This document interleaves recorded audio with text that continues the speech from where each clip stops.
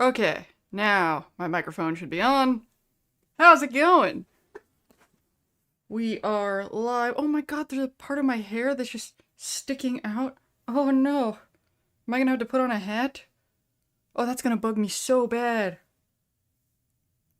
Oh no. I'm not usually vain, but I am bothered when there's like hair sticking. Oh my gosh, that's horrific. That is horrific. Oh man. I gotta put on a hat. I gotta put on a hat. I can't do that. I can't have the hair sticking up.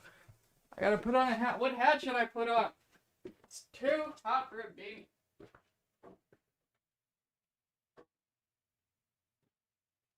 Where's my Fallout hat? Aha! There you are. Alright. I never quite. I kinda like hats. I kinda don't. I don't know. I've never quite been able to make it work. The only time I really like a hat is if there's like an artwork underneath, which I do have quite a few that do have. I wish my Fallout hat had something under there. Maybe I'll let a patch under there at some point. Hello, everybody. How's it going? Um, so hopefully I have enough dopamine for what I was planning on doing tonight. We have some silly plans. Hello, everybody. Hello, Ravruna, Lord Nuke, the K5K, the Regs, and Jonathan Albert. Is it Albert? Or is it Albert or Albertson? Is it cut off or is it like really like Albert? um, right. So, it has been the weirdest week. Oh, and instead of a Fallout shirt, I'm wearing a Punisher shirt today for Atlas. We'll see if Atlas shows up. Oh yeah, I wanted to put the link to the stream in Discords. Maybe I'll do that as people are filtering in. On 5G, top 4 of the telephone pole broke off this morning. Ooh, have solar backup, so was on that for a few hours. Nice. Solar is cool. A friend of mine owns his house, and he just did the solar thing. Does house count as a villain? Is it Albert or Albert? I don't know why. I guess Albert. Doing a quick cat food and pizza run. So y'all are coming to. We're happy to join you. All right. Let's see if I can get this thing. Because now that we're getting closer to Wasteland Jamboree, I'm trying to reconnect with the people that I kind of could have done a better job of staying in contact with since... See, like, that was the thing in Vegas. It's like, we're all gonna be best friends! And then we all talked for, a couple weeks after, and then... Oh my god, Trev just sent me updated pictures! Oh my god! Okay, I think I have, mentioned to you guys before that a friend of mine is cosplaying the Nuka Quantum armor, which is my favorite armor. Maybe I'll ask his permission if he'll let me show you guys these. I'm gonna save these in the folder. I'm not good at multitasking because I am autistic.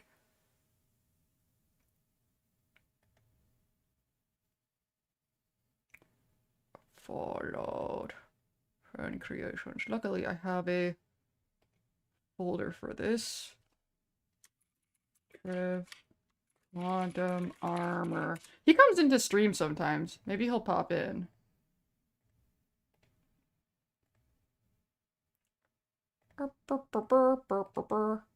Step 1, save pictures.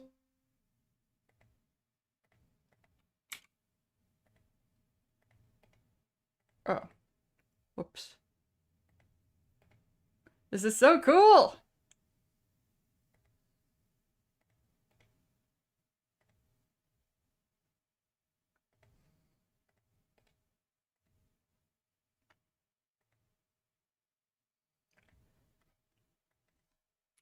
I'm streaming right now. Can I show them these pictures?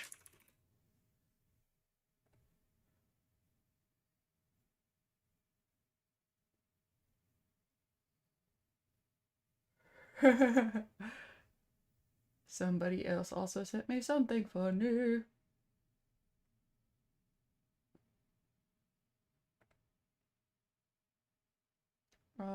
And streaming right now if you wanna say hi. Burp. Burp.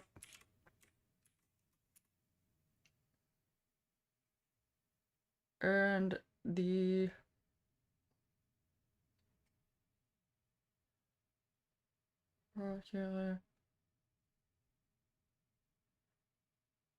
I'm always like really conscientious about whether or not I'm following like community rules. And I'm in a couple new Discords right now because of Wasteland Jamboree, but I don't know where I can stream or where I can post stream links. Okay, and Trev has still not responded about the thing, but if he does, then I will show you those pictures. And just in case he says yes, I'm going to open a folder. The folder that has the pictures in it.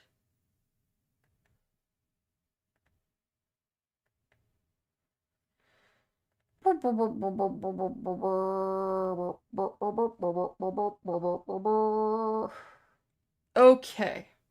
Now looking at Chad. Does House count as a villain? I would say yes. Doing a quick... I mean, if House doesn't count as a villain, does anyone? Except for, like, the Master, I guess. Everyone's kind of, like... Everyone's got a side. I love that, like, House even raises the question of does he count as a villain. I would say that House is, like, a good villain-ish, and that Moldaver is, like, a bad good guy. When I first saw Jonathan Albert's name, I thought it read Joan the Halbert. Why not? Don't feel bad about not getting names right at first. Yeah, I made it before the last hour this week. Yeah! Congratulations! The K5K always ends up wondering what other terrible things Vault-Tec did besides things related to the vaults. Oh, the K5K, I always end up wondering what other terrible things Vault-Tec did besides things related to the vaults. Yeah, because if you think about it, you know, in the game, we're only seeing, leftovers, from the vaults, so, other than what we see in terminals, and we don't usually see a lot of stuff about Vault-Tec in terminals outside of vaults, do we? I can't think of any examples of that. Can you guys? I'm also bad at multitasking. Right now I'm farming for super credits in Helldivers and I was doing good, but once I started watching your stream, I got surrounded by... It's my fault! It's my fault. The Master, his origin, his motivations to unite all humanity, albeit a way there is the whole body horror element. Yeah. I think my favorite, my favorite thing about the Master is the voice. The voice, like, you know, jumping around. There's something about that that's really, really unsettling. I can't wait to actually play Fallout 1. We were gonna stream Fallout 2 by now, but we just got too busy with other things. That's another reason, that's one of the things that's on my list that I wanted to talk to you guys about, so, you know, I'm gonna be posting and doing content on this channel, as per usual, until once I am, you know, basically leave this room, and I'm going to Wasteland Jamboree mode. I'm only gonna be posting throughout the weekend on the Atlas Omnicorp, thing, because partially the multitasking issue, like, I don't want to go through analysis paralysis of which account I should be posting to, and, eventually I'm gonna have to come up with some sort of routine where I, you know, split between the two, and I'm bad at splitting between multiple accounts. I don't even split between multiples of my own accounts. Like, I've been only posting here, and Dinstopia has been totally ignored, and Zamdanga, which is my trauma healing personal development, I have like 5 essays that are like half written. Because Zamdanga, I mostly do essays and not videos. But I wanted to do like essays and then do like shorts to point to the essays. but like splitting my attention between so many different things is so hard, and if I'm gonna split it with anything, it just has to be something that makes money. um, it's a the pivoting issue is definitely my biggest autistic struggle. Um, and it's ridiculous. Um, it's like there's like walls up between different aspects of my life, and I forget that they can cross. And it's fun whenever they do, but like for example, this is kind of a silly example, but like, you know, my best friends in this fandom are Kiwi and Atlas, and I have like a joke with them that when we say bye, we say I love you, no hetero, right? And Cody is the name of my best friend, or one of my best friends in real life, who actually is my housemate who lives here. And we hang out every week, and we say I love you to each other. But this past time, when I said bye to him, I said I love you, no hetero, and he had never heard that before. And he laughed his ass off. He thought that was the funniest fucking thing. And I was like, how have you not heard that? How have I never said that to you before? I was like, I totally... And I think that may have actually made it funnier, because when I said it, I didn't know he'd never heard it before. And I think that because I said it in this so natural, rhythmic way, and it just caught him off guard so much. But yes, this is apparently a thing I do with my male friends. I love you, no hetero. But here's a crazier thing with the things like not crossing the streams or with Cody. Cody, his job, he co-owns a bar. He co-owns a bar. We probably sat there talking about the bar for hours. No, it wasn't Wednesday, it was Thursday. And the thought didn't even cross my mind to share the bar joke that we have with him. I was like, and then all the times that we have made the bar joke about, if anybody here doesn't know what I'm talking about, we're laughing about the, how when you build a bar in Fallout 4, it just has the word bar on the thing, and how kind of ridiculous that is, just like labeling what it is, bar. I have never shared anything about that with him to this day. Like I didn't think, it wasn't until the no hetero thing, and then I stopped and thought, like, what else have I not, and I was like, he should totally be in on that. Like, if anybody should be in on that. How could I talk about a bar for hours and like not think about bar? But like, it's so, you know, it's one of the many reasons why I'm 40 fucking years old and like don't have, you know, money or any like strong personal like foundation in this life, is that disability component of, in order to be independent in the modern world, you have to split your attention between so many things, and my brain works like a slip and slide. Like I can go really, really far down one tunnel, you know?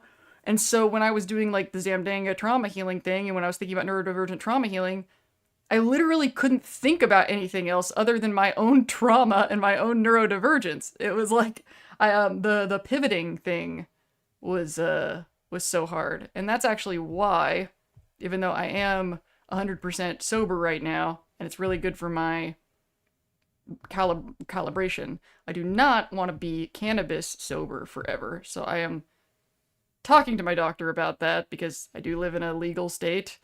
Because cannabis helps me. I used to think it was a sleep aid, but it actually isn't. What I realized now that I've been not using it for a long time, it didn't actually help me sleep. It helped me transition into bedtime. I have a really hard time going from I'm working and doing stuff and then I'm going to bed. It didn't help me sleep. It helped me go to bed. Because otherwise I'll just run around in circles. But we are switching my medication finally to Vyvanse. I've wanted Vyvanse for so long. It's finally happening. And we're gonna see how that goes before, and I want to be squeaky clean sober for a longer than this anyway, because I can feel my brain recalibrating to getting my dopamine and my happy chemicals from just being alive and just being a person and doing things that I like doing, and not from substances. All right, back to chat. See House Moore as an anti-hero type? if he didn't want to fucking destroy the Brotherhood of Steel just for annoying him, I just can't call him an anti-hero. Because it's not like he wanted to destroy the Brotherhood of Steel because they were a threat to the Wasteland and they were bad people. Like, they challenged his power. That was the only reason. I prefer to think of House as like, oh my god, our little tissues, our little tissues.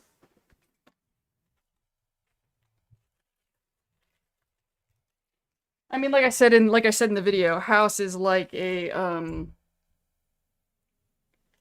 until humanity gets our shit together, he's the best we can hope for. Is really in a nutshell. Like, I like what I put in the thumbnail. We deserve him, you know, because like, you know, House. One of the things that's so evil about House is that he sees us all as like sort of helpless animals, helpless children. But as long as we continue to act like helpless animals, helpless children, he's kind of got a point, you know? Basically, I'm like, if you don't want to be treated like a helpless, domesticated farm animal, then don't be one. um, the woes of adrenaline is one of the worst aspects of neurospicy. Bar! Driving to the next town due to storming. Oh no! That's such a pain. Is it me, or is Lord Nuke one's comment stuck in loading? Yeah, I just see, or maybe, yeah, that's interesting. I see that as well. Unless he, like, typed that on purpose. High five for saying things I've been trying to relate to my doctor team. Glad you live in a state where you can get what actually helps. Yeah, especially because, like, I think a lot of it kind of has to do with, so I had to do this contract, like, because Adderall is a controlled substance. And my last doctor kind of felt like a parole officer. It just wasn't like a good vibe. You know, it sort of felt like this weird burden of proof on me. It just like, and that's one of the reasons I changed doctors. And she was very kind of, had this kind of attitude about my using cannabis, even though I expected to get Adderall. And then when I didn't get a refill, which this had nothing to do with this, my refill, it was like a, I didn't get my Adderall refill because of some, like, issue with the, pharmacy. And I called the pharmacy and they fixed it and they sent it. But before I called the pharmacy, because I'm autistic and I generally try everything I can possibly do before calling a pharmacy, I had sent my doctor a message, the previous doctor, and she wrote back with this thing about this contract that I had to fill out, you know, promising to do my, you know, urine testing and whatever, and swear on the Holy Bible that I'm not going to touch cannabis, that kind of thing. And didn't, like, and this was like a reply to my thing about getting my drugs, and it just felt like it was being lorded over my head. You know, I felt very like, some people get involved in health because they like having power over people. And those people send a chill down my spine. And that was the vibe that I kept getting. So I got that contract and I read it, and it doesn't say on the contract, you cannot have cannabis if you take these drugs. It says you can't do substances unless you make an arrangement with your prescriber. You know? So it's negotiable, you know? It's not like, and then I switched to this other doctor who, first of all, doesn't give me any of those parole officer vibes whatsoever. And I could have very frank conversations with her about my situation.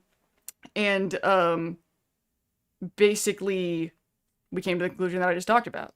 That, you know, it's actually really common for autistic people to get a benefit out of medical marijuana. I have no interest in touching cigarettes or alcohol ever again. I think I'm done with both of those things. I mean, I miss the act of smoking, but I didn't notice until quitting how much it was negatively impacting me outside. Like, I enjoyed the cigarette, but then outside of smoking, I think it made me lethargic. I think that I didn't notice that it brought the rest of my baseline kind of down. And also I have this thing now, so and it tastes better, and it's not a vape, and it's, it's fine. Um, so the missus has a chronic pain issue, and I know what you mean about medical gatekeeping. Yeah. And, I'm a good citizen. I'll follow whatever rules that they give me, but that's kind of related to something that I said in this week's video about, we the fine folks of the spectrum have a tendency to, see facts and, but people can package facts in different ways. Like, these two doctors are beholden to the same rules, but there are these flexible tone vibe differences between the two of them and how they relate to those rules and how they relate those rules to me. And so it's not like one of them was following the rules and one of them's not. Frankly, it just feels like one of them trusts me and the other one doesn't, frankly. And I'm so glad that I just decided to trust my gut and just switch to a different doctor.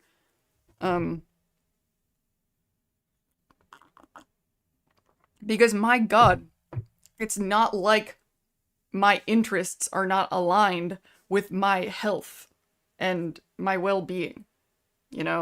If cannabis or anything else was really bad for me and bad for my long-term health, I don't want to do it.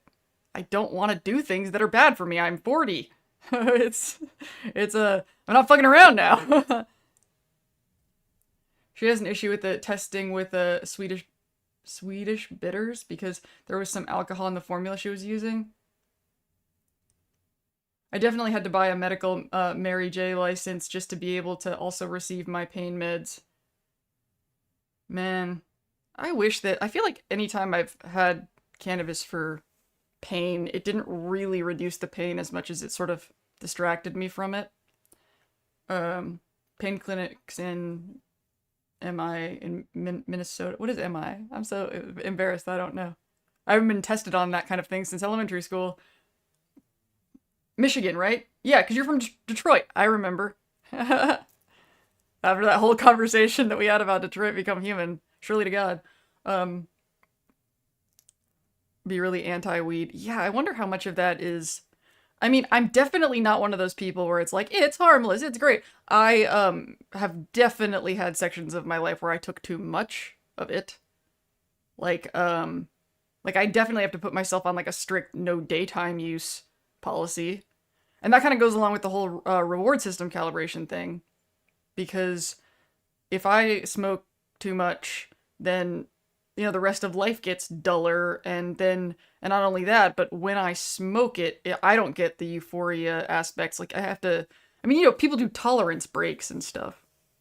I like my doctor too. For a long time, I didn't have insurance, but once I got it, I went for regular checkups. The only thing I had a problem with was cholesterol, and I fixed it in a year. I still go regularly. I have been really blessed in terms of that kind of thing, but that could also be because I don't eat a lot of food. But as usual, my labs were fantastic. So anybody who wants to be a jerk to me about my diet, my labs are great. I have a concoction that has my nutrients handled. I'm actually very healthy. I just don't eat like a normal person. Michigan, we decided to legalize weed because just like the lottery, the taxes will go toward our schools and fixing the roads. Yeah, that was one of the main political arguments that I've seen made about legalizing marijuana.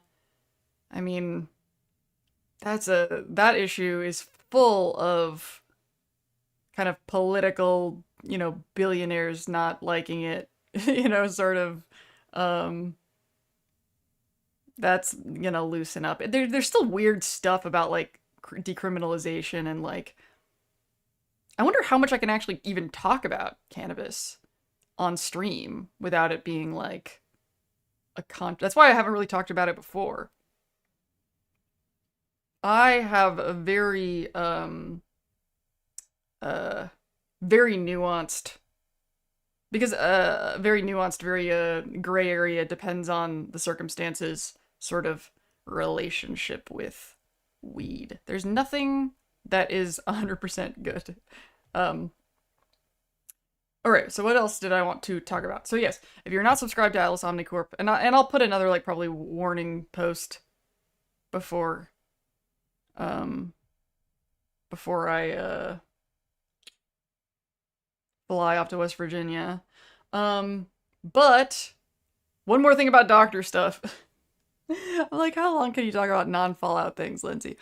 Um, so I think I've mentioned to you guys before that I have a historical fainting issue, and that's another reason why I watch my lab so closely, especially with the food thing.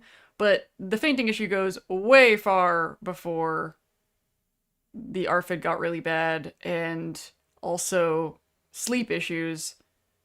Um, and so I did a POTS test today. If you're not familiar with POTS, it's very common for people with autism um, to have like fainting and dizzy spells, and POTS is especially involved when being sitting up or getting up really fast. Generally makes you lightheaded if you have POTS. And I have a lot of the symptoms of POTS, but not when I do that particular action, which is like the POTS thing.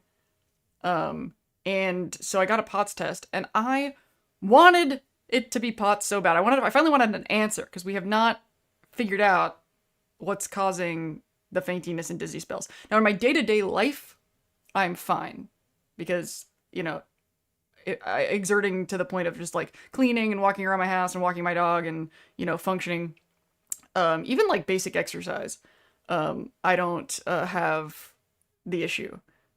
It's if I do anything one step beyond that. Like, I have Cody, I talked about my housemate who owns a bar. I have gone fully unconscious at that bar, I think 3 times. And that was sort of, I think, this part of why he became one of my best friends, is seeing how he handled that when I was that vulnerable. You know, it really builds a trust. Not only how he handled it, but the way he didn't resent it.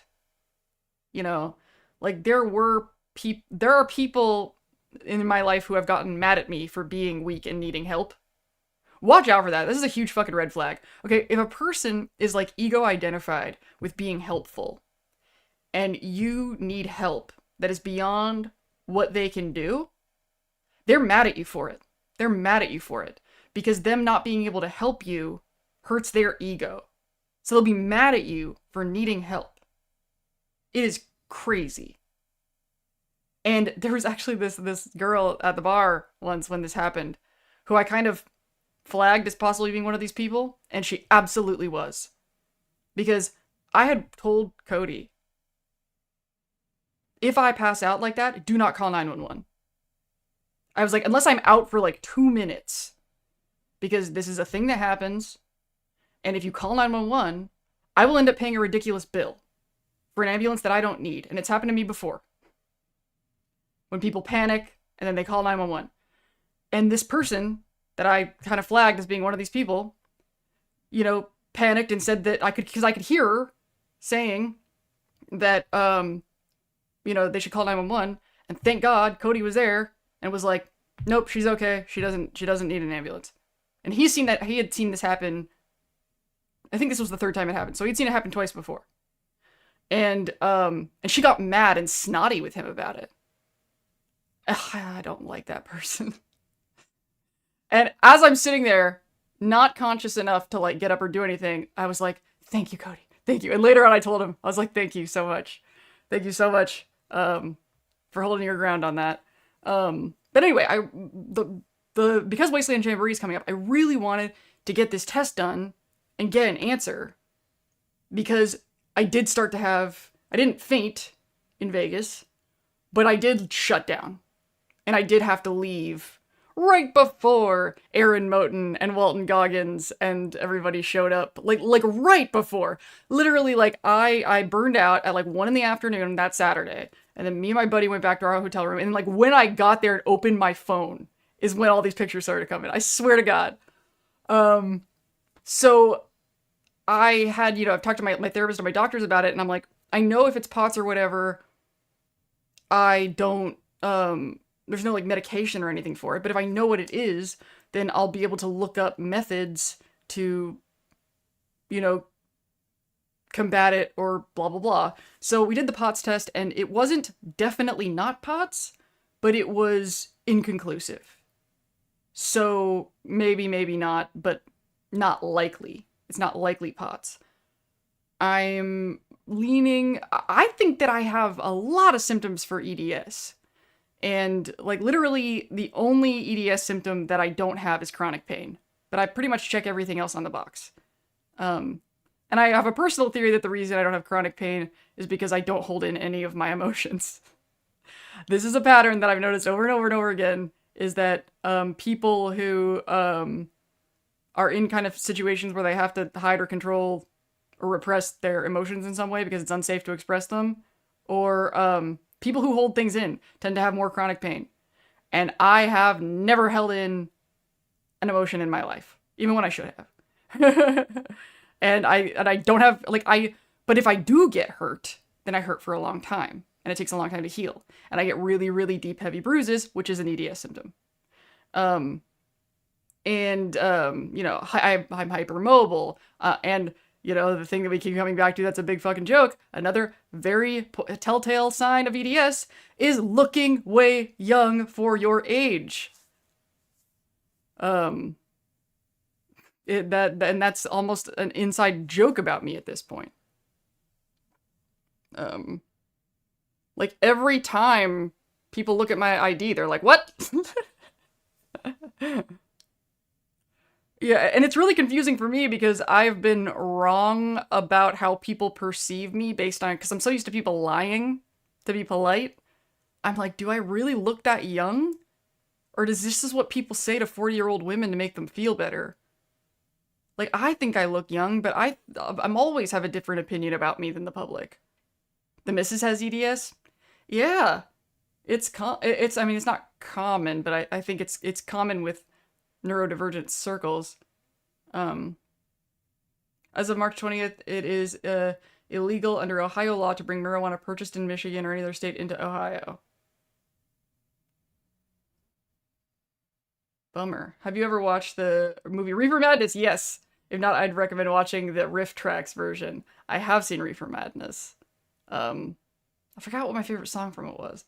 Have you ever watched the, I love that more studies are coming out how POTS, EDS, fibro, and connective disorders are closely linked. Yep. Very, very, and that's another reason why I feel like I need to be tested, because it's just like, it's a big cluster of genetics.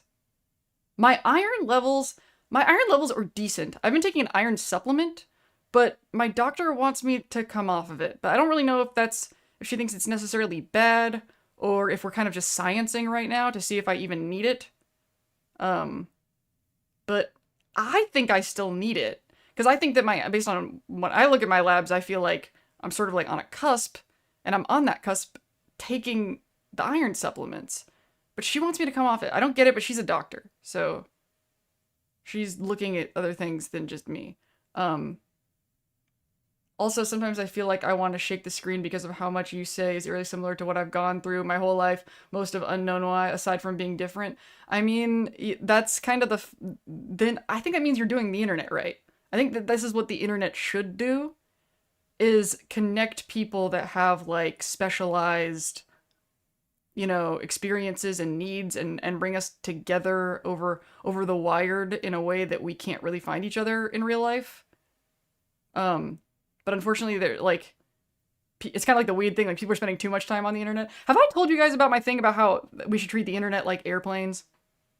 Okay, like, this is a really good metaphor, and I think it's, I think this is a good one. So, airplanes. Airplanes are, I think all technology should really be thought of this way. Airplanes are a miracle invention that lets us go anywhere in the fucking world in a day. That is insane if you think about, like, human history. Like, you saw something cool from Japan, you can if you have money, you can go all the way to Japan, all the way there. And then you get there and you're like, oh my god, it's really Japan. Cut to the Lonely Island song, Japan. Oh my god. If you haven't heard that. Oh man. That's so relevant to this. If I ever do this in this comparison in a video, I will cut to the Lonely Island Japan video.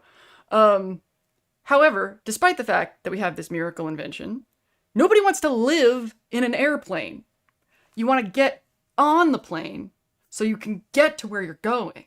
And then you want to get off the plane. Nobody goes, well, why can't we, if I stay on the airplane, I could go everywhere in the world all the time. I could just tour the world, just stay on the airplane, never get off, and then, just land at the airport in Japan, and then land at the airport and, and I don't have to get off the plane because I know I'm in Japan and that's cool. No, you want to get off the plane. And that is the mentality that I think we should have about the internet. The internet makes it possible to connect with all sorts of information, all sorts of people, all sorts of ideas, and we should absolutely utilize the tool to do those things, to consume the media that we can apply to life, But we just consume the media and then we don't apply it to life. we and then we consume more media, and then we consume more media, and then we consume more media. Like, I would say things like this, streaming, is, to me, I would consider getting off the plane, metaphorically, because we are actually connecting as people. You are talking to me and I am talking to you. I think if you are genuinely connecting to other people, that counts. What doesn't count is this secondhand doom scrolling or leaving comments and not having a conversation, And I think that we spend so much time and use so much of our brain power in these one-sided parts of the internet, and we never get off the plane, that social skills are atrophying and getting more confusing. Like, especially, this is one of the reasons why I had to step back from, the personal development internet and talk about Fallout instead, because the hypocrisy of, the intellectualization, people reading and learning all of this therapy speak about connection and attunement and all of that kind of thing, and not actually applying it to themselves or their lives. They just using it to overpower people in debates and conversations. And I'm not gonna lie, there's definitely been times where I am guilty of that, where I just need to accept that.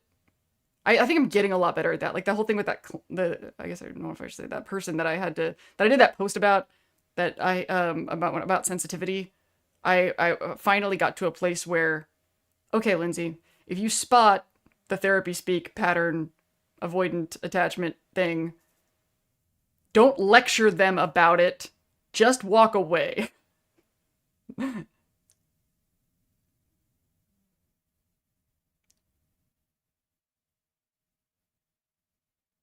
uh Doctor, that I'm obviously an alcoholic because my liver says I am, nothing to do with 10 plus years of my body breaking down and being on heavy pain meds.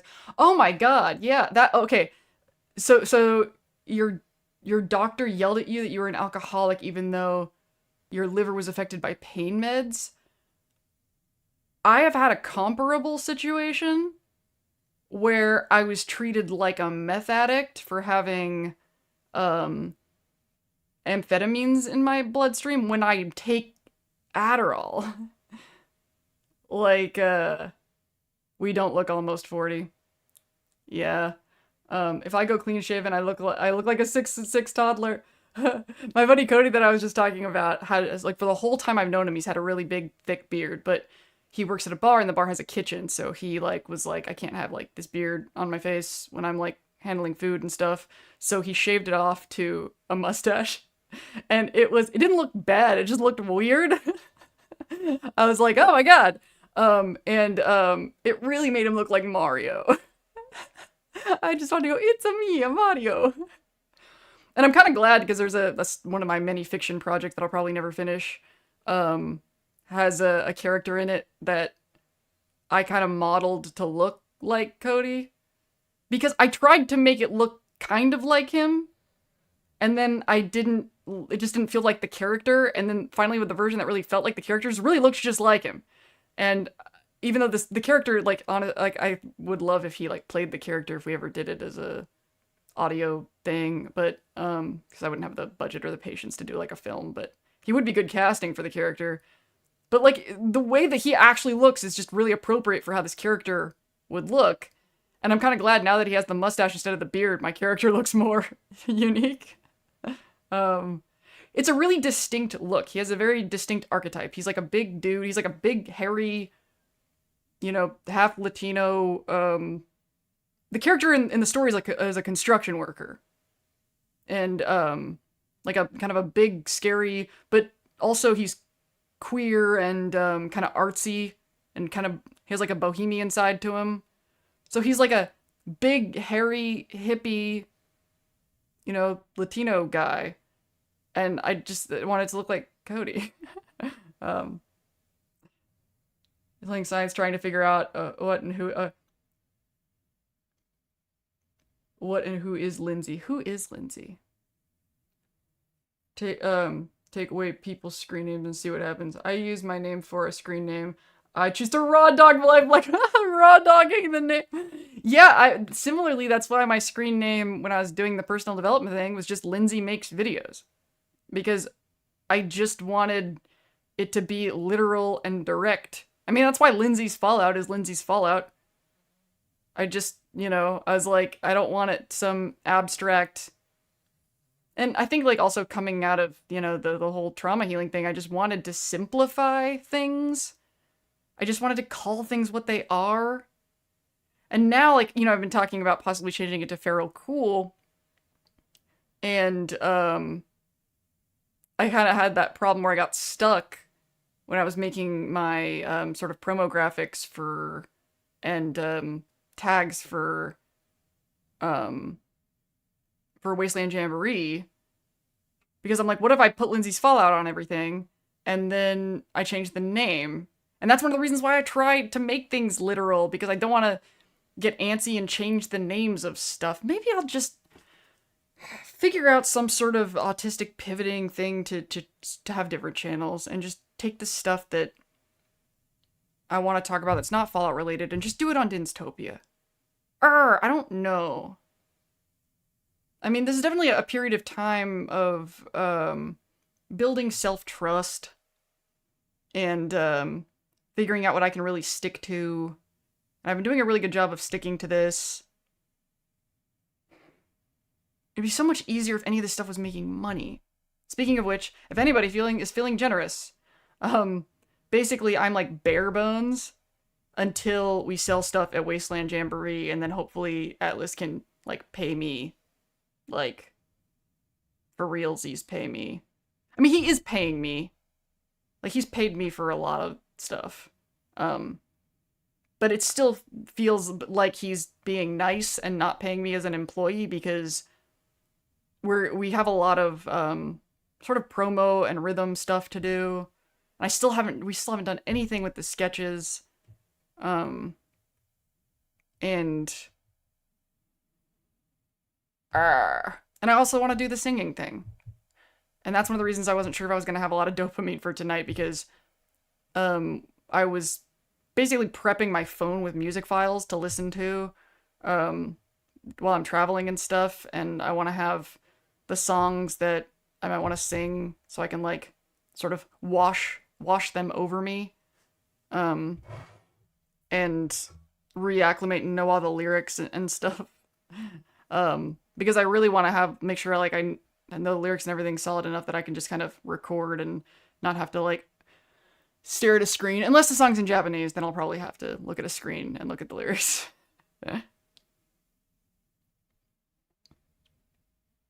My cat just dumped the catnip all over herself. That's a funny thing to say, especially after all the conversations about weed. It sounds like a euphemism. Does it seem like newer apps and media things want us to use our real names? I grew up in a time where you were online, you had to use a fake pseudonym. Well, that's kind of goes along with what I was saying about the airplane thing, right? Like, it used to be that we got on the internet and then we got off. But now we live here.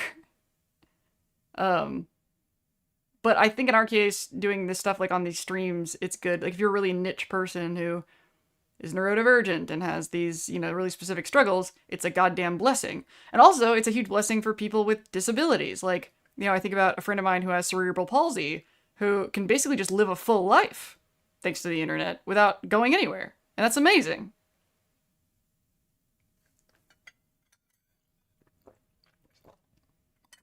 Oh, you're saving a super chat for another icebreaker? That makes sense. Okay, maybe we should transition to like the next thing of the next thing I wanted to do on this stream. I need to do a better job of like breathing when I'm talking. It's part of that whole thing, my brain working like a slip and slide. I think that's one of the reasons I get tired is because I'm not breathing enough. And I think that also part of me is like, I'm streaming and it's rude to not be talking constantly. Let's see if my hair thing has flattened because I don't want to wear a hat all stream. The hat has kind of flattened the hair a little bit. Maybe the red mark will go away. Oh, I do hate that. And I also don't like how the hat blocks my light. My beautiful light. We have to hide the catnip inside a bell jar or Jim will devour it all at once. I wonder if Peg will behave well. And so, I need to transition into the next part of stream.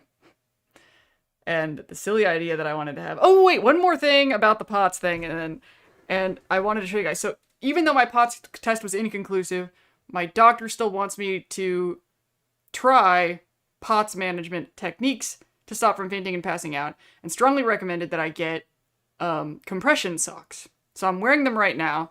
I ordered compression socks on Amazon, and I found the most Fallout looking socks! I was like, yeah! I have very Vault-Tec looking socks. And I can show off the EDS flexibility. The potentially EDS.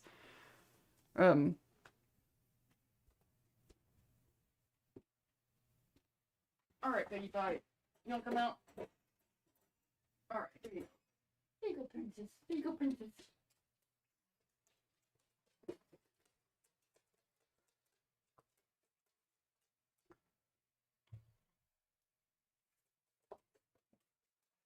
Wait, come on. Come on, baby. Bed. Bed.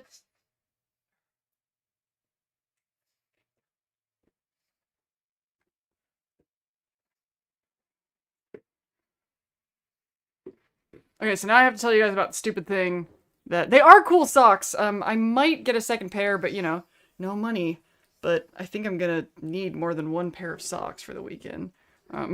I mean, I have socks that aren't compression socks, but so I'm gonna have to see, like, as we get closer to within 2 days. Oh, and I didn't tell you about the boots. Okay, we can forget about that, though. We've been talking about non-Fallout things long enough, but I have had a hell of an adventure trying to get... There were boots that I wanted to have, and I ordered them, and they sent me the wrong shoes, and then I returned them, and then they sent me the wrong shoes again! They sent me the wrong shoes a second time! And so, Atlas, being great, he sent me money. I don't know why my camera keeps going out of focus.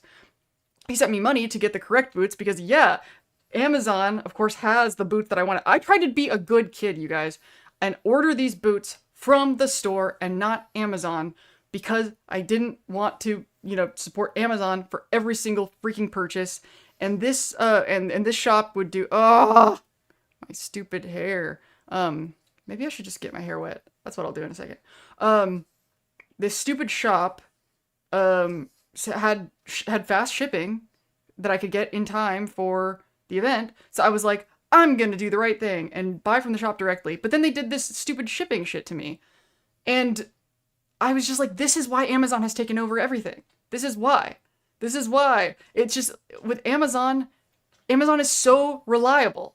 It is so reliable that, like, it's hard to resist. And now it looks like I could... So Atlas was like, oh, just get the boots from Amazon. And he sent me the money to get the boots from Amazon. But here's the thing. Returning these other shoes is going to be a pain.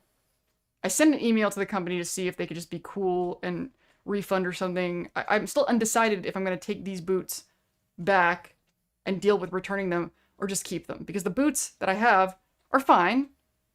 They're just not the ones that I wanted, and I can't really use them for the Fallout cosplays that I want to do someday because they're black and the boots that I wanted were brown. But they're fine.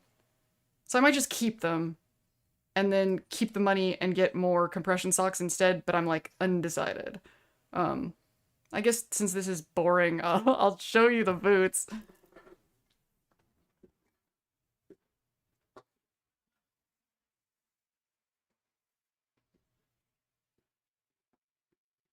Well, those are the boots. And Atlas, I think, thinks they look pretty cool with the tan rubber soles. I think the tan rubber soles are annoying. I think they make them look like fireman shoes or something, or like rain boots. And on Amazon I saw they had an all black version, which I like better than these. So these of all the versions of this boot, this is the third in third place. I wanted all brown ones. But they look really comfortable though, and I bet they are.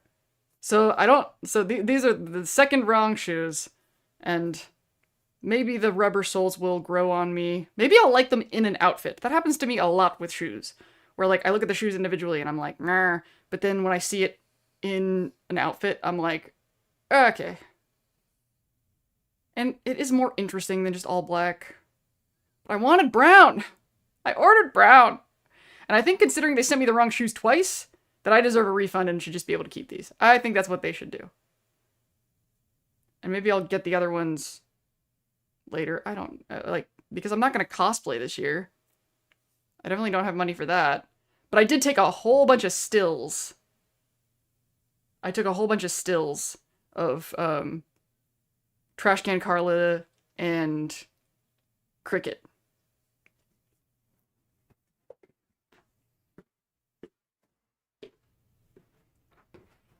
Am I out of focus again? It's really not obeying me with the focus. If you love Amazon so much, you should try a new VR game that lets you play as a work. Oh my god, that's funny! Why would I play a VR game? I want them to actually pay me if I'm going to have the Amazon worker experience. Genuine Vault-Tec issued socks, right? I love them. Now I'm like, if I get more socks, should I just get more pairs of the Vault-Tec socks, or should I just? Because I bet those don't look good in an outfit. Maybe I should just get some white ones or something. Oh, DM the link? Oh yeah, because I'm friends with you on Discord, so remind me on Discord. I don't want to pivot too much, because my brain will dissolve. I mean, I could pivot. I need to go back to Discord in a second to see if Trev gives me... Oh, Trev said he joined the stream! And he said I can't... Oh, and he sent me more pictures! Okay, I'm gonna save these. What is wrong with my focus? Oh yeah, I'm so excited. I'm so excited. I'm gonna freak out when I see him at the thing. And I also just love that he's sending me these pictures. Am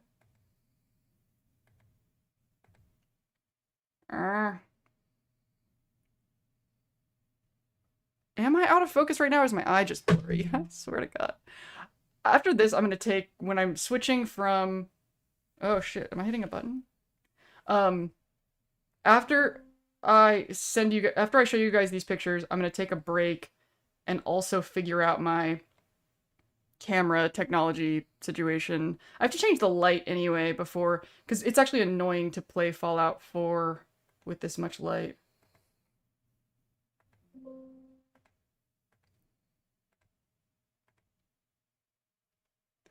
Weep. I just was about to sing a thing that I was going to explain to you guys in a second. I think it's another good thing about me taking the breaks is they help me transition. It's so funny how hard I have a time of transitioning. It's the same thing that makes it hard for me to quit after I've streamed for a long time. Okay. Opening. Camera has ADHD. Thank you. If you needed brown leather for cosplay because my dad kept every belt ever. Oh my god. Yeah, let's talk about that. Let's talk about that. I'll send you, when you message me about the socks. Y'all, is it time for us to have a Feral Cools Discord? Maybe we really do need that. How many people in chat right now, like, use Discord, and if we started a Discord, you would participate? We have such a set team now. We have such a crew.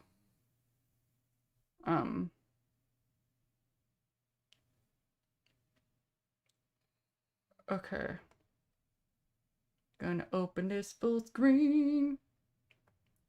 Burr, burr, burr, burr, burr. Is there anything on the screen that feels weirdly private to share on a stream? Because I'm really bad at noticing stuff like that. Thank God it, Discord has like a streamer mode where it can sense if OBS is open and it makes certain things private. That's for people like me. Oh, thank you. Or thank you for sending me a thing that you want me to look at. Okay. Now I'm going to switch screens to...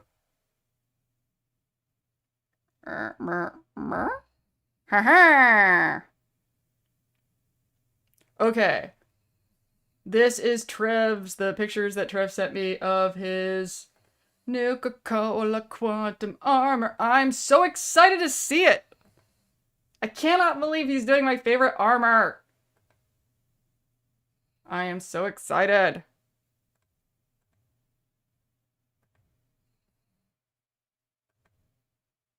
Man, I wonder if Atlas has any what props Atlas has that would look cool with Trev holding it. Is Trev there? If you're there, say hi. In Discord he said that he was swinging through the stream.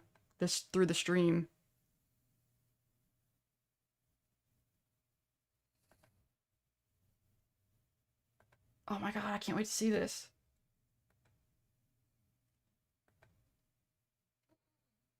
I love that I have a picture with him before we even knew each other too. And if you don't know what I'm talking about there, in events, and I think it was New Vegas. Actually, I think it's in this other folder. Event photos. Oh, that's me and Alice, by the way. You guys haven't seen that.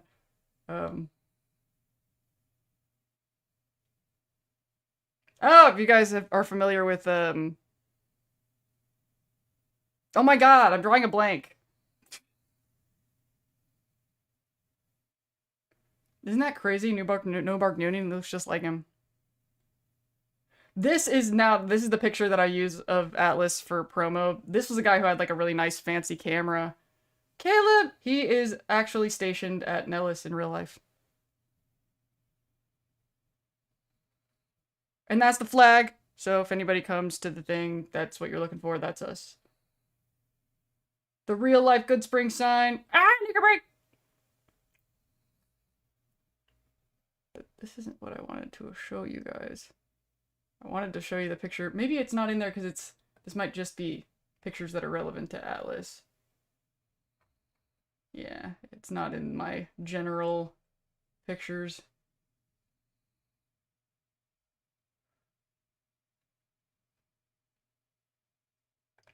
I just love us though. That's us.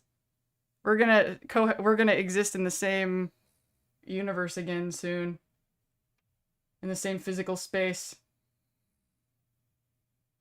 I am wearing those exact pants right now. At this very moment, I'm wearing those pants.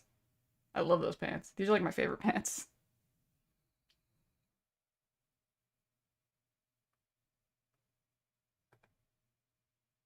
Oh, this is the at South by Southwest in Austin, Texas, the Fallout TV show event. That's me. That's me.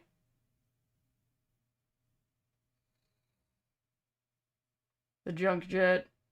So yeah, they made Philly. And they had ghouls in cages.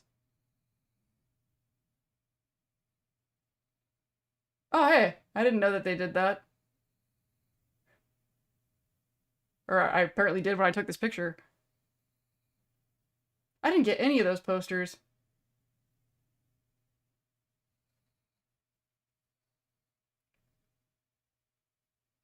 Nuka-Cola Quantum quenches the thirst for freedom! I want to start making props again, but kind of need a better setup first. I currently have only around 20 caps and a couple skill books. What kind of props would you want to make? Midnight Whimsies is a friend of mine who... She's very crafty too. I'm not crafty at all. I'm not good at things that are three-dimensional. That's one of the reasons why Atlas and I have such a good partnership. Because I'm good at screens and design and media and video and all of that. I'm just so happy that I was there. I think it's so cool that there's... I'm bummed that I wasn't at Halloween Horror Nights. But man, if I had, like, a steady income, I'd love to be able to go to all the Fallout related things. But the point that I wanted to show you guys was, oh my god, this is my only picture from 2024 because I was sick the whole time. I was in my hotel room sick the whole year. But I was at 2023. That's me. That's backwards, but... Dude, I wonder if this is Trev too. Is it? I don't think so. Trev's armor, I think, is more refined than that. But I do have a picture of Trev from 2025. So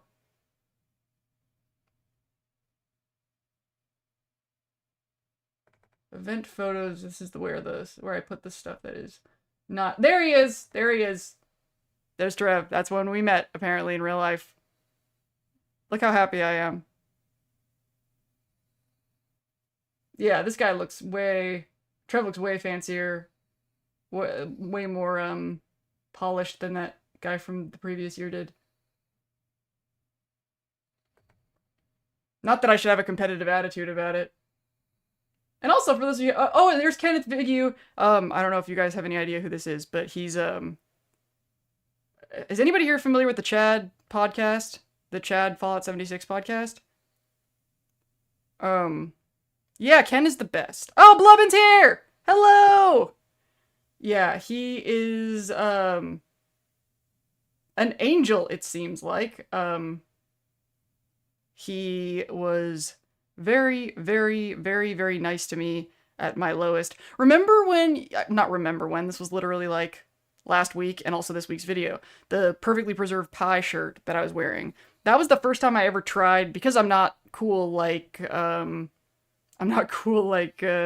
Atlas, and I can't make anything, but I can make graphics, so I was trying to sell Fallout shirts, and I've done a lot of Fallout artwork, like the pie thing I drew, that was before the age of AI, I really did it with my hand, with my real hand, and that was like right after I walked out of the abuse situation that I talk about, and I was just trying to find something to do to make money, and so the pie shirt was one of the things that I designed, and Ken gave me like a huge shout out, and he brought attention to my shop when, and also like he related to a lot of the crap that I've been through, and he was just, I don't know, you don't forget stuff like that.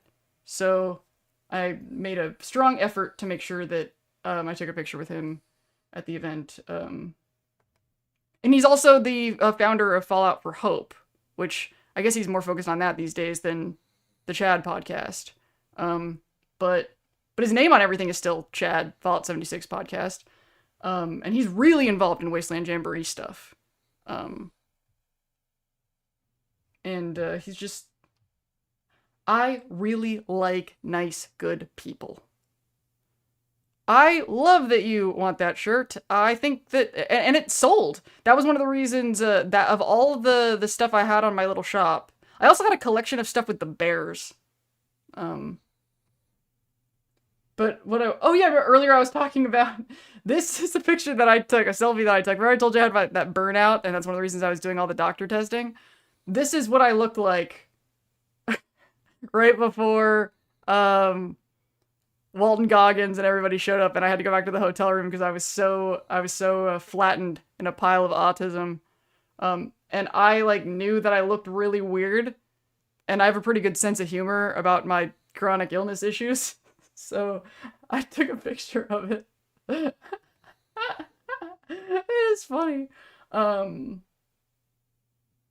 there were a million Ranger cosplayers. This was the best one. This was my favorite one. Um, and so I think it's the only person in this outfit that I actually took their picture because I was like, there's 10,000 of them, but this one wins.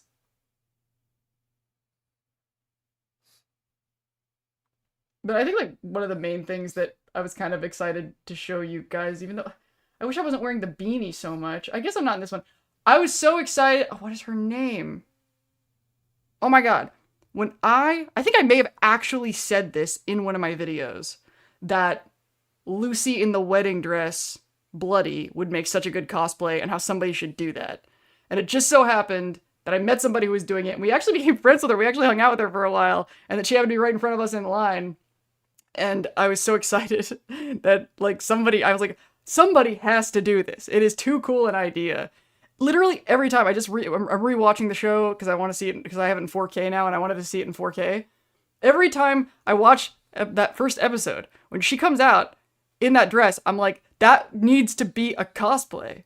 I think it's great how the show, you know, she's always wearing the vault suit, but if they have a reason to put her in a different outfit and make it make sense, they go for it. Like, she didn't have to put on a new outfit in the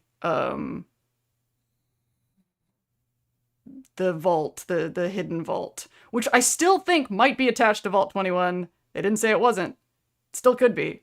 I think if you wanted to make that a Vault 21 extension in a fanfiction, I think you could get away with it and tie it to Mr. House putting concrete in the things. I'm staying with it. But Blubbin's here, and he's the wiki guy, so if there's anything about it that couldn't possibly work, he would know. But I still think you could tie that together. Anyway, God, it's so ADHD. The point is, I just showed you guys when we did my Beckett bar in 76 tour. I showed you how my human 76 character wearing Benny's jacket with like how much that looks like me, you know? I was like, when I look at the way my 76 character right now looks, my human 76 character with the shaved underneath gray hair and my face designed to look like me in the Benny jacket, I'm like, that's what I look like. That's what I look like at the event. Blubbin is you. That is you. And I'm so excited to see you again. That was so fun when we played 76 together that one time. And then we never did it again because I got so busy. And I feel like I know that I have disappeared from Fallout Wiki stuff. And that's probably related to what I was talking about earlier with my issues with pivoting. And, you know, switching between things. I have a lot of neurodivergent social guilt because it's so hard for me to stay involved in a group. That's one of the reasons why I really wanted to do the stuff that I'm doing with Atlas, because and why I wanted to do stuff for the wiki, honestly, because I can't just hang out. I have to have a project. And I actually prefer being on a team than, like, doing things by myself, like Lindsay's Fallout.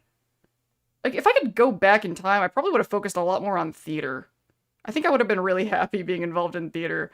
Because I want to do creative things with other people. And, because, like, but Lindsay's Fallout is where I get to do what I want to do. But once I think Atlas and I are doing the sketches, I'm going to be able to live more of my dream of being creative with other people. You're under no obligation to do anything.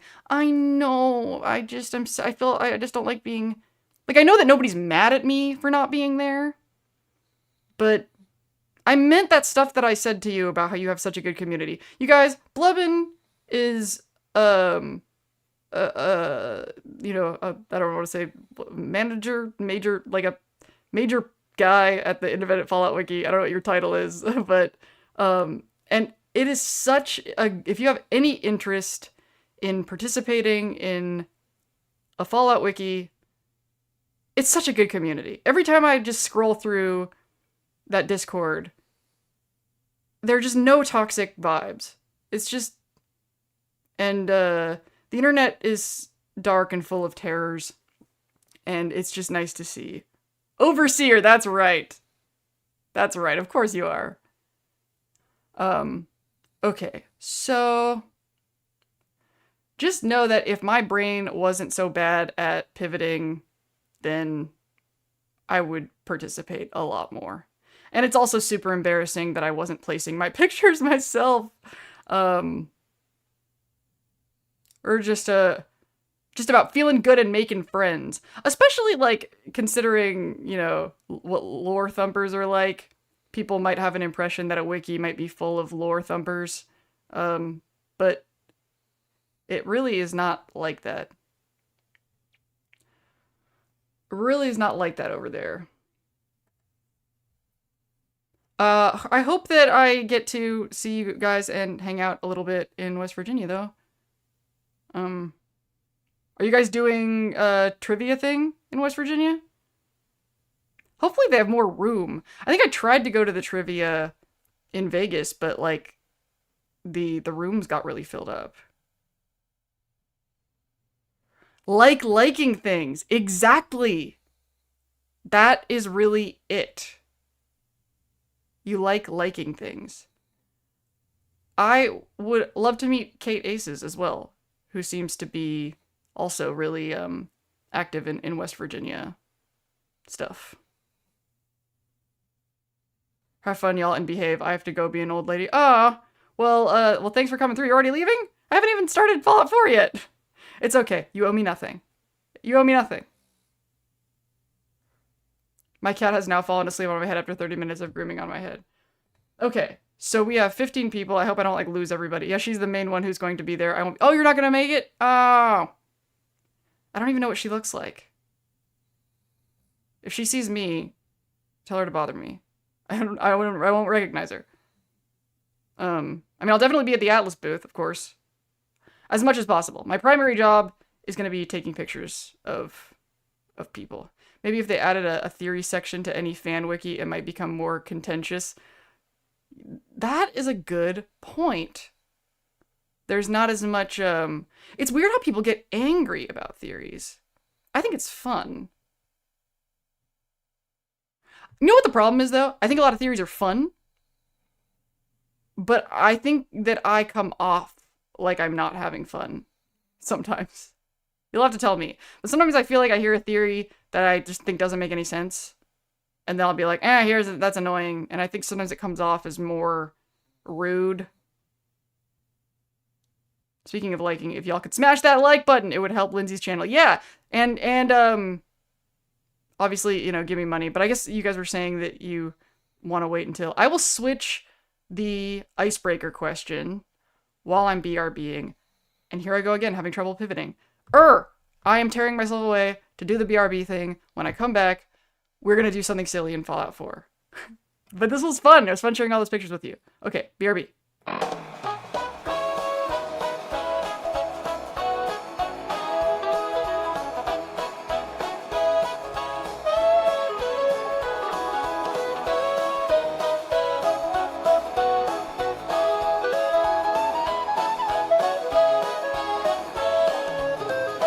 Na na na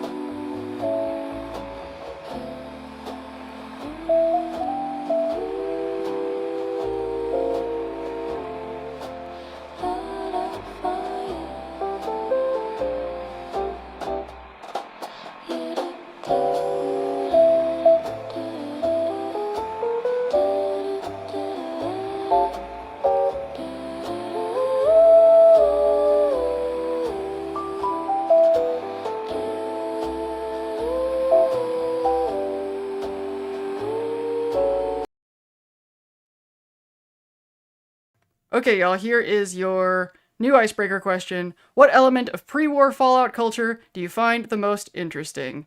And if you want to make sure I read it with my full attention, throw some money into it when you give me your answer, because I'm just so awesome, and money is so necessary to function, and all of that. So, all right, I'll be back.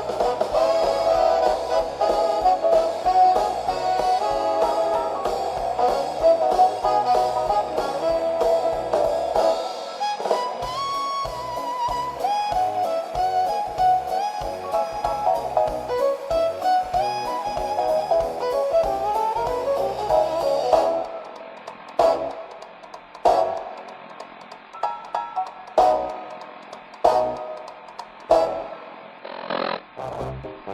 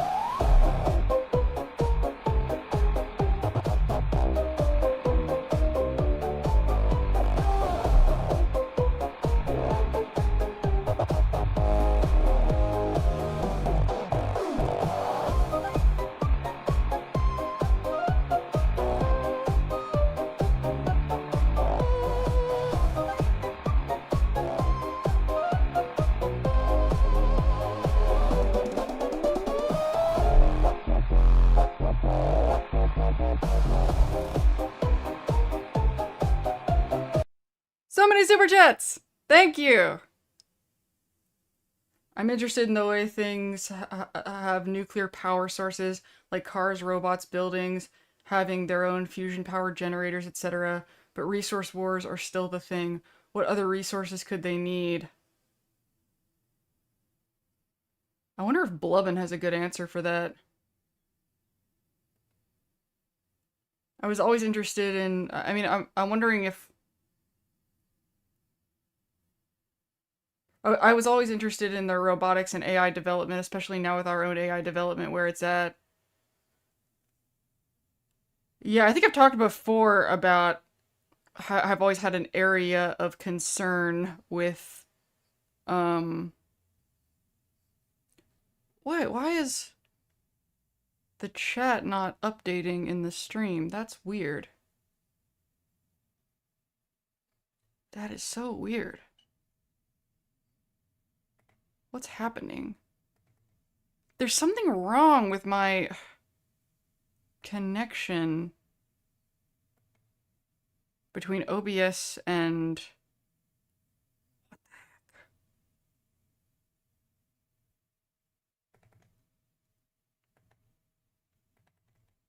What the... Where did all the sense go? It doesn't make any sense. Why would it not scroll?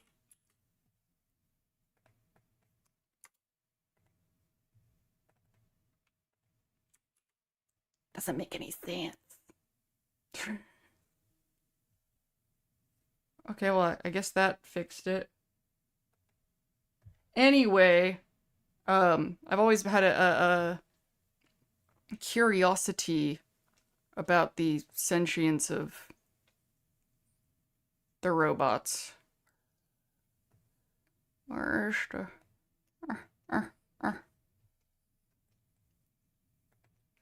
Okay.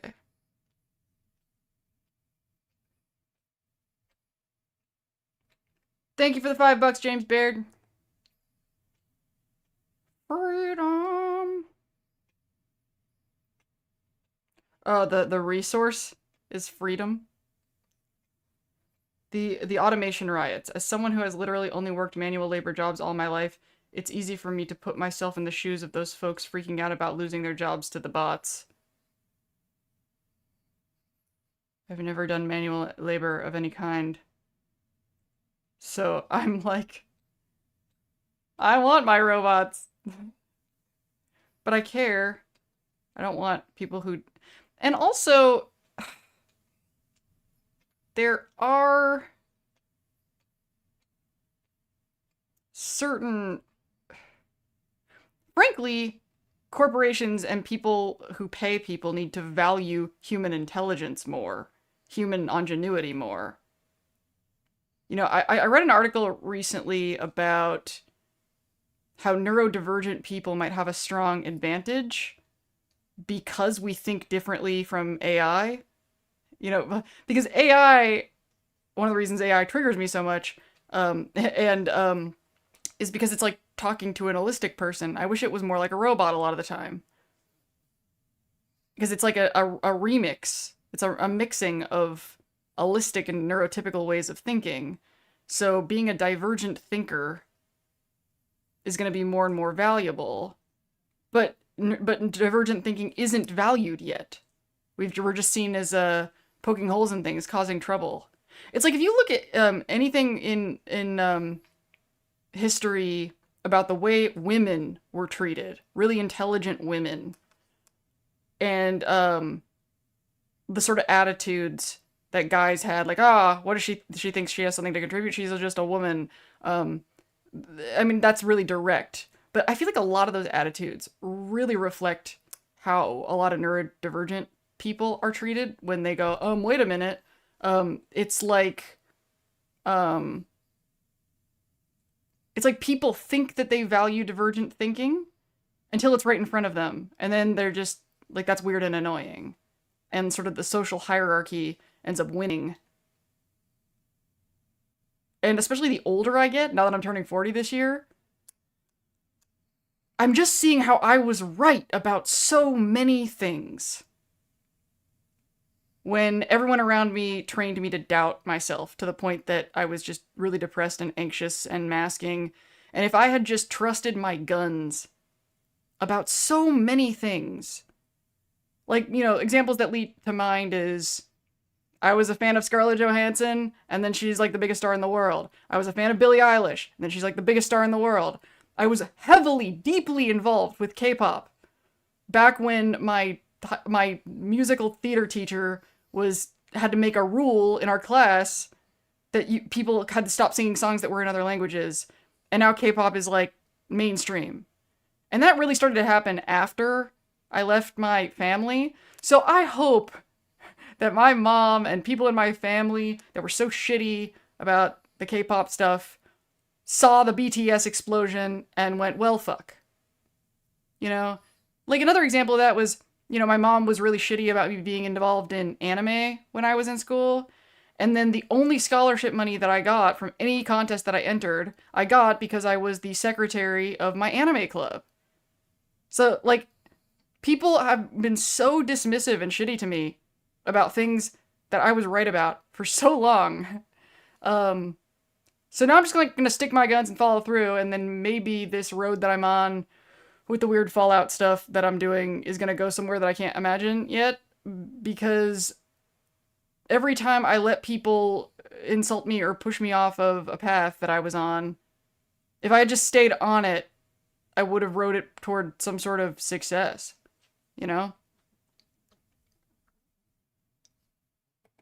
I guess how it just got stuck in the 50s aesthetic for so long, 6th generation, so little change, but does not have the systematic... I think that the lack of racism is because of marketing toward real-life audiences, honestly. I think that the game would be harder to sell. I think that might, like, if they were really, like, following through on a lot of the themes, I think there probably would be racism, and there just isn't because of selling games. It's the same, for the same reason, there's not as much exploitation of children, wink wink, as there obviously would be. Same with Cyberpunk. Like, Cyberpunk bypassed that in a really interesting way.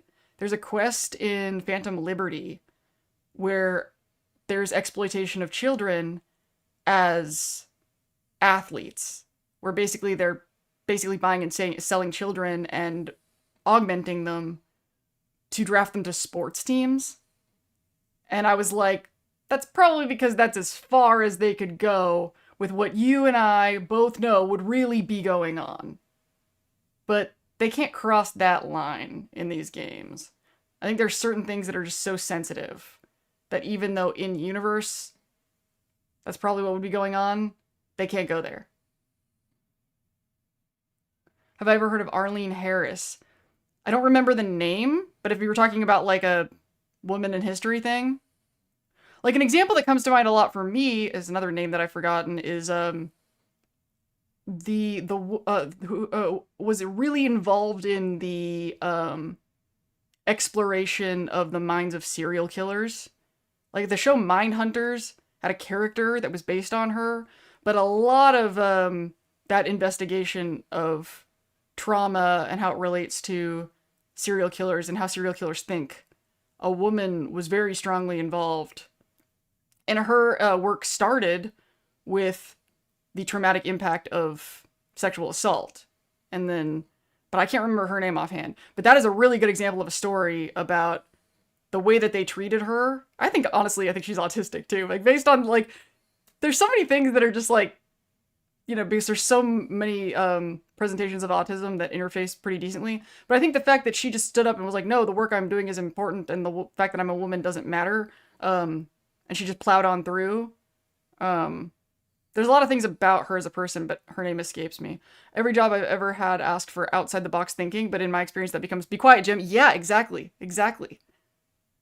And I think it's one of the reasons why, Possum isn't here anymore, but we were talking about Westworld.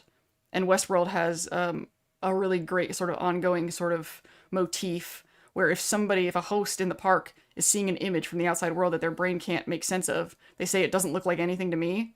And I love that as a metaphor because what I've learned from life is, like, when I was younger, when I thought, like, oh, I have this really novel idea, and when I show it to people, their minds are going to be blown, but they actually, if it's like beyond where they're at, then they don't even know what they're looking at. And it just looks, you're saying something random. I think in the 90s when Fallout was being made, they switched to the Russian communist to the Chinese communist. Yeah. Now that China's the biggest market. Yeah. That's an example of the kind of stuff. Yeah, Tim Kaine, I think, talked about that in one of his videos. But now it's like too late. It's Chinese. I've actually wondered how Chinese audiences feel about the reception of how China is treated in the Fallout franchise. I know, like, they kind of had this weird thing with dealing with Canada because, you know, I guess Trump was talking about annexing Canada. Is that still going on? You never know what's going on with Trump.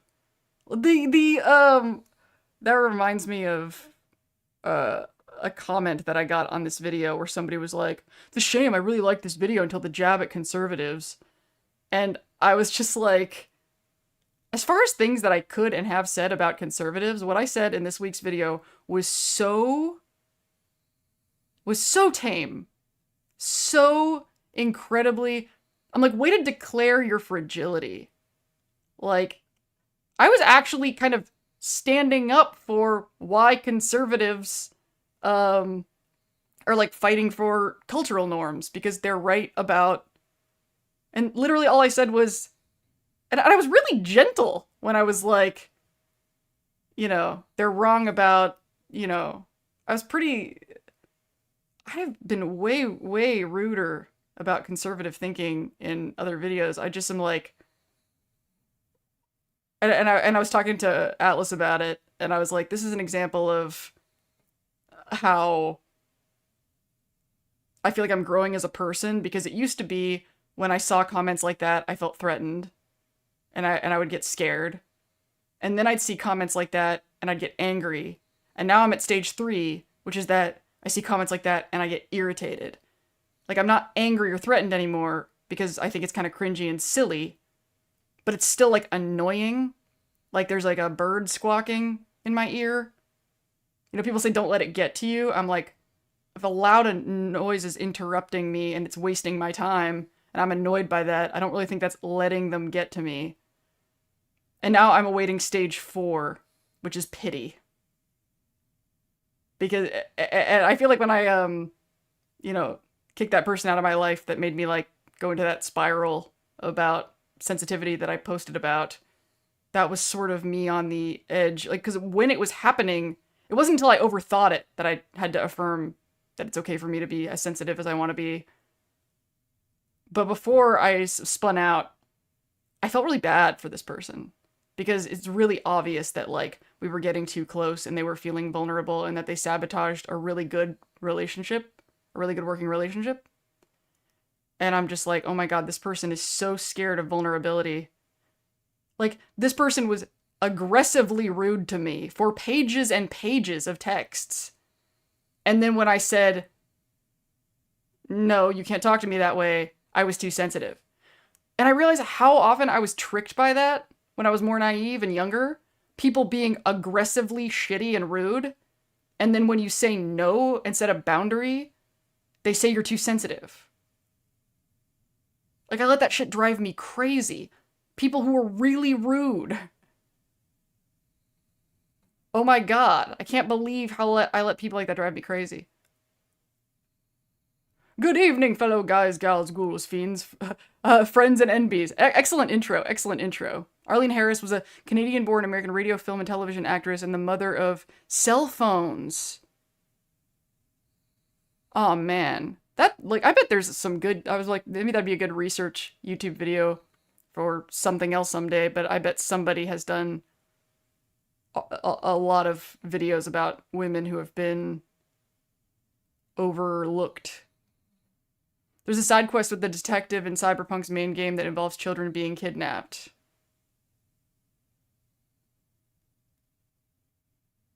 Oh, yeah. That's the, first I was like, there's nothing about Cyberpunk that I don't know, but now I know what you're talking about. The cow hormones guy. That is a haunting quest. But that's another one where they kind of dodged what a guy like that would probably, like, he was just pumping them full of hormones. There wasn't anything, they're really careful stepping around kid stuff in that game. They don't even let you take pictures of the kids in photo mode. If you go into photo mode, all the kids disappear. Which I think is so weird, because we can't take pictures of kids doing anything that they don't have the, like, I can't see how they could do something shady with kids. But that was sort of a thing with, in my Johnny Silverhand video, there was a part where I actually used a section of the game from that sports thing. But I had to hide the UI, and I couldn't do that in photo mode, which I normally would have, because the kids would disappear when you go into photo mode. Okay, so now, transitioning into Fallout 4 mode. I still haven't told you guys about the weirdest thing that happened to me last week. I was talking about how I bruise really easily. Here's a great example of that possible EDS symptom of the heavy bruises. However, of course I got bruised here, because I got hit by a car. I got hit by a car. That happened when I was walking out of my doctor's appointment. I had the light, and I was walking across the crosswalk, and somebody made a turn and hit my body. Goodness gracious indeed. And because of being autistic and having interoception issues, I couldn't be certain whether or not I was actually injured, so I walked back over to the doctor's office and just sat down for like 20 minutes to see if I had any injuries before I walked back. But I was like, after the thing with the boots and the POTS test and everything else, I'm like, this is the last thing I need. Get hit by a car. And of course, this is another kind of game theory kind of thing. Of course, they just drove away. They didn't stop to see if I was okay. Because in Vault Tech culture, in suburbia, people would be more decent. Because they would be able to afford the burden of the accountability for hitting somebody with a car. But in the wasteland, like, if they got out of the car, what was likely to happen was me getting pissed and getting in a fight with them being accountable, exchanging information with them, and then possibly having a hospital bill that they couldn't afford. So they did the wasteland thing, and they hightailed out of there. And I was just like, this is a perfect example of the shit I've been talking about. It's like when Lucy hands the guy the water in like episode 2, and he chugs the whole thing, because he's like, somebody gives you water, you don't know if you're going to see it again. You can't really afford to be polite. So the polite, honorable thing would have been to stop and see if I was okay. But in the wasteland, you can't afford. They defected instead of cooperated. They fucked off. Because that's, if there's no shared, cohesive social structure and long-term planning and long-term cooperation, there's no connection with your fellow man. Enemy. That's enemy. So we don't live in a post-apocalyptic society, but we do live in an anomic society. And that's why we have to look out for number one. Because if you try to do the gracious good thing, you're going to be trampled over by people who don't see you as a member of the same tribe. They see you as a potential threat. And that's how we see each other nowadays. That's what capitalism and hyper competition has done to us. We don't see each other as teammates. We see each other as competition. And we gotta look out for, we gotta figure out who we can trust and protect ourselves from everybody else. And it sucks. It sucks. So, thanks, Rand. Oh man, just to dig her up and be like, okay, asshole, this is what you were missing. Today I met another Fallout YouTuber at a Cannabis 420 event. His channel, you missed it. We were talking about cannabis for a really long time earlier. Tooper? Or is it the Fallout guy? What is the dots change about the pronunciation? That is hit and run. Oh man.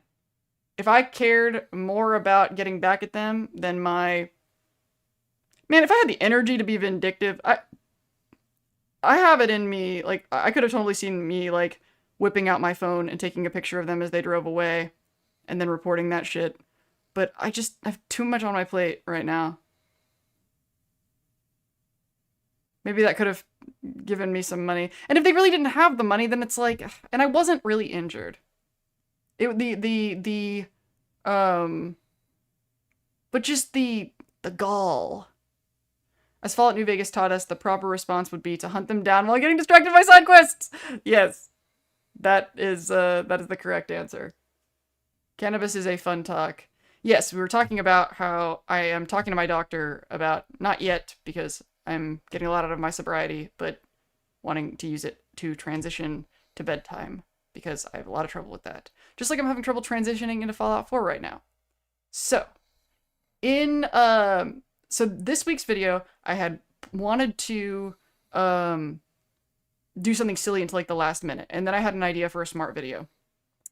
And, but before that, the idea was, after like the stressful thing that were going on, who here is familiar with the song, We Built This City by Jefferson Starship? We built this city on rock and roll.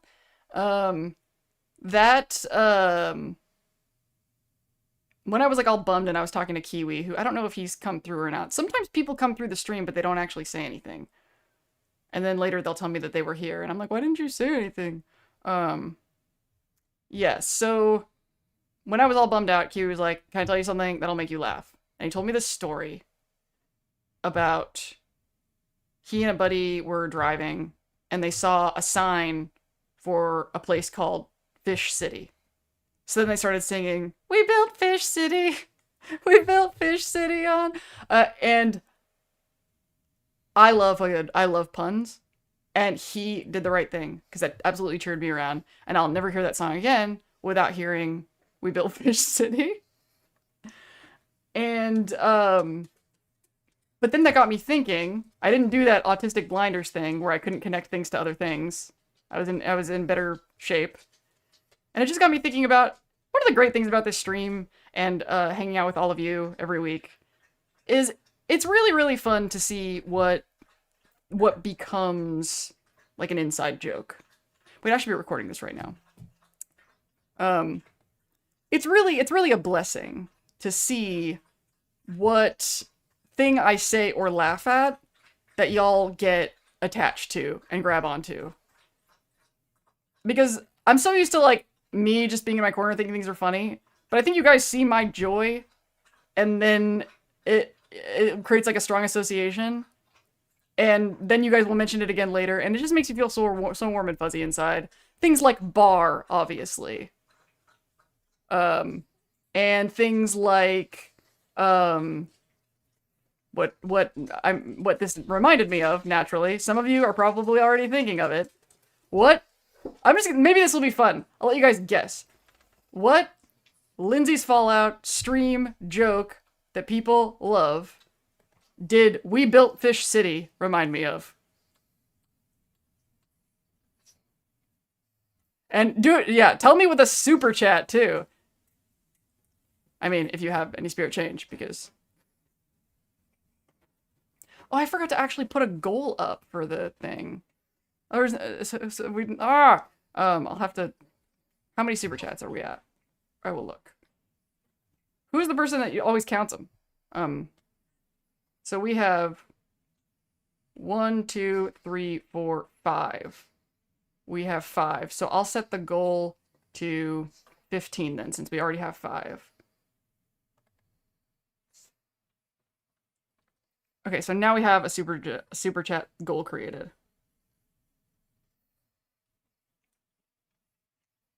Oh, come on, nobody has a guess? Nobody has a guess? We built Fish City.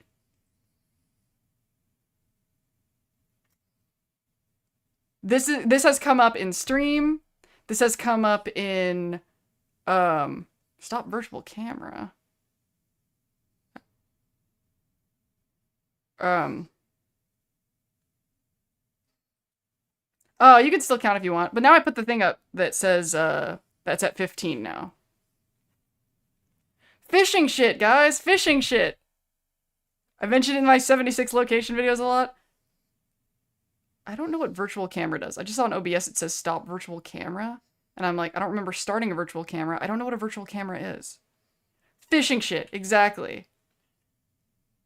So, before I had, see, now that I'm saying it, it's obvious, right? So before I had the idea to do the smart game theory video, the answer is fishing shit. When he told me the, anyway, what I was planning on doing was another stupid settlement building video. Building a settlement that we would call Fish City. So we would build Fish City using the fishing shit that is available in Fallout 4 settlement building. So now the idea is that is what was just stuck on bar. But yeah, the fishing shit thing was something for anybody who actually doesn't know what the hell I'm talking about. So I've done a couple of well, I've done the Fallout 76 location videos, and I've done, you know, the Fallout 4 settlement building videos, and I talk about how much I love functional decorations. I love decor that isn't decor. Things that are like junk and items and functional things that you could use that fill out the space. And one of my favorite locations is Far Harbor, because I love fishing shit. I love the way, like, the nets and the walls and all of that kind of stuff looks. So, I thought it'd be really funny if we turned Nordhagen Beach into Fish City tonight.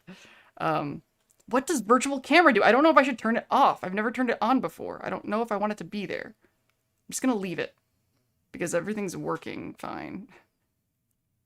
Gotta have this fun stream to wind down with all y'all feral cools.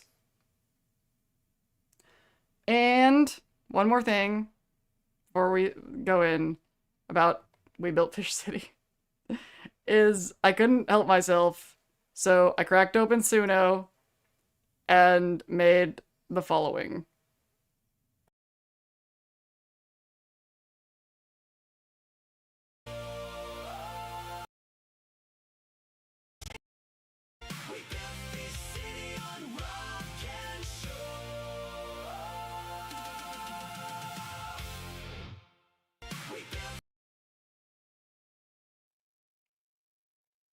So you heard it here first, folks. We built Fish City on rock and shoal.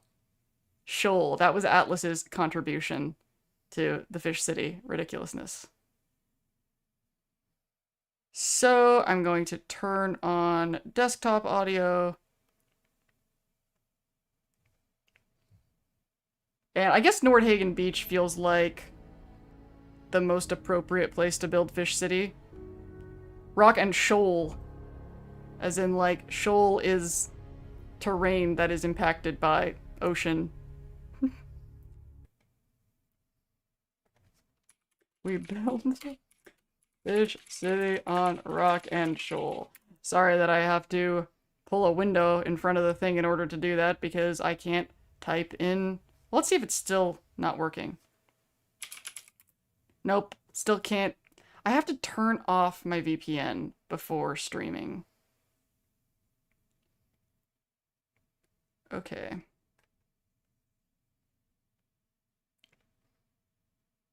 Now you do!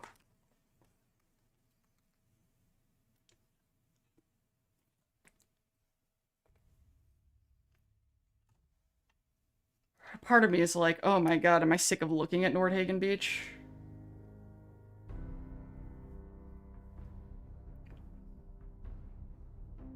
Midnight Whimsies is here! I mentioned you earlier, because we were talking about prop building and stuff, and I was talking about how you were crafty. Actually, that was a lot of ADHD ago. Oh man, I have to... I forgot I'm in the middle of Automatron right now.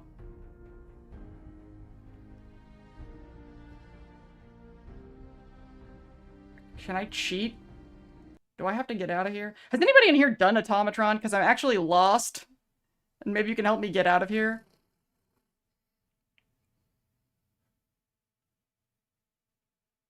Because I don't know if I want to console command out of here when I'm in the middle of a quest. Maybe we should finish this first. Wait, yes, I need help. I'm here. Or you need help? Do I need help? Is that a typo? Because it does have a tendency to change I to you. Okay, if anybody did Automatron, I really don't want to cheat out of here. Oh, I gave Ada legs because I love her goofy little Protectron legs, but I hate that all it is a sped up animation when she runs. That drove me crazy. So, she's got legs! I wanted to make that joke for a while. Okay, so here is where we're at and where I'm stuck. I'm gonna God mode because I'm a filthy cheater. So I'm supposed to be looking for the Mechanist right now, and all signs point to that I need to take this elevator down. But the elevator isn't functioning. How does I make an elevator function? Help me.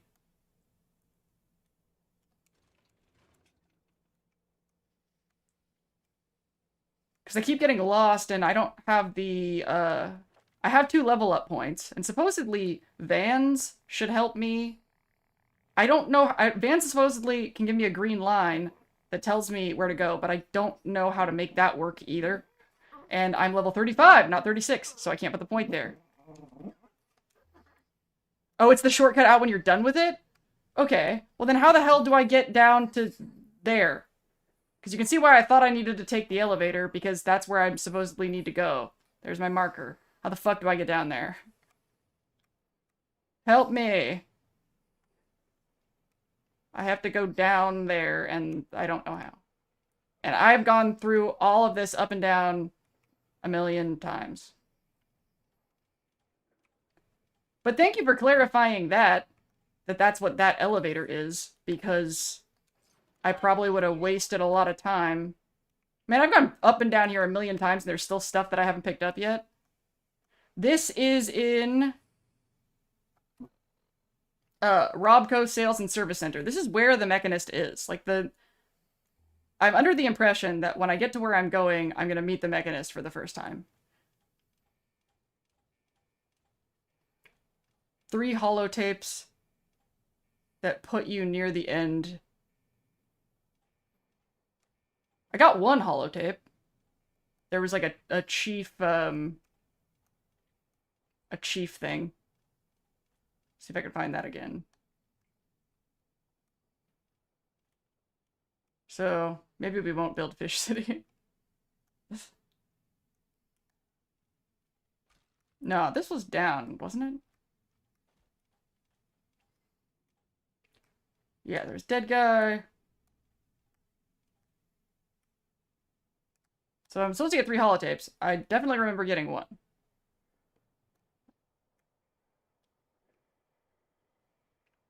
Sup, my guy?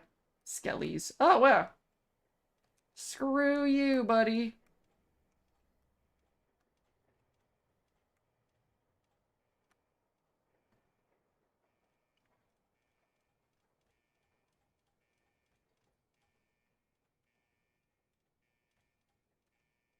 I guess I can get as deep as I figured out how to get.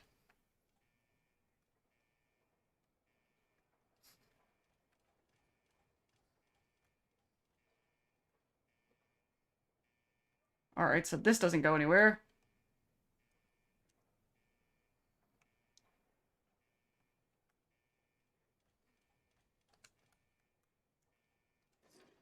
I don't know if I've actually gotten to this door yet before, so maybe maybe this is exactly where I needed to go that I haven't been yet, but there's a bunch of stuff here suggesting I haven't been over here before. Have you guys ever heard me talk about how I have bad sense of direction?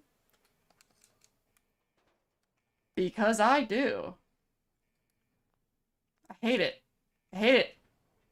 Apparently you can leave the quest, walk away, fast travel out, or leave Ada to pursue other missions without losing progress.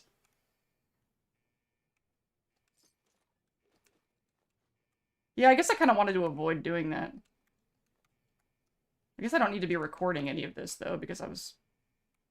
but I already started recording it, and then what if the second, knowing me, what if I stop recording, and then something awesome happens?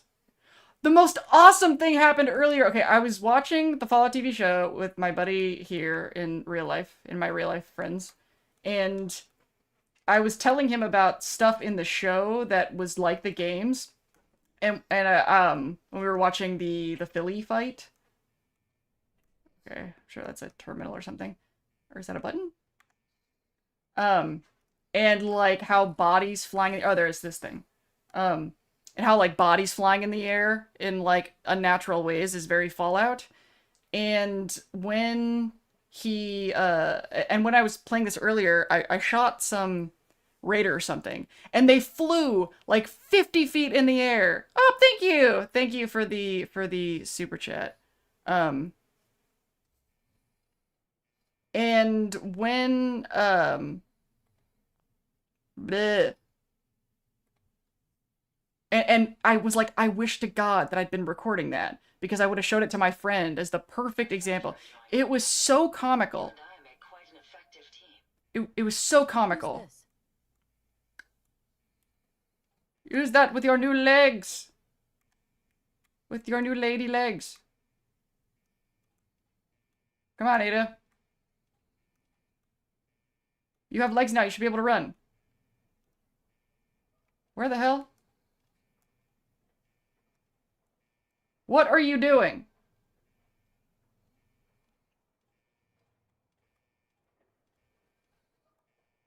Oh, I guess she's taking a different route.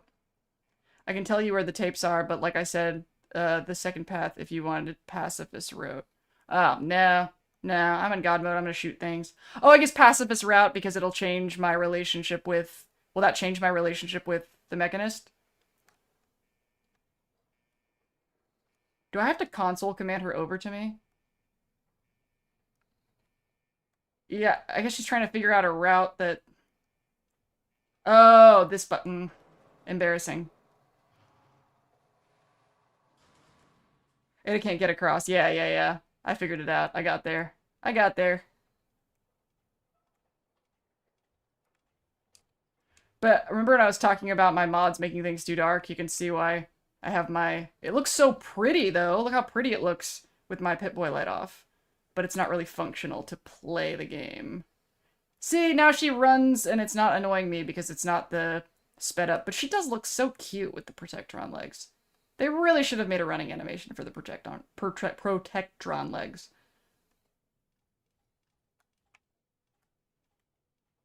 Okay, now do the thing. Now that we're recording, I want to turn off the light as much as possible. Because it looks so flat when you turn it on, doesn't it? Ugh. I'm like, do I need to add like a yellowish tint? Look how flat it looks. So dry.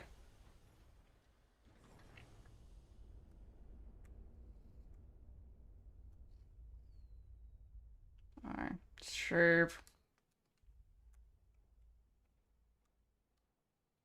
If you find any spare parts, you be sure and let me know. If you want her to be faster, you should, give her the Mr. Handy rocket. No, it's not about the speed. It's about the Protectron legs animation isn't like a proper running animation. They just took the walking animation and sped it up. Open this. And that really distracts my video editor brain.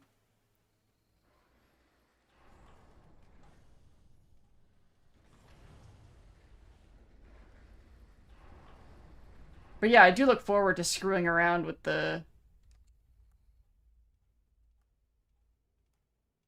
Wait, is this... No, I mean, the door is new, so... This isn't where we came from. Yeah.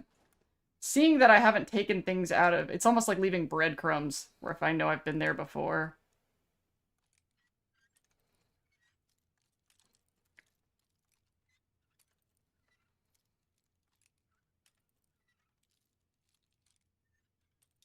Ah.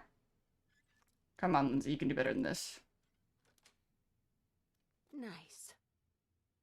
What if she had the BrainBot tracks instead? I considered that. And a part of me felt kind of lame, because I'm like, she already has the Assaultron head and torso. Do you really want to do the legs too? And I'm so lame, I also gave Jezebel an Assaultron, but I like the Assaultron bodies. I don't know. Maybe it's the gay. Arr!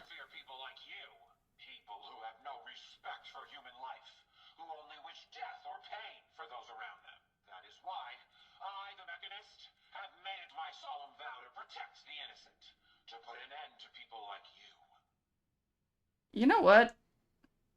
That's pretty judgmental. Careful, man. Found you. You're going to regret this.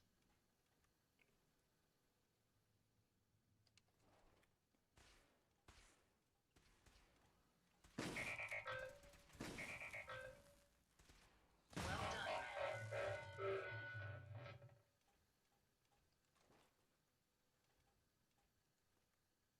Doesn't the Assaultron legs look like she has a butt? Kind of weird.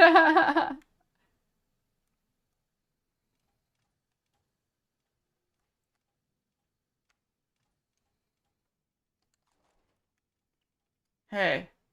Maybe, don't kink shame the mechasexuals. Their Spectrum service is experiencing an interruption that is taking longer than expected to resolve due to a combination of software and infrastructure issues. To anyone going to a Mojave meetup, but have fun, be safe. Oh, yeah, I don't think anybody else here is going. Except for me. Unless you're holding out on me. I would be so stoked to see some feral cools in West Virginia.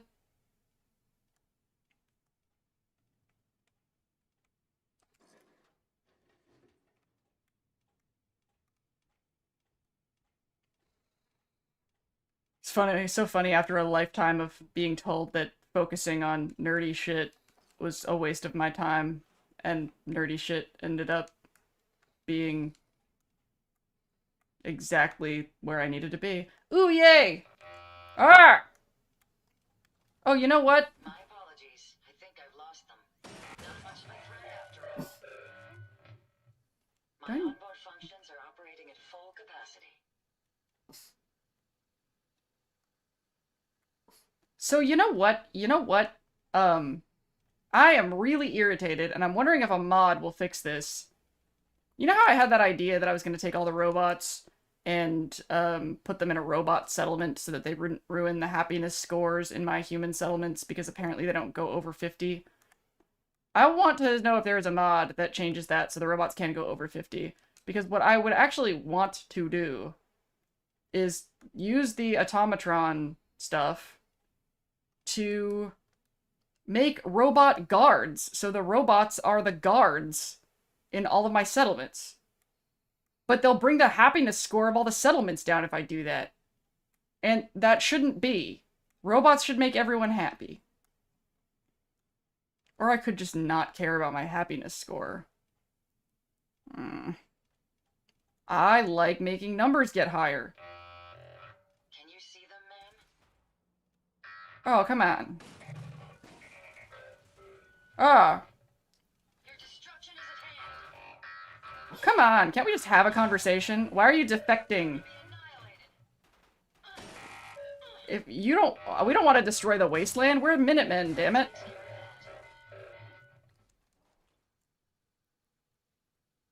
What I do in my playthrough is make all my robots the caravans. That too! Like, keep my humans... Oops, I didn't mean to do that. Keep... Ah! I don't want to drink water. Like, have the caravans and the guards be robots. Maybe there's some lessons here about automation riots. And just let my people work at shops and eat and restaurants and do the doctoring and have robots do the caravanning and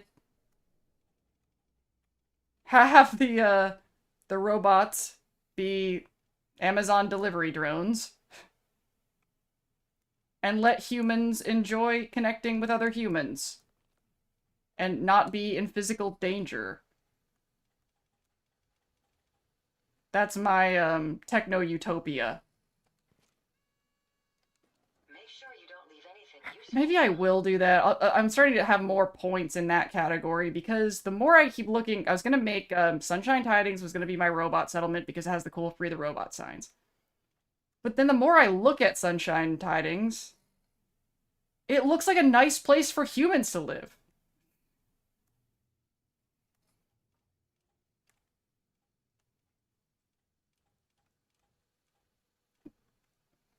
Apparently there are some mods that do fix the robot happiness issue on Nexus. Yeah, then I will look that up.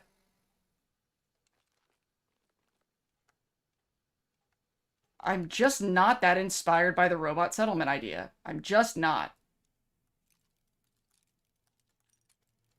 Codsworth in Sunshine Tidings feels so unnatural. He should be in Sanctuary.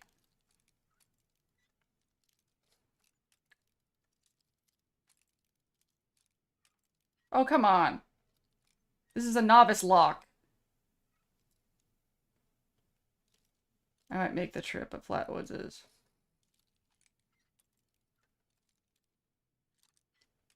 Oh my god, is it really this far over? Oh my god! It's like I've never played this before.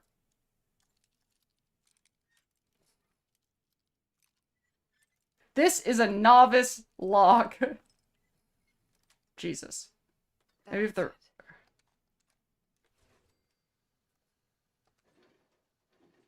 If you were closer to Point Pleasant, it might be the trip, but Flatwoods is just an uncomfortable drive time. Fine, don't be uncomfortable to meet me in person. Whatever. I'm just kidding. It's fine. I would probably make a similar call. A hotel seems a waste, but 8 to 9 hours in a car is a bit much, yeah. That is a long drive. I'm gonna have such an uncomfortable travel experience. I really hope that my sleep situation gets under control. That was another thing that happened that threw off my week. The has been declared, unit tasks. Is this just world building?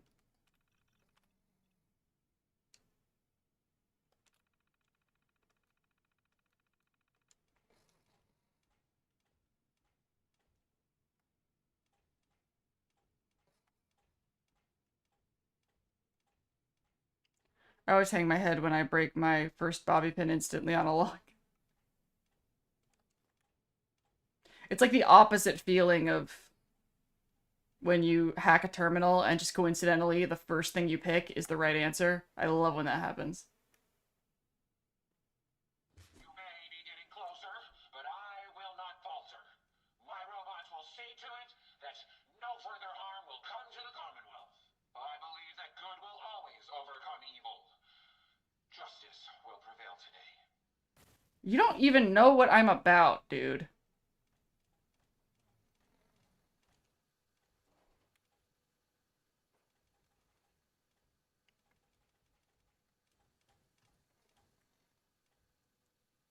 And you really upset Ada, and Ada's probably my favorite companion. And you know what, y'all? Ada's like the only companion that is nice when I pick up junk. There has to be a Fallout 5. They wouldn't leave that money on the table. Bethesda, it has just horrible internal structure. Very poorly managed company, in my opinion. I think that they a lot of people attribute malice where I see disorganization.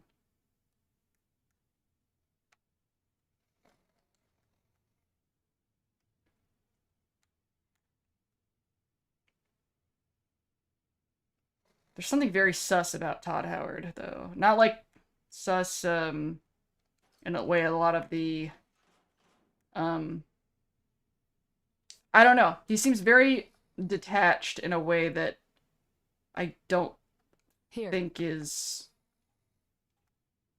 healthy or pro-social. The fact Automatron doesn't let you make iBots is a crime. Yeah!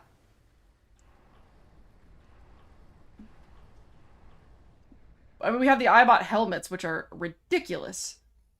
Like, I like that Fallout has a lot of ridiculous items like that, but I never actually use them. Is there anything useful in there?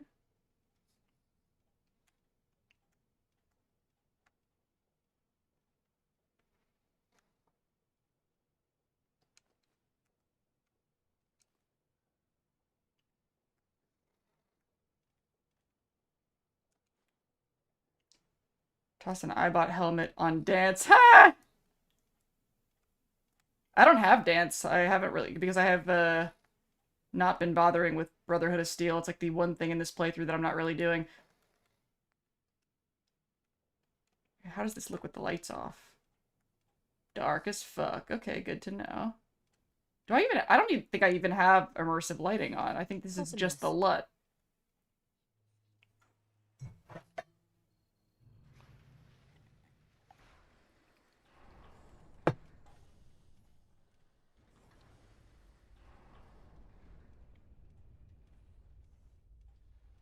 Really? The iBot helmet with the XO1?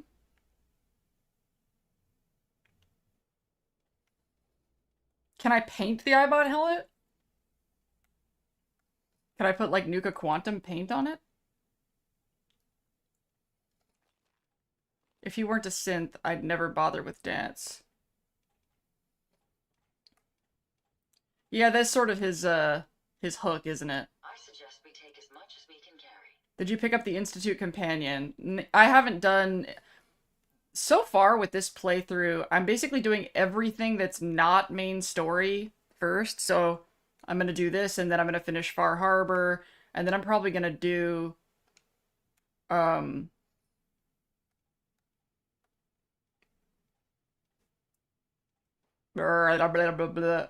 there's another holotape.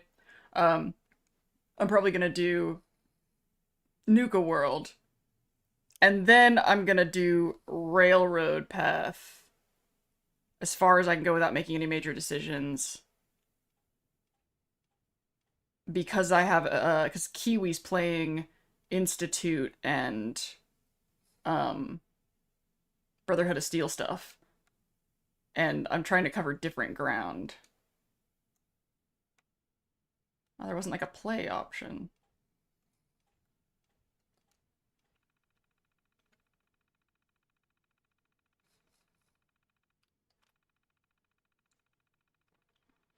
They're offloading other subjects to us today.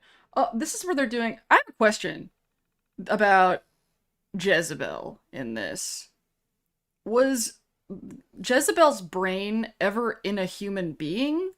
Or was Jezebel's brain genetically engineered?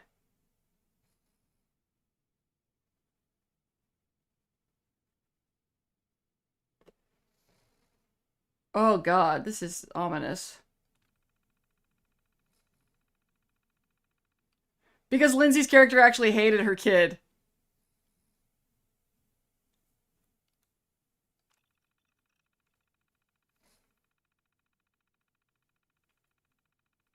Maybe Lindsay's character is actually a synth. I've been thinking about this a lot. You know, like they say, like, is the Soul Survivor a synth or not? And it's like a debate. I think that it is a role-playing choice. And the reason why I think it's a role-playing choice is because when you talk to Dima, one of the dialogue options is that you don't have any memories before waking up in the cryo chamber. And that's ridiculous because obviously we played that first quest. We remember stuff before waking up in the cryo chamber. So if your character doesn't remember anything before that, then I think the suggestion there is that if you choose that dialogue option, you are role playing that that is what your character remembers.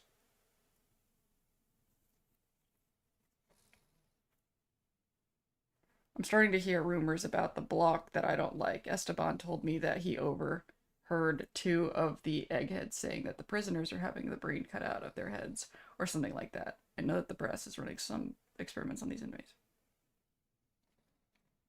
Experimenting on people? In this franchise? You need mods to change the iBot helmet colors? Well, poop. All the brains for the project in this facility were sort of from violent criminals and murderers.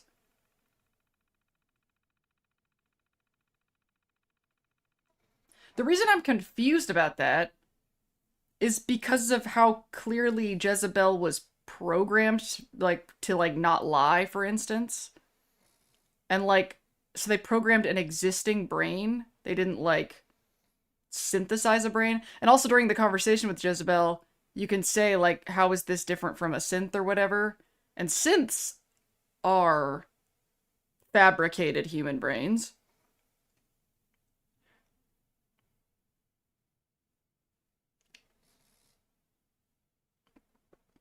Like, I'm clearly, like, what was going on here, they're using real human brains, but I wasn't sure if this was the same process as Jezebel. And also, it's weird that we wouldn't have any dialogue options probing that, like... And if Jezebel was a person, can she be restored back? Well, this was all pre-war before, since we're finalized. And there was research into, by the Institute before the war. They didn't make it the breakthrough until after, which needed Sean's DNA, yeah. But was Jezebel created pre-war, though? I wonder if a Gen 3 synth would make a stable robo-brain. Yeah. That seems... A part of me is like, is that more moral, or is it? Maybe Jezebel's such a bitch because, like, being that would fucking be horrific. But I definitely relate to being programmed not to lie. I feel like that a lot. I feel very programmed not to lie. My life would have been a lot easier if I could. More than that, if I could lie, I would have been able to spot liars better. I think one of the reasons why I've been so manipulated throughout my life is because, from my perspective, lying seems like so much work. It seems like paranoid, conspiracy theory to think people are lying for a long time. And so I was really caught off guard by how many liars were in my life. So I think about that a lot. Like, think about how many times where somebody believes something that sounds like crazy to you. And you're like, oh my god, that is so paranoid. That is such conspiracy theorist nonsense. But people who believe stuff like that, it might be because they once thought things were really far-fetched that turned out to be true. Like, I was lied to and manipulated and exploited for 25 years of my life because I just couldn't believe that somebody could do that for 25 years. But she could, and she did.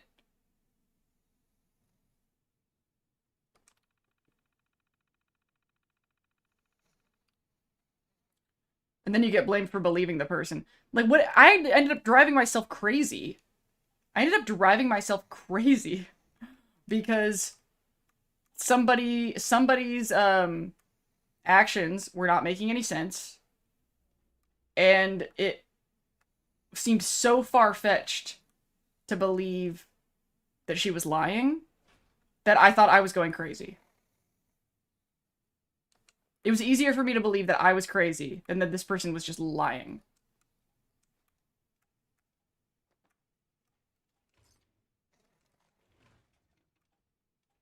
You did too? Similar situation?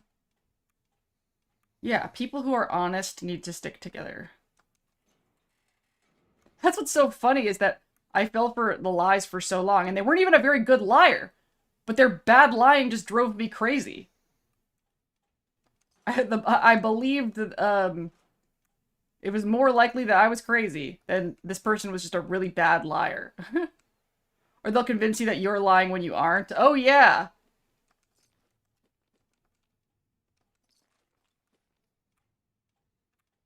Or they'll put the burden of proof on you. Like, you're like, what? I didn't make that up. And they'll be like, you can't even trust your own brain. They'll gaslight you into oblivion and make you so confused about what's real and what's not. Oh. Good salespeople are best at lying.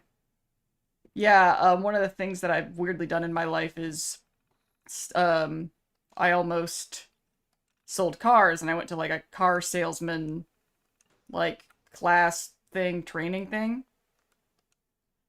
And, oh my god, the normalization of manipulation. Like, am I level 60? Oh, yeah, now I can get this other bands thing and see if it actually... And then what was the other one that I need? Now I can use these other points. Oh, I have to be 39 for the next armorer.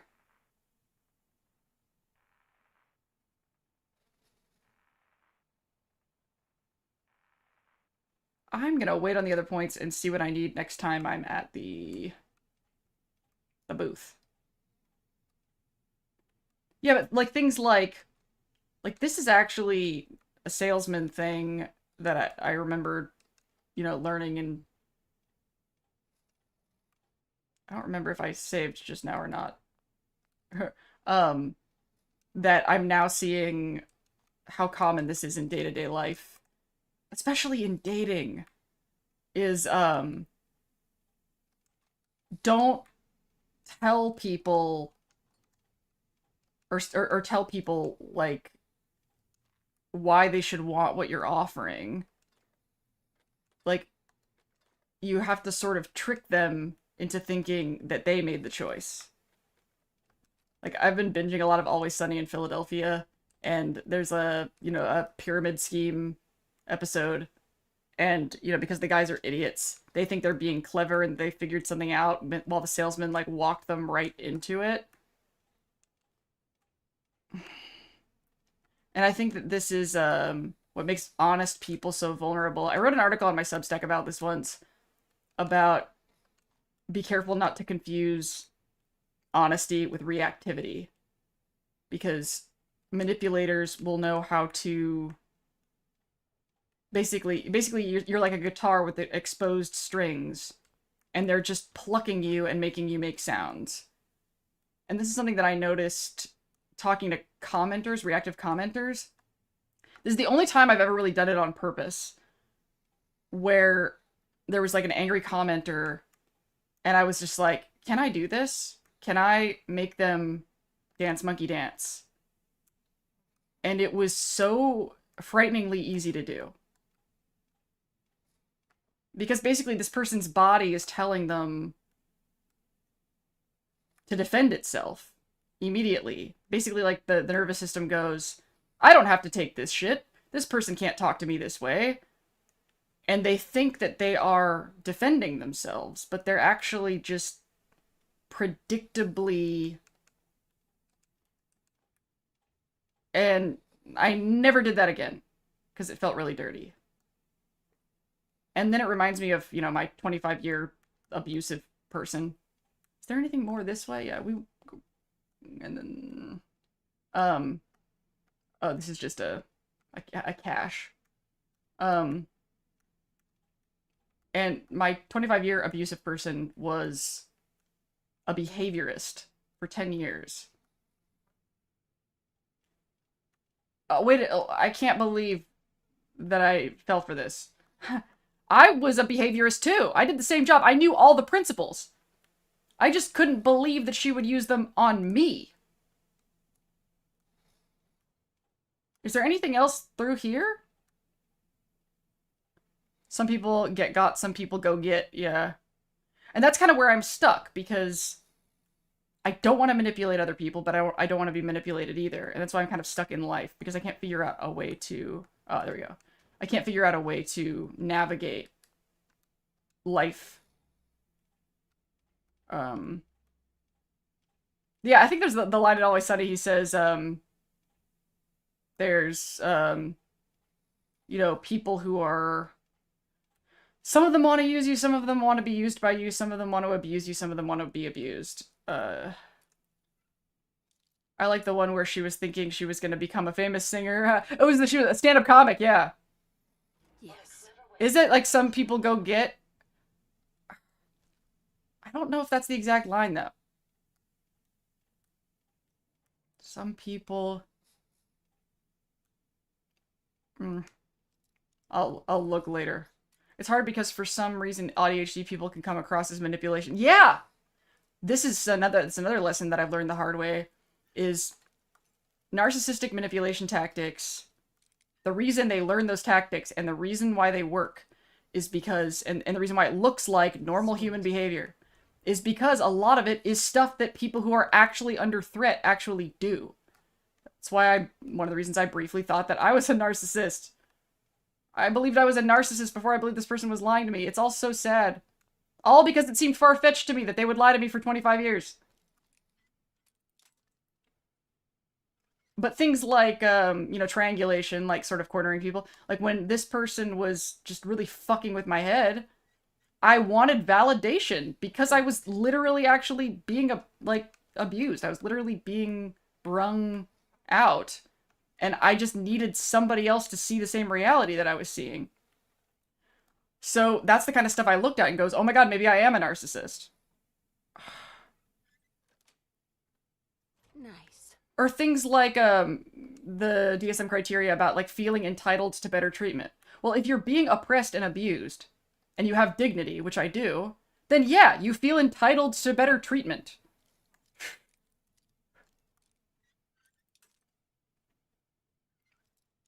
I'm sorry that you also went through this, Sam, but thank you for this moment of connection of a shared experience. Ah. Oh, come on. I should not get smacked. That was amusingly simple. I'm sorry, Peg. Peg doesn't like when I fight things.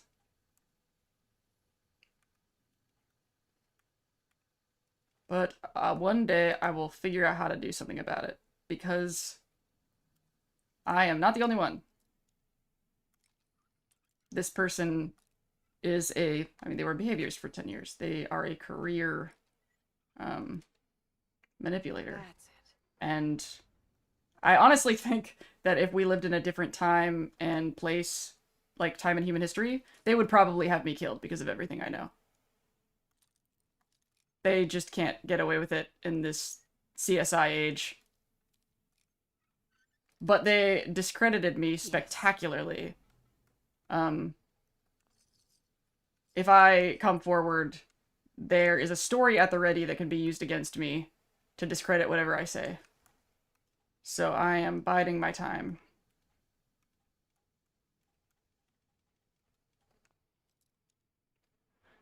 I also struggle to notice when I'm about to interrupt and my boyfriend thinks I do it on What? Wait, this is somebody you're in a relationship with and they think you're doing something on purpose that you're not doing on purpose? That's creepy. It's one thing to not like that you're doing something and want you to put effort into doing something about it. But to think you're doing it on purpose when you're not Got it. is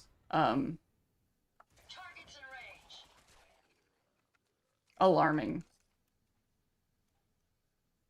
Like, yeah, sure, but my thing with my manipulator, I should have known they were doing things on purpose.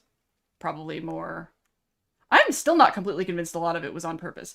The thing that's certain is that had no interest in, and no, they were never going to meet me in the middle. They were never going to try. Whether or not they were doing it on purpose is actually debatable, because I think a lot of these people are just obeying their nervous systems. I wrote an article about that on my Substack as well. Like, a lot of people like see the plotting and they go, it's so involved and it's so consistent and it has such targeted goals, it must be intentional. But think about your digestive system and how it separates your macronutrients and your protein and carbs and everything that your digestive system does that is so strategic and so complicated that you don't have to think about at all. Your body just does it. And I think that with some of these people, they're just obeying their nervous systems unquestioningly, because the idea of questioning their nervous system fills them with terror. And so they just, like, a lot of these results, like, for example, like, the core mechanism of this person's abuse was very, very simple. And it was any conflict or unpleasantness, they could not be accountable without shame spiraling. Their brain could not process the difference between accountability and shame. And because of that, they couldn't process the difference between remorse and being shamed. So if they hurt you very deeply and you expected accountability and remorse, they felt mortally threatened. Mortally threatened by the expectation of remorse. If you expect somebody to feel bad, if you expect them to feel bad for hurting you, then you are an existential threat. And they are entitled to defect. Like, it's basically like, you know, the Fallout survival situation. They're entitled to neutralize you any possible way. And to them, it's self-defense. I wrote about this a lot in my Substack article about narcissism.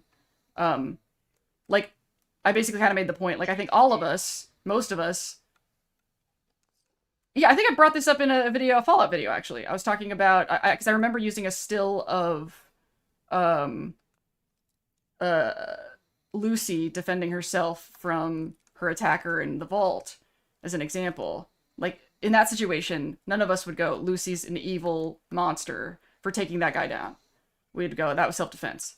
But to a narcissist, if you publicly hold them accountable for their actions, they see you the way we see a guy with a knife.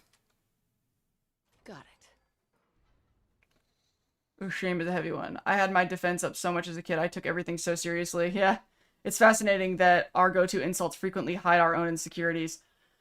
Yeah, and it's exhausting, seeing, like, other people's insecurities, like, you know, that working relationship that I recently ended. Like, oh my god, this person is not hiding their insecurities. When a person is constantly sidestepping the same insecurity over and over and over again, if it's the same insecurity and they step around it and won't walk through it every time, they walk its perimeter and reveal its shape. And this kind of goes along with that thing I was saying earlier about, like, the steps. Like, step 1 is fear, step 2 is anger, step 3 is irritation, step 4 is pity.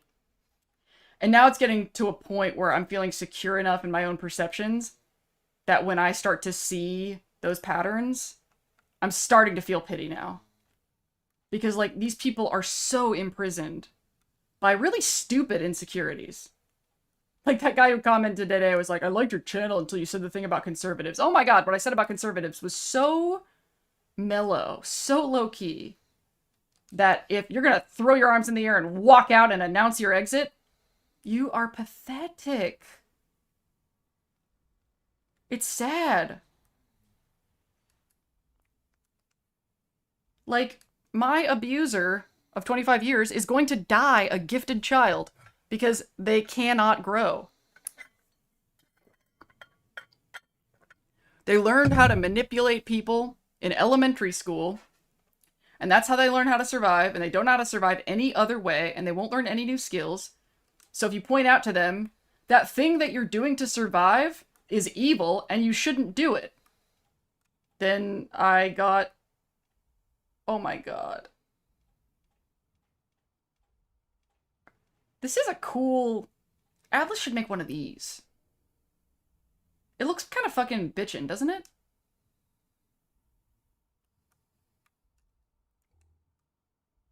The fragility of people who call others snowflakes. It's crazy. And that's, you know...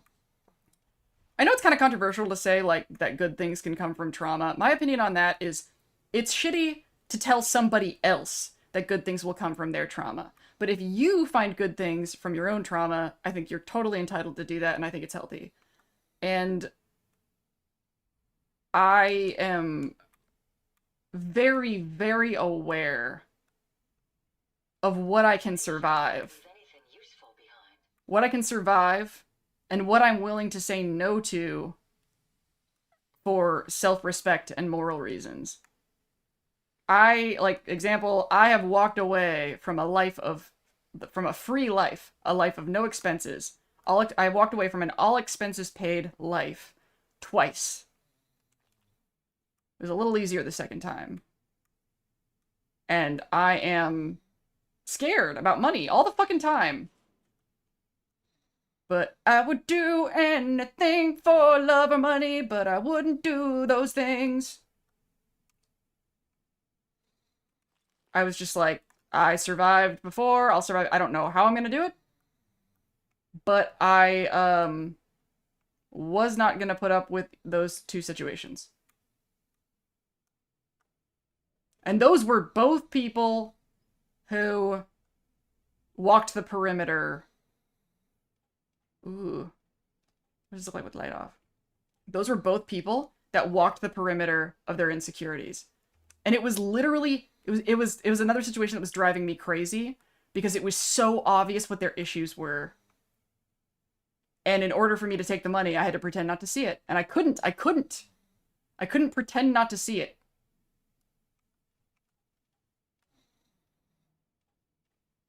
I was like, and it really kind of boils down to the base logic of a life. I have very strong convictions that a life that is fucking miserable isn't worth living. Like, a life with challenges, sure, but a life that is oppressive and confusing, especially confusing for my autistic brain, I can't, like, where, like, that's one of the reasons why I make up frameworks and unpack game theory, because I'm like, if I'm gonna live in this world, I have to make it make sense. At least in a way that makes sense to me. If I'm surrounded by people that need me to buy into and follow things that don't make sense, I go fucking crazy. I can't. I need it to make sense. How dare you react to a literal attack on your existence? Ha! Me too. I'm on disability. I have a medical review coming up, and it's scary how they just take away my income because they don't think my back hurts anymore. That is fucking crazy. Resilience can come from trauma. Good things come from resilience. Yeah, and now that I know what I can survive, it really makes it easier to make decisions. But my next Lindsay quest is what we were talking about earlier, is how do I survive and get the resources that I need? Ooh, there's another thing. How do I get the resources that I need to function without being manipulated or manipulating others? And I'm fine with manipulation that I'm, like, aware of.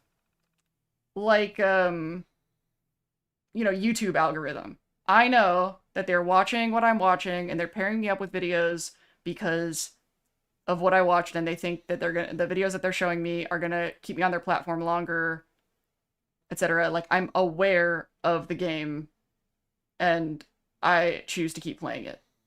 And I'm fine with that.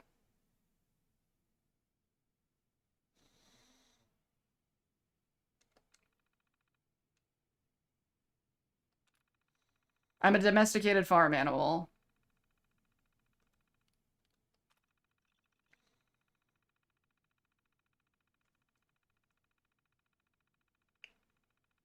Zeta.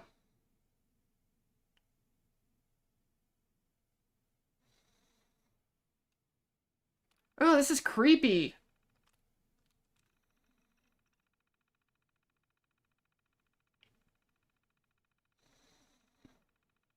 Oh my god, especially with all the stuff we're talking about. This is so disturbing. Oh my god!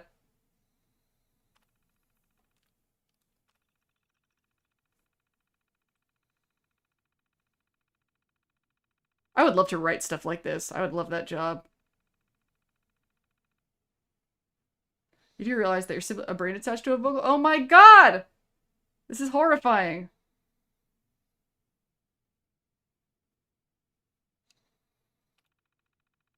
The lack of your original body doesn't disturb you. Oh, I have way too many holotapes on me. I need to put these in my things. I never fucking find them. Okay, Chiefs. That's why you have to hit play because I'll never find it again. Anise Ciroletti, Chief Scientist. This is the third time I've had to request more security. As thorough as our assembly procedures may be, there's a human factor to be considered. These are criminal and unstable minds. It can't be a scientist's job to ensure each test subject is properly sedated. I was promised military assistance and security, but we need more. I won't allow my crew to be endangered. As fascinating as it may be to integrate the human mind with robotics, sometimes I wish I never signed on to this project. Oh my god, this would be a good video topic. Oh my god. So, she's worried about being inhumane, but not to the people they're experimenting on. To the other people working there. That is fucking good shit. Nice writing, Bethesda. It sounded sarcastic, but like, normally I just don't expect that good of writing from the Bethesda side of the...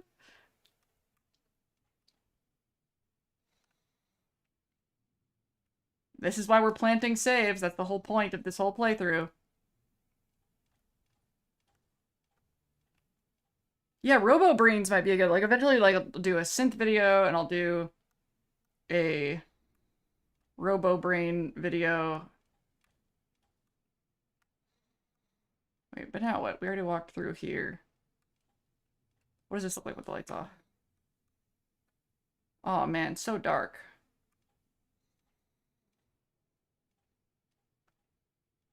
So if I do a video in here, I wonder what I'll do about the light situation. Do I have immersive on? I'm surprised the LED is making it this dark.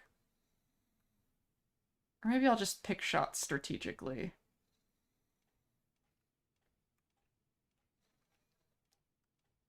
Oh, man. No, but what really makes me sick to my stomach is in the situation that I was in. The person that I thought loved me most in the world. Literally. I thought this was the person that loved me most in the world. I was alienated from my family. Actually thought I was like a test subject. I thought that they loved and liked me because they listened to me all the time, but they listened to me all the time because they were studying me. It's horrifying how evil some people actually are. Like, my mom used to scream at me all the time and didn't listen to me at all. And this person didn't scream at me and listened to me. And that's all it took. That's all it took.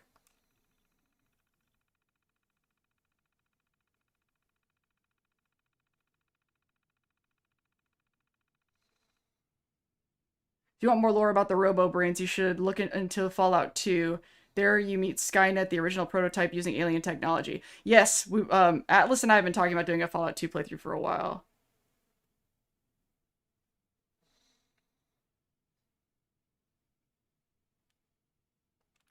I really need to start taking more seriously trying to figure out how to make the Fallout special interest make money.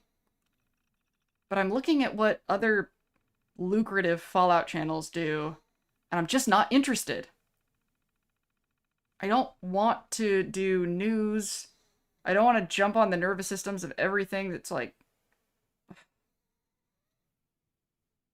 I don't know. I think that, like, a lot of Fallout channels are just really... Like, they're not boring to check in on, and they're reliable. That's the thing, they are reliable. But I think I'd get bored doing what a lot of them are doing. I don't know what I'm gonna do.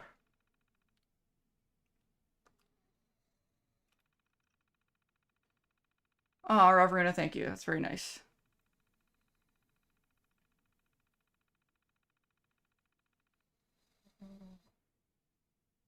Thank you. I like making them. The thing is, there's a lot of brain drain on that stuff. And also, the hardest part is packaging them into concepts. Like when I was doing the TV show, wait, let me see this. Elsie's birthday, so he made a brain-shaped cake. Well, sort of, he actually just took one of the extracted bro. Oh my god! Oh my god, this is so horrifying!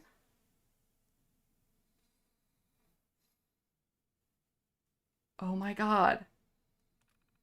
This is so fucked up. This is great. This is some great stuff in this. Or in sanitation made an offhand comment that his job was heavy. Oh my god. This might be a really good... There's some really good stuff here about dissociating.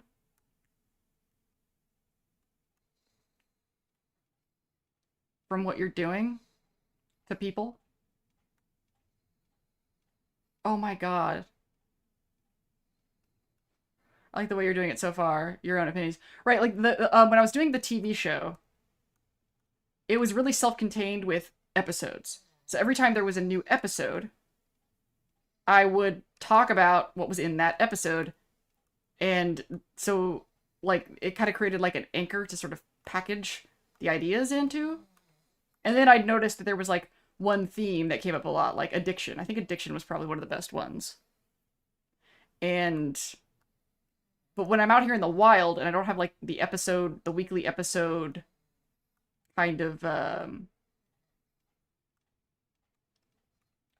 sort of structure, then the question becomes, what topic am I going to discuss? Like, what is, like, I can talk about stuff all day, every day. We are just over here, right? Okay, now that I have both Van's points, how do I make Van's do what Van's is supposed to do with the green line? Because when I hit the VATS button, it doesn't do anything.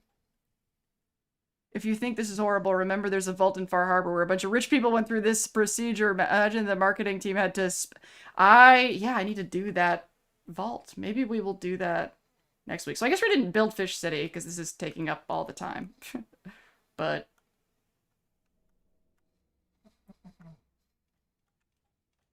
now I'm glad that I recorded this, though, because I might really want to return to some of this. God damn it. Where do I go?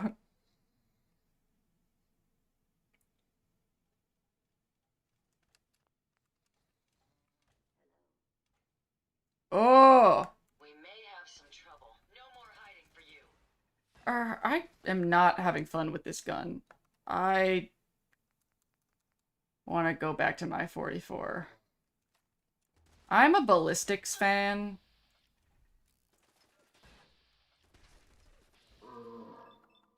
I don't want to accidentally hit Ada. Oh.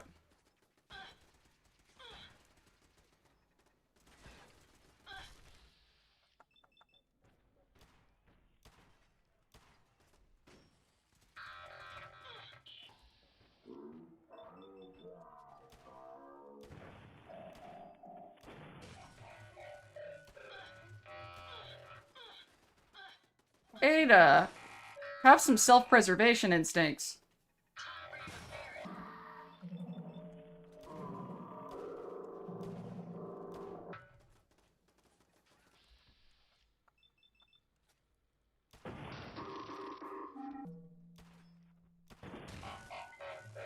Jesus.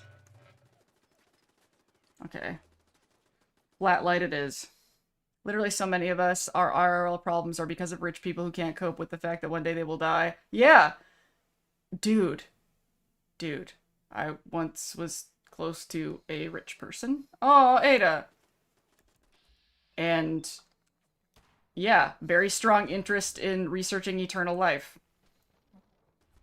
That is another thing that I am not sure what I would have done if I hadn't had the traumas that I've gone through is I remember what it was like to have existential panic about my impending future death. And after my brain crash, estrangement, whatever, I have not had any death anxiety since. And it used to be, like, debilitating. It used to be so debilitating that I was like, I only have, like, one goal in life, and that is to not be afraid of death anymore. Like, I just couldn't imagine... And this is a weird irony that I have noticed with people in death anxiety. Ironically, people who hate their lives fear death the most. Isn't that weird? Like, you'd think that if you love your life, you wouldn't want it to end. And you'd be terrified of it ever ending because your life is so good. But instead, what it seems to me is what happens is that when you hate your life, you're kind of holding on to hope that you'll like it later.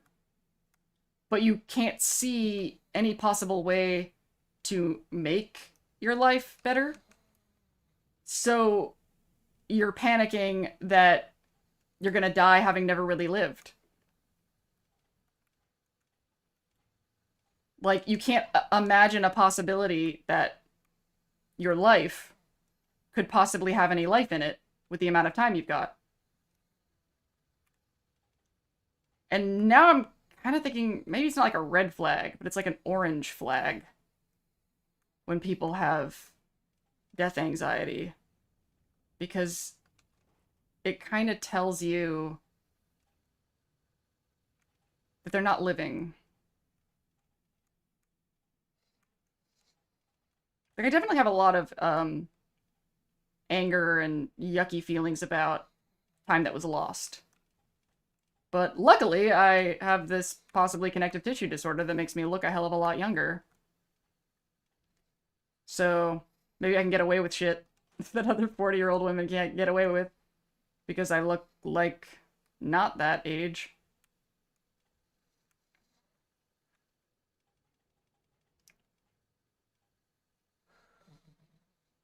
If you think this is I'm a musician, I hate how much everything has become. How can I make something to game the algorithm? Yeah, especially, I mean, I feel that way as a content creator. Like, literally what I was just saying earlier is I just want to make what I want to make, but I have to figure out how to... That goes back to, like, me just wanting to exist and not manipulate or be manipulated. Which there's a lot of examples in Fallout on how rich people try to survive the apocalypse. Yeah! And how that relates to what we're seeing now. Literally so many of our IRL problems are because rich people who, yeah. Like the ones we hear about from the owner of Facebook and Amazon trying to make their own shelters. Yeah! Yeah! The next section crashes a lot. Oh, thank you. Thank you for that warning. What is the next section, anyway? I don't even know what door is next. Okay, we've got a security thing. I always am like, these are so useless. Like, unless you, like, can hoard a lot of junk, which you never can unless you're cheating. I always see these workshops, and I'm like, well, I don't have access to my materials, so I can't really get anything done at a workshop. That's, like, in the wild.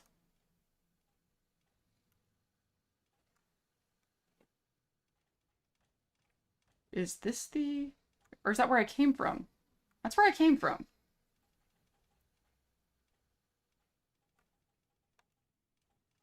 This place is so fucking creepy. And we were talking earlier about Mr. House being a villain or an anti-hero. Mr. House was overseeing all of this. So, villain.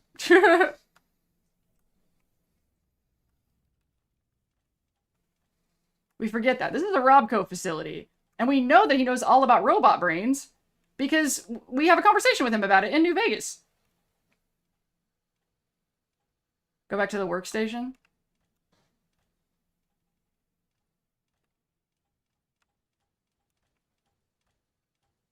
Oh, is it terminal? Okay. And I will save here.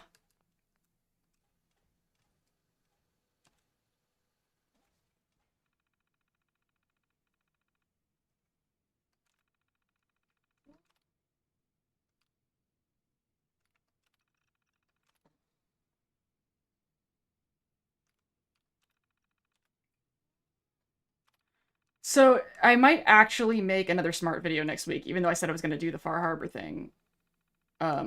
I'll see how I feel as we get closer.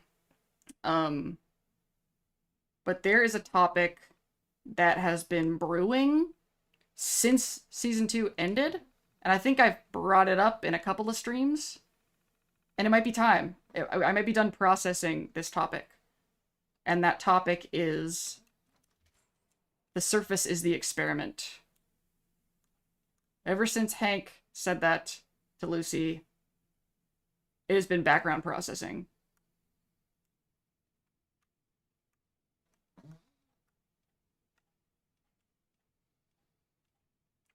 And I'm actually gonna be responsible. Not responsible, but like have some forethought and not give it away and not tell you what I'm gonna say in that video. You'll have to wait. But today when I was preparing my music playlist for the thing, I was like, oh my god, I figured it out. I figured out what I want to say about that topic. And that's the thing. I don't, if that was like my thing is always talking about these super smart things, I don't always have control over when these ideas hit me,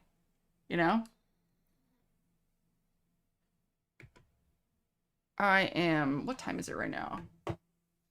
It's only 8:30. Awesome. But I need to take another break because I can feel my body departing. But I feel like we have 16 people. Okay, I was like kind of worried that I was like losing everybody. And we're having a pretty good conversation. I always get, and maybe this is like some anxious attachment trauma issues that I'm always afraid everybody's gonna leave. But I gotta BRB and jump up and down, and I think I'm gonna grab some yogurt too, honestly. Get some calories in my belly. Literally success is built on manipulation now. Yeah, I really wish it wasn't. Sam, you're pretty cool. Are you here often? I feel like your screen name is relatively new to me, but you're cool, and you can come back anytime. Alright, I'll be right back.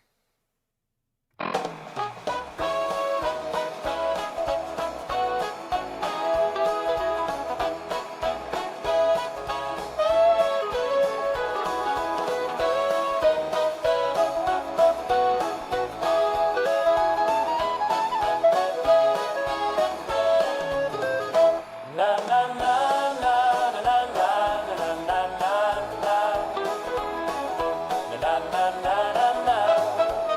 na na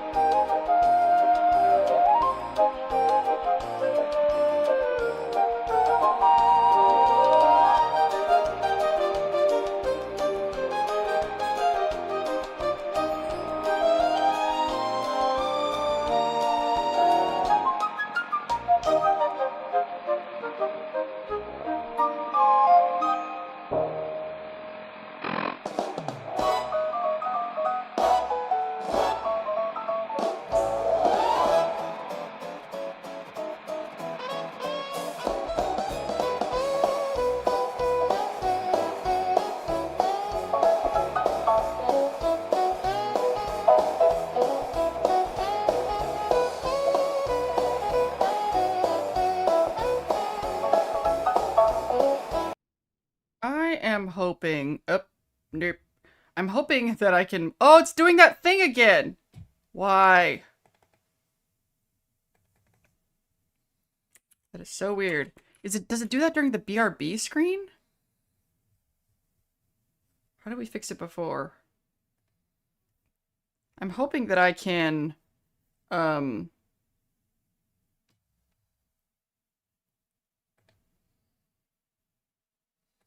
multitask well enough, because I'm really enjoying this conversation. How did I fix it last time? Oh, did I, like, delete it and then put it back? I think that's what I did. So, I wrote down 2 possible video topics inspired by this conversation.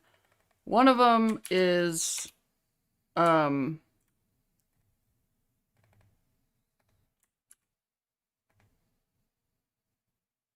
robo brains and the, like, dissociating from people, dissociating from humans, because I really want to talk about, I could really use that to spin off talking about how in my storied existence on this planet, I have worked for many, many different industries, and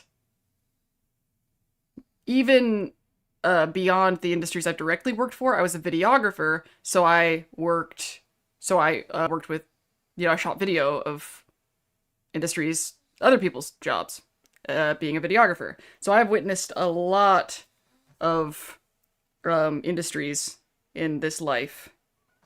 And the worst human beings that I have ever met, the most evil, sociopathic, psychopathic, heartless, cruel people, were in jobs that helped people. Like the stereotype about people being abused in old folks' homes, that kind of thing. Yeah. The least caring people do those kind of jobs. And I've literally been abused by people doing those kind of jobs. And I think that feels very related to what's going on in this story in the game right now. Like, they're not caring for these people, obviously, but it's the same personality type of people who like to overpower other humans. They don't like working around weak people because they want to help those people. They like working around weak people because they're fucking bullies. Your person was a nurse? Yeah! Yeah! And this is, there are articles, like, there's a lot of, like, they should really, like, there was a moment, I wish I could tell you guys, I really wish, the last time I went into too much detail about my situation, I ended up privating the stream, and I don't want to have to do that this time. Yeah, Ben Stiller's role in Happy Gilmore? Yeah, I didn't even think of that. So that's the one topic that I can see myself getting really fired up about.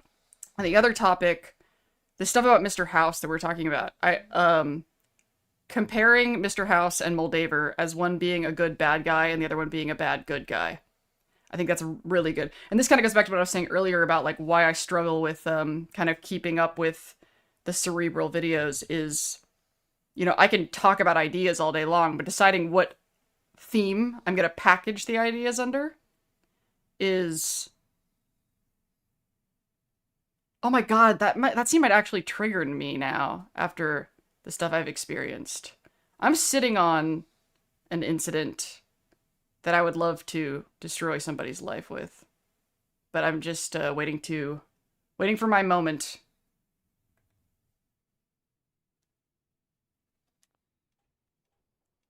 Scan this. Because there is some stuff that I've experienced that... I think, like, if there was, like, one corner of society in the world where I would really like to inspire, like, huge amounts of change, is I don't really see stopping these people, but I would love to teach people not to take their shit. Because the thing about vampires, I think it is very, very astute. it is very astute that a part of vampire mythology is that they have to be invited. And a lot of these people would not be able to do the damage that they do if, oh, this is going to be a place I'm going to be able to build stuff? That's cool. This is a workshop. Oh, that's cool. Oh, this is the Mechanist layer. We're about to have dialogue and shit, aren't we? Maybe I should turn on the subtitles.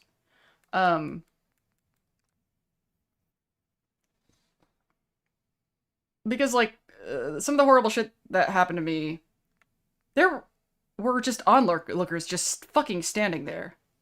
You know? Like, after some of the shit that's happened to me, I think about the story of Jesus a lot differently. Because I don't look like, oh, what a sacrifice, he died for our sins. I'm like, yeah, well, everyone he died for just watched. They just stood there. And that needs to change. We need to stop just standing there.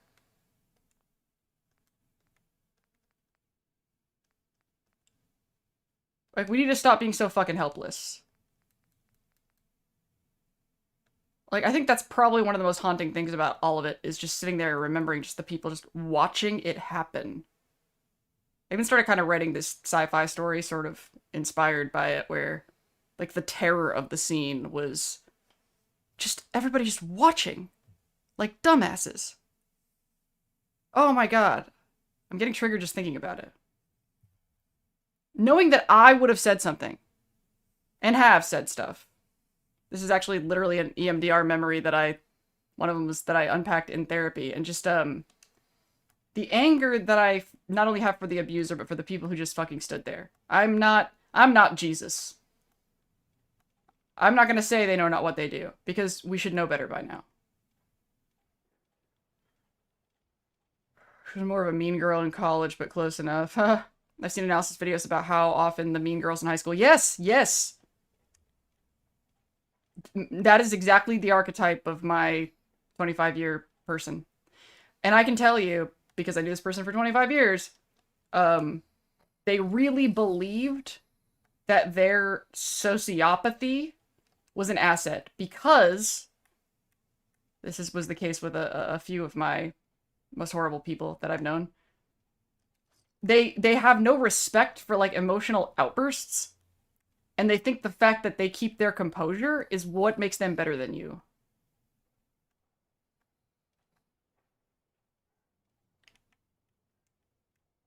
Like, this person was, like, basically saw people as farm animals, domesticated farm animals, and that it was, like, their gift and their duty to wrangle the farm animals. That's why in all my writings about this person, I call them my keeper, because they treated me like I was an animal, and that they were, like, my zookeeper.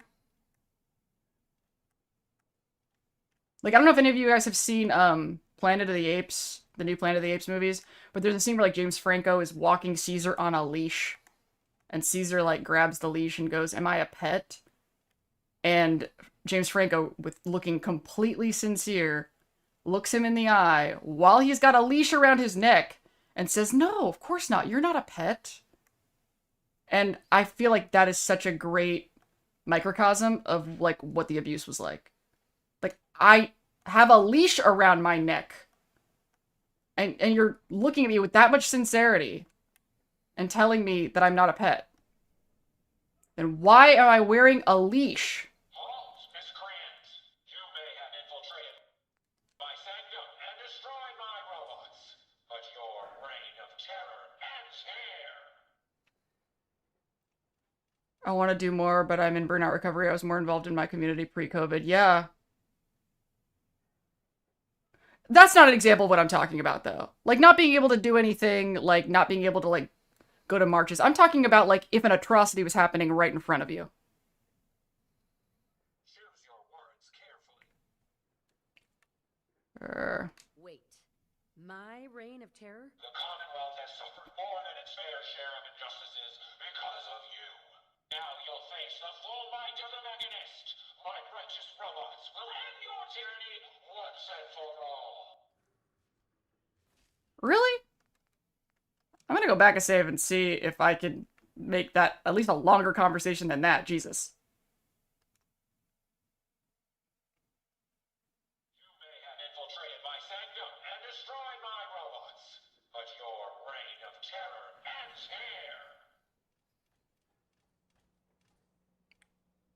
And they want 100% access. Yeah, that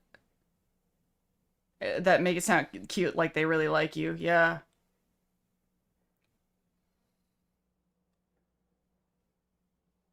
There seems to be some sort of misunderstanding here.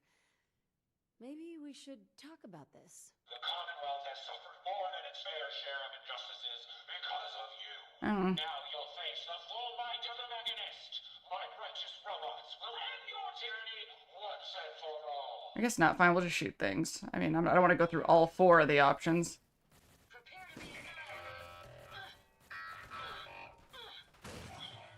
Sparks, stop back up.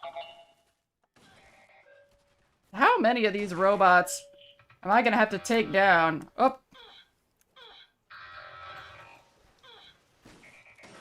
Is there any way to make Ada, like, a little more strategic? Like, sometimes I wish companions would just, like, fucking get behind something. Ooh, should I actually get... Let's get the flamer. I want to spray death. Bar! Atlas is here. When the robots start coming in, it'll mix and match malfunctioning. Then you'll know you're at the end. Yeah, we're not building Fish City because I was in the middle of this automatron thing and I didn't want to leave in the middle. Like, I think Reveruna looked it up that I could leave, but I just didn't want to. It makes my autism itch. Alright, this is what we want. 20... Yeah, but this is like the longer range one, and I want to spray.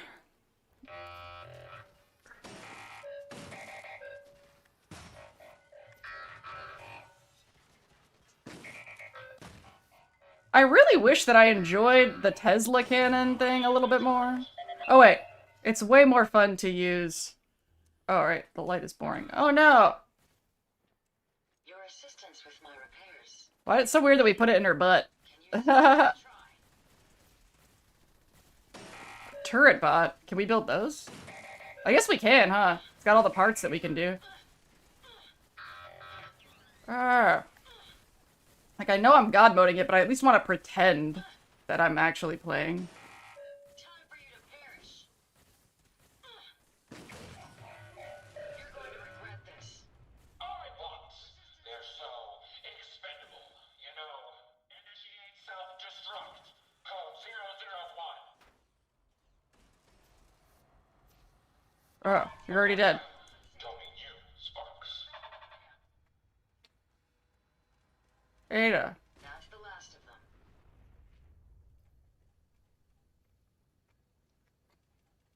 Impressive. But I think you failed to grasp the full reality of your situation. Oh yeah, this looks really cool. Way cooler with the light on. Look around you. This entire facility is at my command. For every robot you destroy, 10 more will come.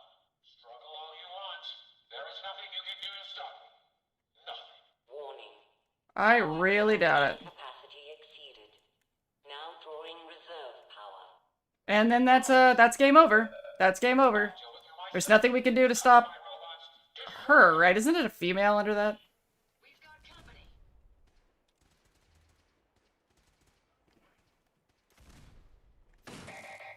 Reroute the fuel tanks. Prepare to drop on my mark.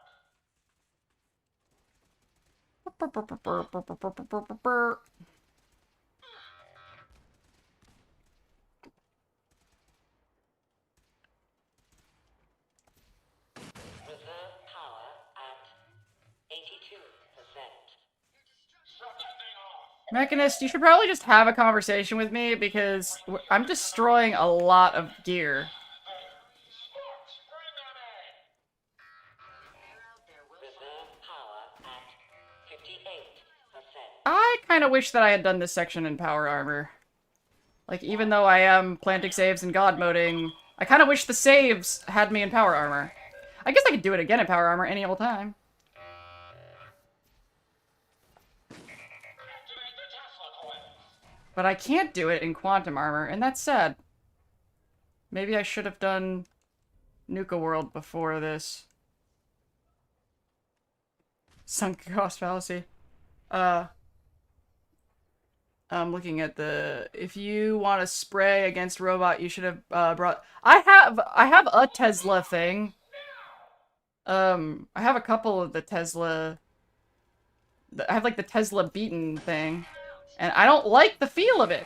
I was kind of bummed that I don't really like it. I like the flamer. I was amusing this simple.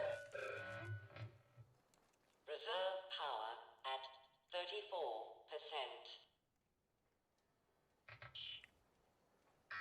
Okay, I haven't gotten to much yet in Skyline. I'm doing the Overseer's questions. Yeah, Critical power failure is I'm in the middle of Skyline myself. I love the Lost as a concept. I've just been really focused on this because Violence protocol engaged. Initiate power transfer. what I really need to do is Fallout 3. Like, I don't know how many of y'all were around. Oh shit. Why am I... Yeah, this doesn't matter. We'll emerge victorious.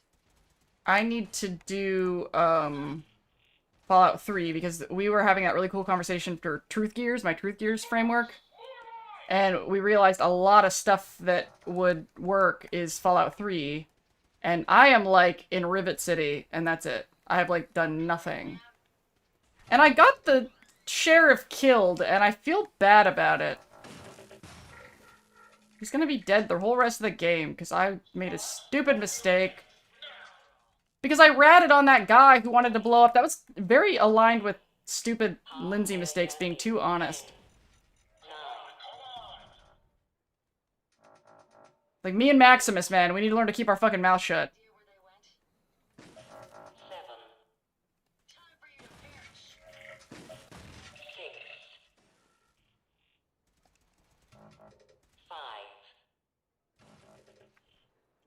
5, Wait, what the hell's counting down? I wasn't paying attention. 3,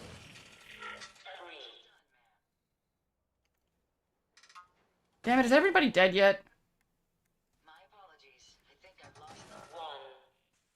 1. Oh, Ada takes on too much. Reveruna, Ada is like your spirit robot. May as well take what we can. They won't be needing those items any longer. Sparks, get the power back on.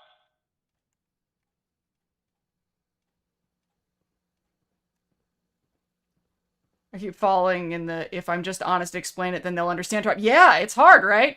Sam, you're a very relatable person, you know that? Emergency power then. Okay, Mechanist, can we just have a I know this is gonna be my workshop. We're gonna... Scourge. I will not rest until I see the Commonwealth free of you. What did I do? I'm not a villain. I just want you to hear me out. Never talk to cops. To what end? Seriously. Crush me as you crushed my allies? Besides, do you truly think I'd leave the safety of my command center? Good people, listen. If you were making a grave mistake, you'd want to know the truth. Bots take orders. You're the only one with the motivation to stop me. Now show me what you... Nah. How can either of us know who's sincere without looking each other in the eye? You can't afford to take that risk. I always just gravitate to the thing with the question mark. What is the question mark? Does that mean that's going to push the thing forward, or does it mean the opposite? Good people, listen. If you were making a grave mistake, you'd want to know the truth. Very well. I will hear you out. But only for the sake of the Commonwealth. Sparks, with me.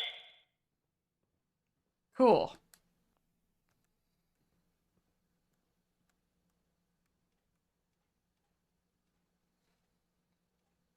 But only for the sake of the Commonwealth. Cool. Oops. I won't put the gun away. This looks pretty cool.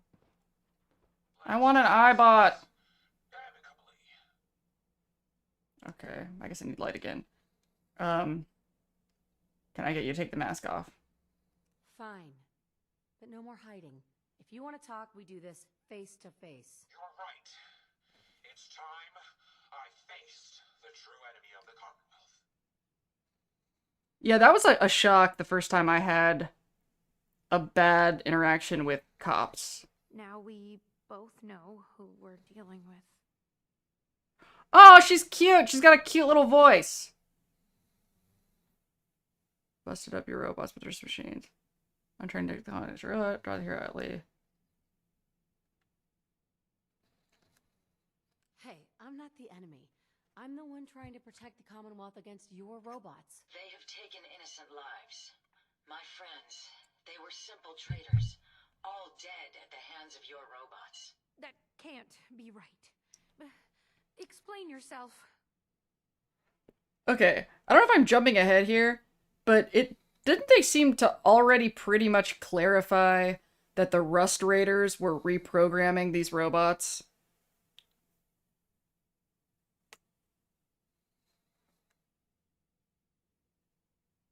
I don't know if yeah. Were we still? Yeah, oh my god, don't rush me. They're doing. You must have some way of watching them. My bots have never violated their protocol. Their data dumps only show the elimination of hostile encounters.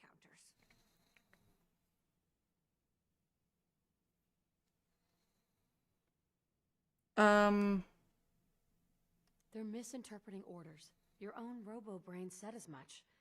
They're saving people by killing them. Saving by killing? No.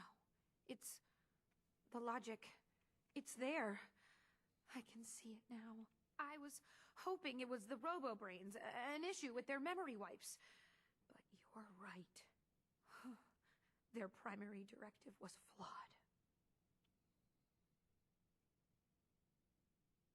Really should.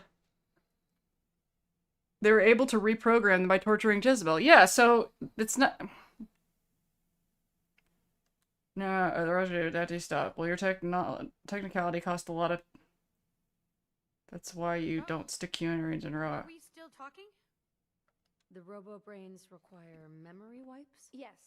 The human brain has a way of rewiring itself. If not properly maintained, it can corrupt. Why are you using human brains but you're wiping them too? Sounds like a serious flaw. They just want that corrupt doesn't have sympathy or they're killing machines. Is that even ethical? Not only are you using human brains, but you're wiping them too? Why waste a resource that someone died for? Yes, it's a skewed outlook, but it gives that life meaning. Potentially.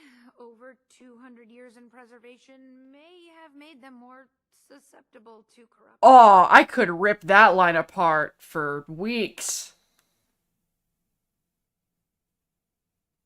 I don't like any of these, but whatever. Sounds like a serious flaw. And a dangerous one at that.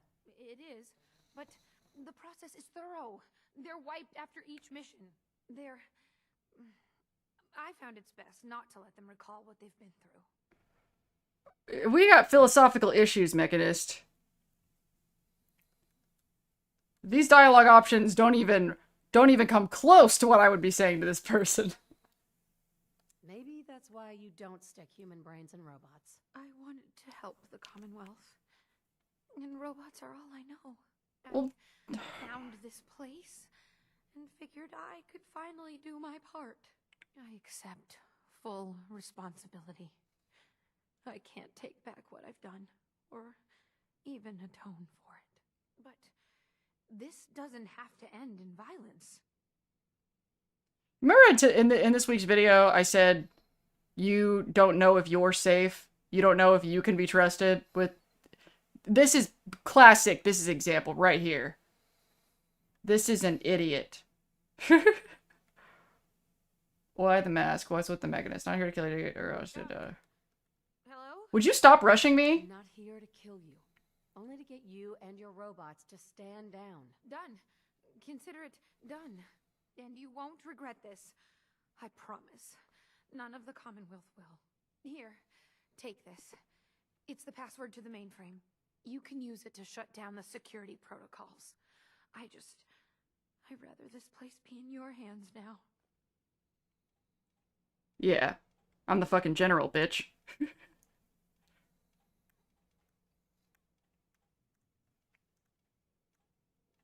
Cool, is that it? Are we done here? You are an idiot. She's like, I have to use human brains in robots, because robots are all I know.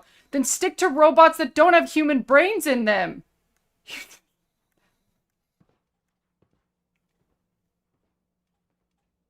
The Mechanist wants your points. Honestly, Find anything? she's kind of on the other end of the spectrum, honestly. Her points are vulnerable. She's on the used side, not the user side. She's naive. She's not a manipulator. She's a Lucy. She's misguided as fuck. Like, first of all, there's a lot going on in this story about that I could tie to my what I say about programming. And we're literally talking about programming human brains here. And she has programming, whether she knows it or not, that humans need a purpose, that it's ethical to give humans a purpose. There's a thin line between purpose and function is dehumanizing. Ooh, this story's got me all riled up. Oh, there's a video here. Oh, there's a video here for sure. No. No. No. Such a senseless waste of perfectly good technology. A senseless waste of perfectly good technology as opposed to perfectly good human beings! Oh my god! Man, maybe I need a RoboBrain video. Oh my god! This is mortifying. Like, she thought that it was humane to keep these brains doing their job because it gave them purpose. She thought enslaving human brains in machine bodies was more humane than killing them. That's fucking crazy. That is fucking crazy. Oh my god.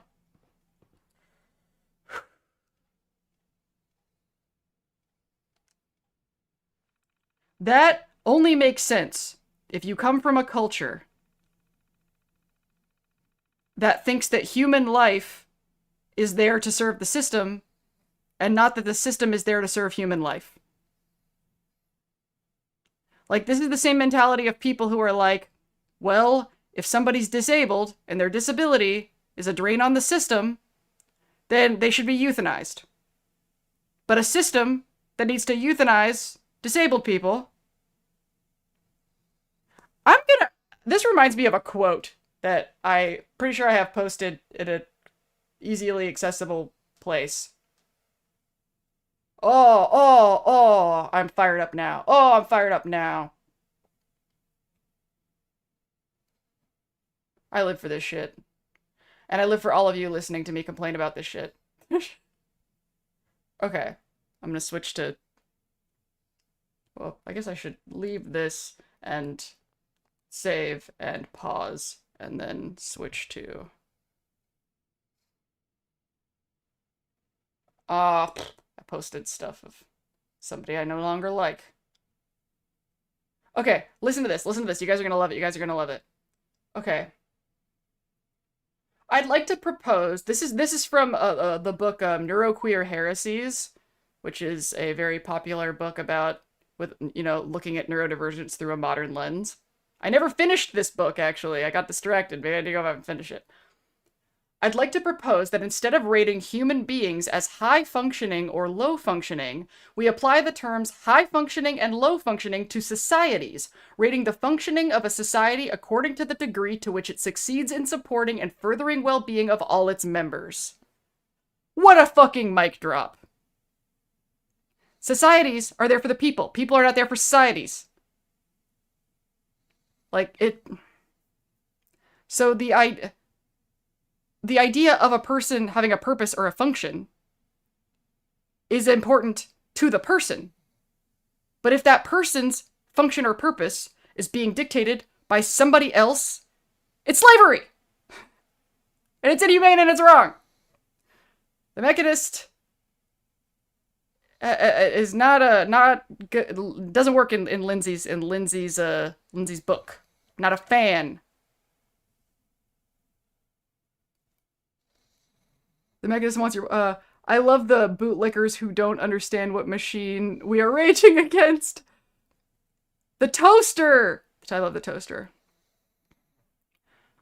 A word that felt easier than I remember. Oh, I'm in God mode. So, because I'm just planting saves.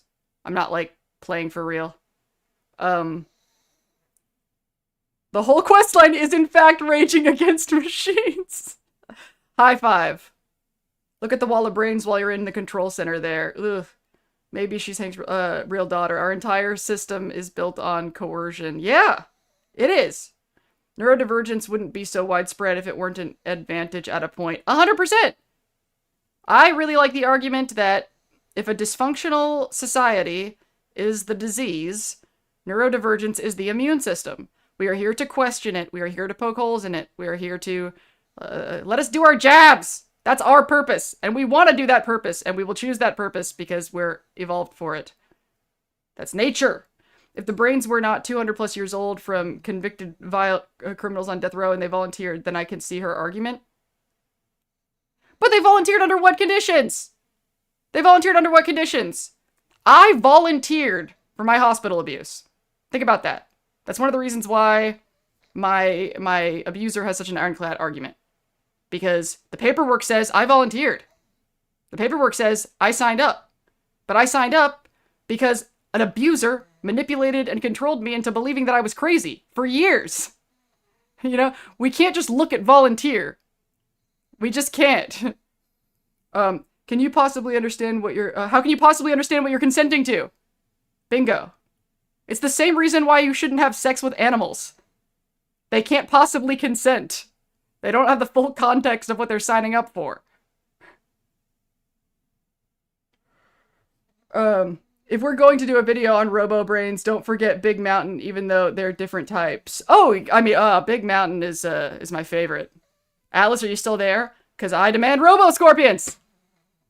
As you guys know, Atlas is the guy who makes the props in the prop shop that I am working for, and one day we will make robo-scorpions. It seems like a complicated build. I've been guilt-tripped into volunteering for so much bullshit. You have to zoom out.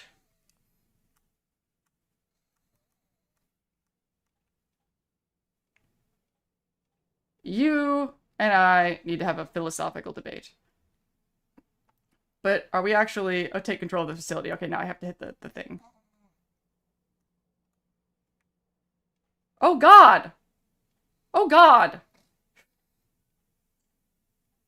Robo-scorpions! And he says it so many times, and it puts a smile on my face every time he says it.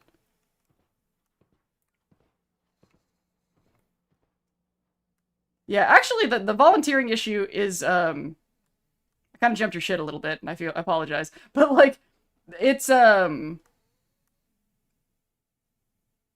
was the first sort of beginning of the end moment between me and my keeper. So, what do you mean I can't use it yet? Oh, I have to do another, I have to do something up here. This volunteering issue. Lovis Buggus is here sometimes, and has been like the one person who's been watching me since the show that I did with my keeper since 2012, and that show was called The Dins. And, cancel security alert. And that was it's kind of haunting to think about, because I've often talked about The Dins as the time when I reached peak narcissism. Like, when I was actually the closest to being a real narcissist. And it was also the time that me and my keeper got along the best. It's like we equalized pressure, because I was just as corrupt as she was. Ooh, this looks cool. Oh my god! It's horrifying, but they're so cute. See, if this was a true RPG, like a New Vegas style RPG, I would be able to put all of these guys out of their misery. But I bet I can't. Bud Askins. That I have so many questions about that. About his, did he know what he was signing up for? This looks really cool, though. My whole aesthetic thing. Atlas, this is the kind of room that we could convert for...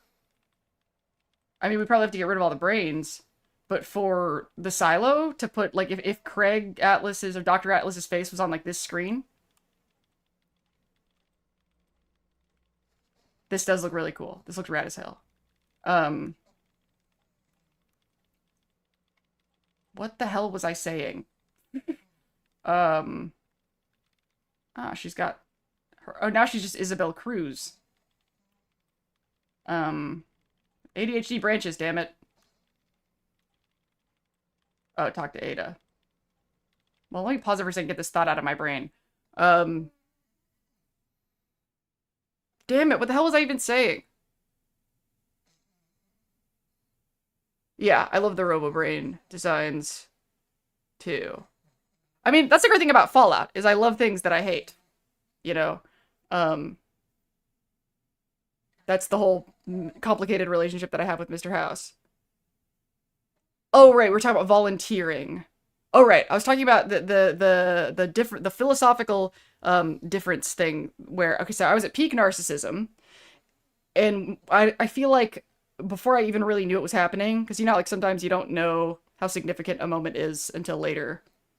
That was the time in my life when I made a choice to not be a narcissist, or to not be narcissistic, because I guess supposedly narcissistic personality disorder happens when you're way younger. But the debate that we had, that me and my keeper had, revolved around the book The Art of Asking.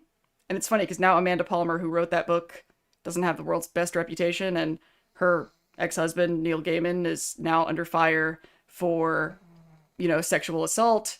And he insists up and down, even though people were trying to tell him over and over again, that he did not ever assault anybody, and that everything that he did was consensual.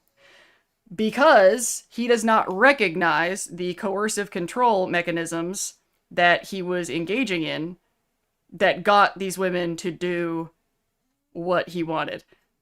Who here has watched Always Sunny in Philadelphia? I've been binging it, so I think about it a lot, but I feel like there were people here who had seen it. I was talking about Dennis.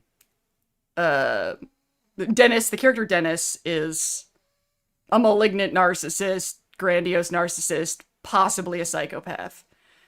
And there's a famous scene, I feel like, you know, it's in the episode, but I feel like, you know, when I watch YouTube videos, people reference this moment where he talks about the implication, where if he gets a girl on a boat, she's more likely to have sex with him, because if she said no and something bad could happen to her, you know, like, he would never hurt these women, but they're more likely to have sex with him because he put them in this isolated situation. And Mac gets kind of creeped out. Like, he's like, this is kind of dark, dude. So basically what I think happens, earlier I was talking about how I think a lot of narcissists and manipulators, they don't really know what they're doing necessarily because they're, like, obeying their nervous systems.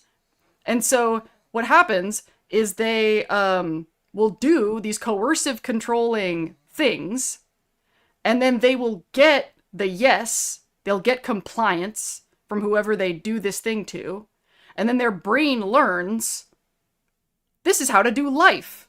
I said something like this when I was talking about Stephanie in one of the Fallout videos. Like, the way that she treats Chet.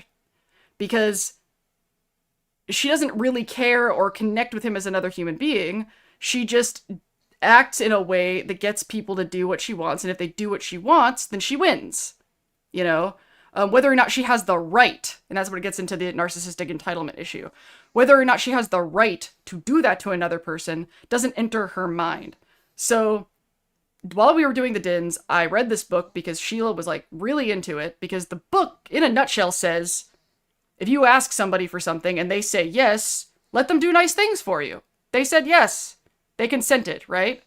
But as I was reading this book, I was like, okay, so Amanda Palmer is this, like, rock star, and she's talking to people online, and she's, you know, crashing on their couches because they say yes. And I was like, but this isn't like a person on... Something about it didn't sit well with me, because I was like, I was thinking about myself as being a fan of somebody, and if like I wanted them to let them crash on my couch, it's because it was like, especially being like more like wounded and insecure, it's because like I'd want to be closer to that person. I didn't just like want to let them crash on my couch. It's because I wanted to form some sort of connection. So if all they wanted was to crash on my couch and there wasn't going to be any sort of connection, then you're using a person. Because the person who is letting you crash on the couch isn't going to, in this culture, directly say, I don't want you to crash on my couch unless we're going to be friends and have some sort of connection, because otherwise I'm going to feel used. Because people aren't that self-aware. They just sort of say yes and they have the invite out and then hope you're going to meet them in the middle. But like, in Sheila's mind, oh, I just said her name, damn it! Now I have to fucking silence this thing. But in her mind, as long as she got the yes, she like didn't think about the power differential. She wasn't thinking about the responsibility that you have when you're in a situation of social power to the person that's doing stuff for you. Like, when I was doing entertainment industry stuff, I had a rule that if I was bringing in help to work on a project, if I'm making money, you're making money. If we're all volunteers, then that's fine. But if I don't feel good having you come on board unless I'm making money. So while we were doing, unless we're all making money, you know, I don't feel good about making money and having people work for me for free. That is immoral to me. So the Dins got so big and we had like 6 volunteers working on it and we were not making money, and Patreon didn't exist in those days. So the only hope we had to bring in any money, because we didn't have any enough ad revenue, was to do like we had a fundraising campaign that we called Unleash the Unicorn. And to try to get enough money to give everybody a decent amount for 6 months. And we didn't even come close.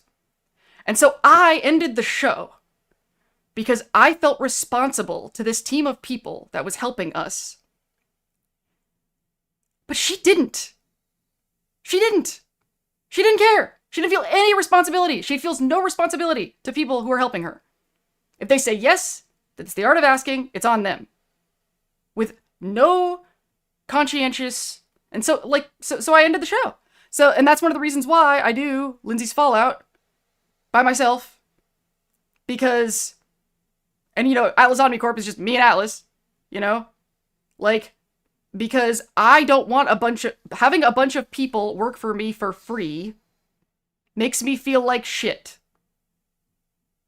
You know, it's one thing if we're doing an independent film and nobody's getting paid and we're all volunteers.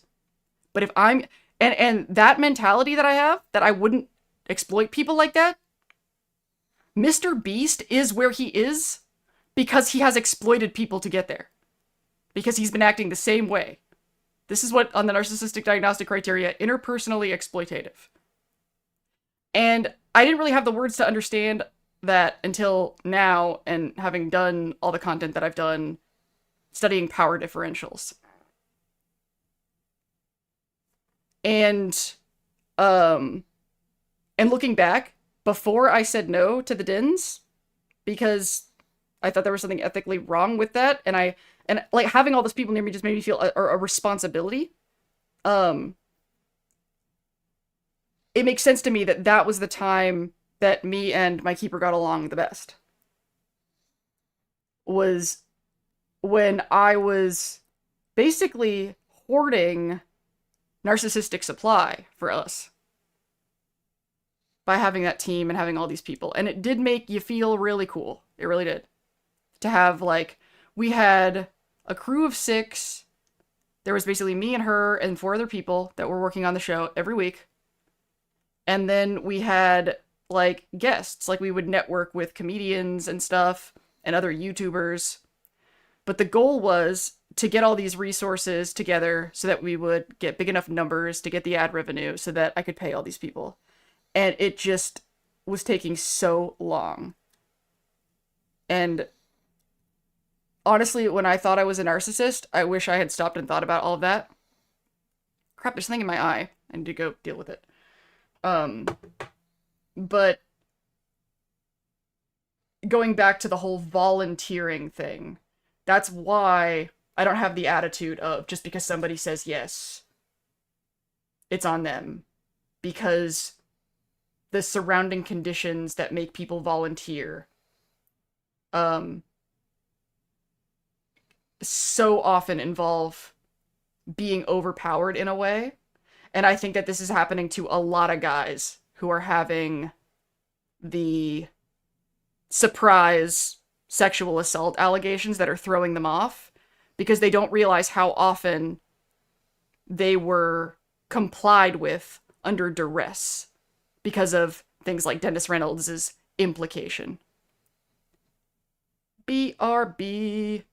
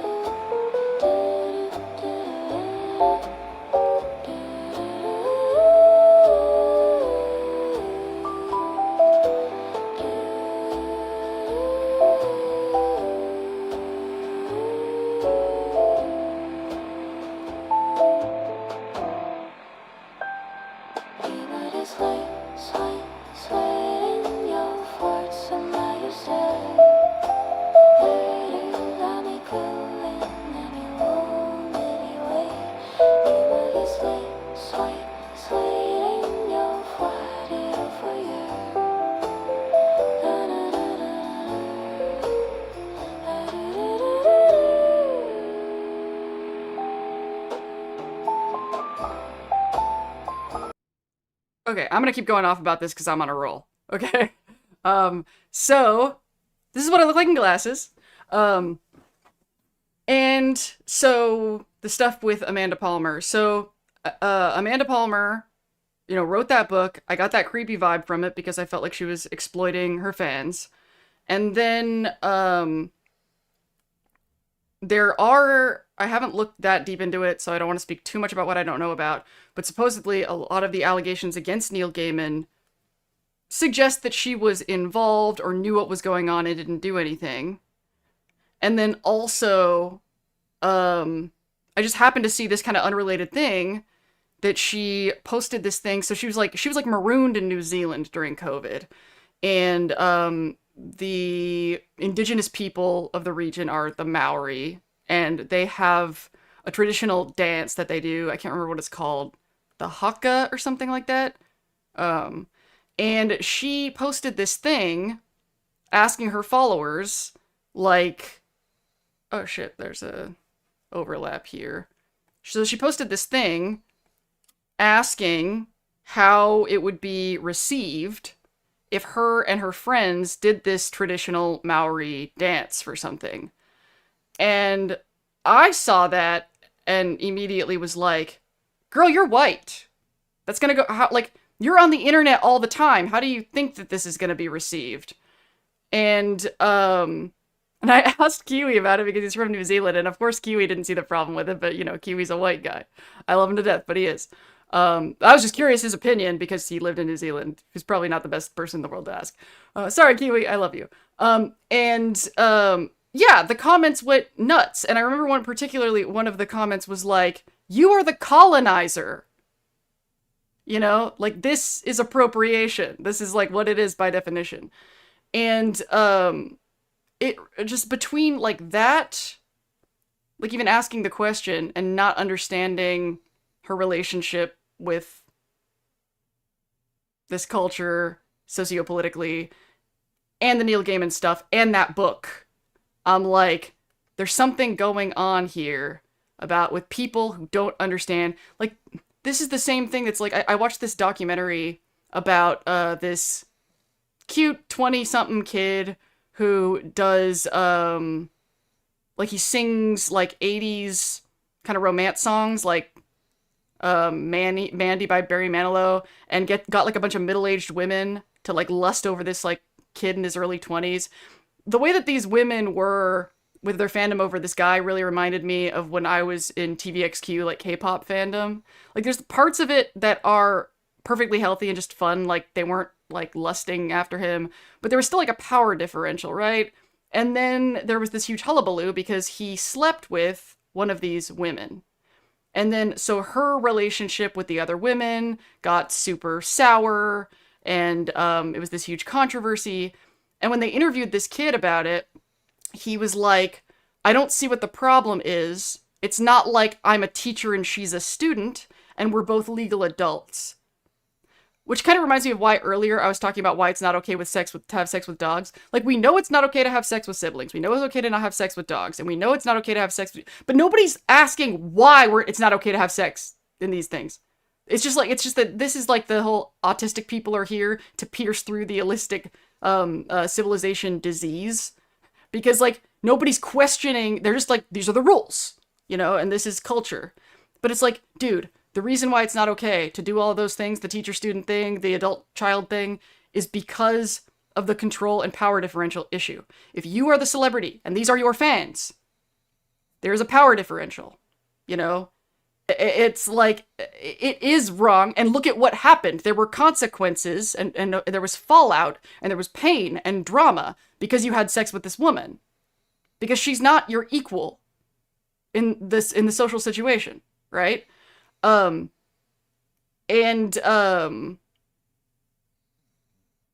I think the reason why people don't really want to look at that, and they just want to focus on the rules of don't have sex with kids, don't have sex with animals, etc., and they're not actually looking at why those are rules, is because if we examined that, we would see that our entire civilization is immoral. The whole capitalist system is immoral. And that's why everybody is anxious, and why parents abuse their kids, because they can't stand up to their bosses, because everyone is wrapped up. Pyramid schemes are everything. Capitalism is a pyramid scheme. Like, the whole thing is this hierarchical triangle that sets everyone up for conflict and misery. And they can try to draw lines around pedophiles and bestiality and incest all they want, but, like, they can't change the fact that we live in a culture that says if we don't give disabled people functions to the system, they should be euthanized. Like, there's everyone is anxious and on antidepressants.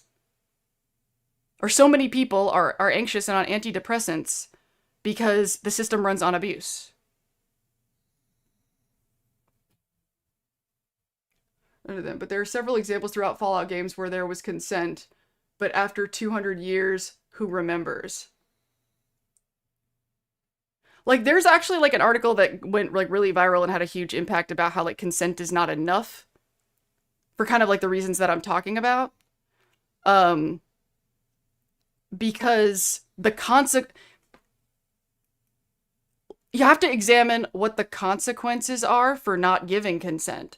Example, my student loans. I didn't want to go to college. I didn't give a shit about college. My parents drilled it into my head that if I didn't go to college that I wouldn't have a future. So I agreed to financial aid and student loans because I didn't have connections to get a job or to make money doing what I wanted to do. And everyone in the world told me that I would if I got into college. I've not gotten a single job as a result of my degrees. And I have a master's. I have a bachelor's in radio, television, film, and a master's in entertainment business. And all I got for my trouble was debt. And the trauma of being an ADHD person in school, because it's totally against the grain of how my brain works. And I put myself through it because I was told it was safe and secure. And now, as we speak, I'm panicking because I had a neurodivergent burnout and years of burnout that I've been recovering from. I'm now a couple years behind on taxes, and I have to scramble to get 3 years worth of taxes done so that I can reapply for some version of financial aid procrastination, the best I can qualify for, and I can't get student loan forgiveness. But I signed the papers. I consented. So legally speaking, I have no recourse. Even though it was all manipulation, pressure, coercion from my family. But they didn't sign those papers. I did. I also signed papers consenting into being put in a mental hospital. And while I was in that mental hospital, they tricked me into taking pills that were unsafe. And I was covered in bruises after what happened to me in that hospital. But I have no recourse because I consented. So I'm like unamused by this idea of there's not enough of... I think most of us saw the video of Cassie getting her ass beaten by P. Diddy in that hotel room. P. Diddy walked because she was an adult who chose to consent to be in that relationship. He talked her into having sex with strangers in front of him. All sorts of horrible things. But she was an adult and she consented. Like, we're not looking at the conditions. That's why I love the Dennis Reynolds Always Sunny thing, the implication joke. It's really dark. But if somebody consented to getting on a boat and consented to having sex with him, and there wasn't an actual threat being made, like, there are systems of power and fear of consequences, fear of letting other people down. That word enemy that I used in the video, I learned that word from a video about suicide in Korea. Because Korea has the ridiculously highest suicide rate in the developed world. And people heard me talk about this before. There were K-pop stars that I was huge fans of, that I saw live, that took their own lives. And the reason that they did is because, the video goes into it in more detail, is the cultural cornering from all degrees, and fear of disappointment. Like no matter where they turned, they were going to disappoint their families. They were going to, there were all these people counting on them to do these things to lift weights that they couldn't lift. And there's no compassion for lack of capacity for cultural expectation. And there's a concept that when I was doing the personal development thing that I was going to teach called freedom in a box. Yes, we all have free will in a box that is defined by forces that are more powerful than us. Sociopolitical forces. Forces that determine what your gender is able to do, what your race is able to do, what your neurotype is able to do. And then we make whatever decisions we can in that box. And then they go, see, look, you were free. You consented. Yeah, but I didn't consent to the box I was put in. To the conditions that strongly limited my perceived options. Forces that didn't take on the responsibility of making sure that I fully understood. we live by a lot of the qualifications that we define abuse. The system is guilty. But we can't look at that because we're in too deep.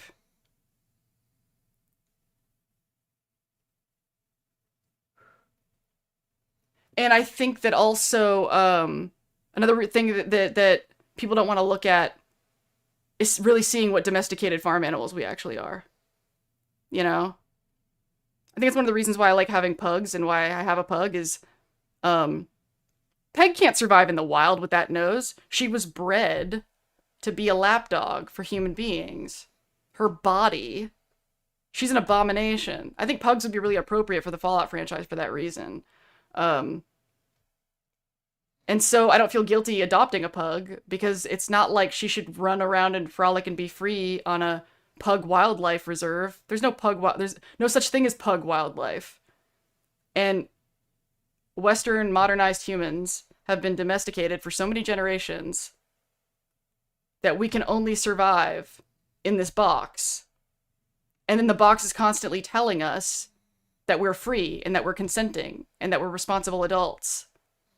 And then when we see other people who are harmed by the limitations of being in the box, we go, you are a consenting adult, you made your own choices. You signed the papers, you have to live with your choices. And we don't have compassion for the box that they're in, because having compassion for the box that they were in would require us to face the fact that we are also in a box, that we are also in a vault. You know? And we don't want to look at that because we want to believe that we're free. And one of the biggest mistakes of my life was one of the few people that actually loved me in my life, who has now passed away. I'm really glad that I got to apologize for this, was assaulted. And when she was assaulted, after it happened, she told me, and I immediately framed it like, well, what did you do to put yourself in that situation? And the reason I framed it that way is because I had hung out with these same guys, and nothing even close to that had ever happened to me. And in order for me to make sense of the situation, I was like, well, there had to have been something that you were doing to put yourself in that position, because they never did anything like that to me. And so I thought she should take more responsibility. And apparently she was furious at me for years. And later when we reconnected, she brought it up and she was like, when you said that to me, that was really fucked up. And at that point I had grown up, I had matured, and I threw myself on the fire and I apologized. I was like, no, I was trying to cope with the fact that I didn't want to live in a world where something like that could just happen. You know? That I lived in a world where I had so little control of what happens to us. And I took that out on you. I took compassion and understanding and sympathy away from you so that I could feel like I have more control over the world I'm living in. And it was fucked up. And she was like stunned. She couldn't believe that I was actually that sorry. She was like, even like hours later, we were talking about other stuff and she was like, no, like, so you seriously are sorry? Like, she couldn't believe that the accountability was real because she wasn't used to people being accountable. And I was like, 100%. That was totally fucked up of me. I can't believe I said it, and I'm mortified. I didn't understand. And I didn't want to understand yet. Just how fucked up the world can be.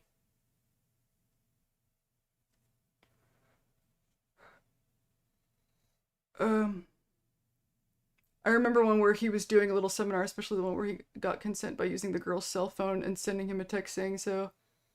Yeah. Dennis Reynolds is a great example of somebody who, and there's like, the seminar thing is a good example. He knows all the rules so we can work around them. And so did my keeper.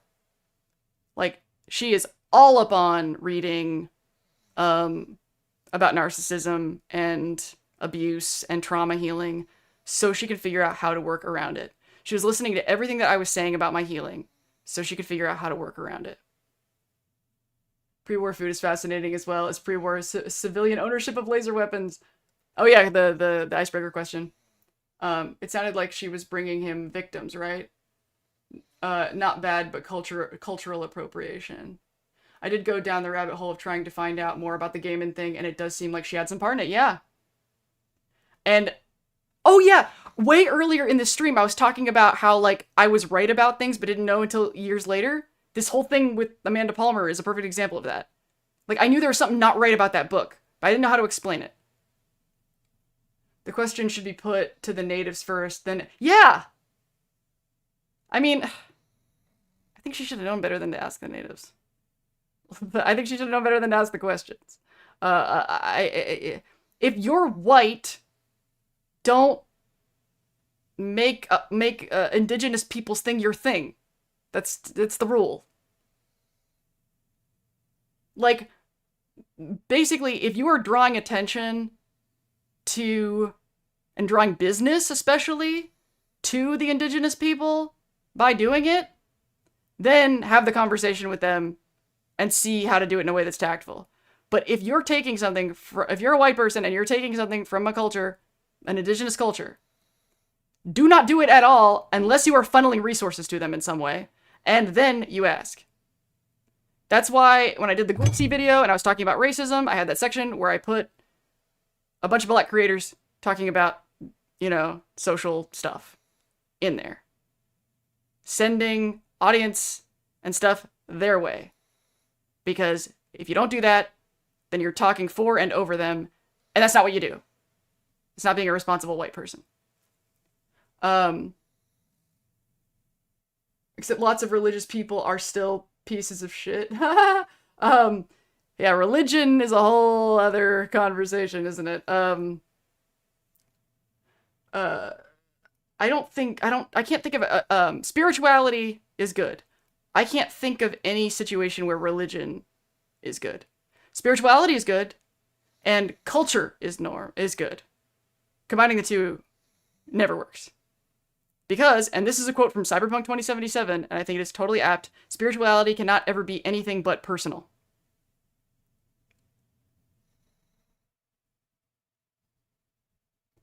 Because spirituality is about something that is not, like, measurable and tangible in shared reality. And so it isn't something that should be structured. People shouldn't structure and organize themselves around things that aren't shared. And science and objectivity is how we measure that which is shared. What we call objective reality is shared reality. It can't possibly just be objective reality, because if it was, there's too many things that are objectively true that are going to be beyond our understanding for all of human history. The universes will always be bigger and more complicated than a human brain can understand. The only thing that science can measure is mutual observation, shared reality. Mutual observation is shared reality. Spirituality is not shared reality. It is your personal connection to that which is beyond shared reality. So I don't think that spirituality should ever structure culture for that reason. It's nonsense. Hoard power, but don't abuse it in particular ways. This is sounding like some of my therapy sessions. Love hearing someone else pointing out the things that so many others don't realize. So that's what I try to do. That's what I try to do anyway. Gwen Stefani is another good, bad example of appropriation issue. Harajuku, really? Harajuku's not hard to say. I don't want to be that autistic that's like when autistic people say anime instead of anime, sometimes it's like, come on. Like, it's so, like, it's like saying karaoke instead of karaoke. Like, the culturally understood word at this point is anime and karaoke, and even Japanese people understand that. But something like Harajuku, like, that wasn't a word that mainstream people knew. She just defined it wrong for a generation. At least say Harajuku. Like, you know, like, karaoke and anime, the ship has sailed. But you could say Harajuku. That is not hard for an American mouth to say. It's like willfully, belligerently wrong.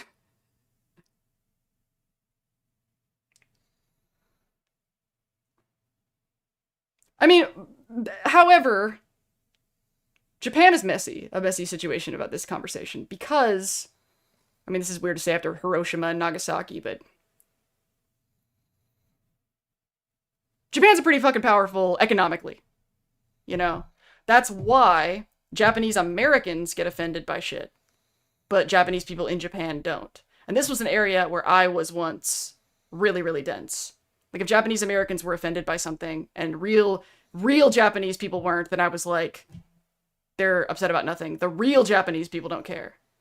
But Japanese people in Japan aren't, like, overpowered.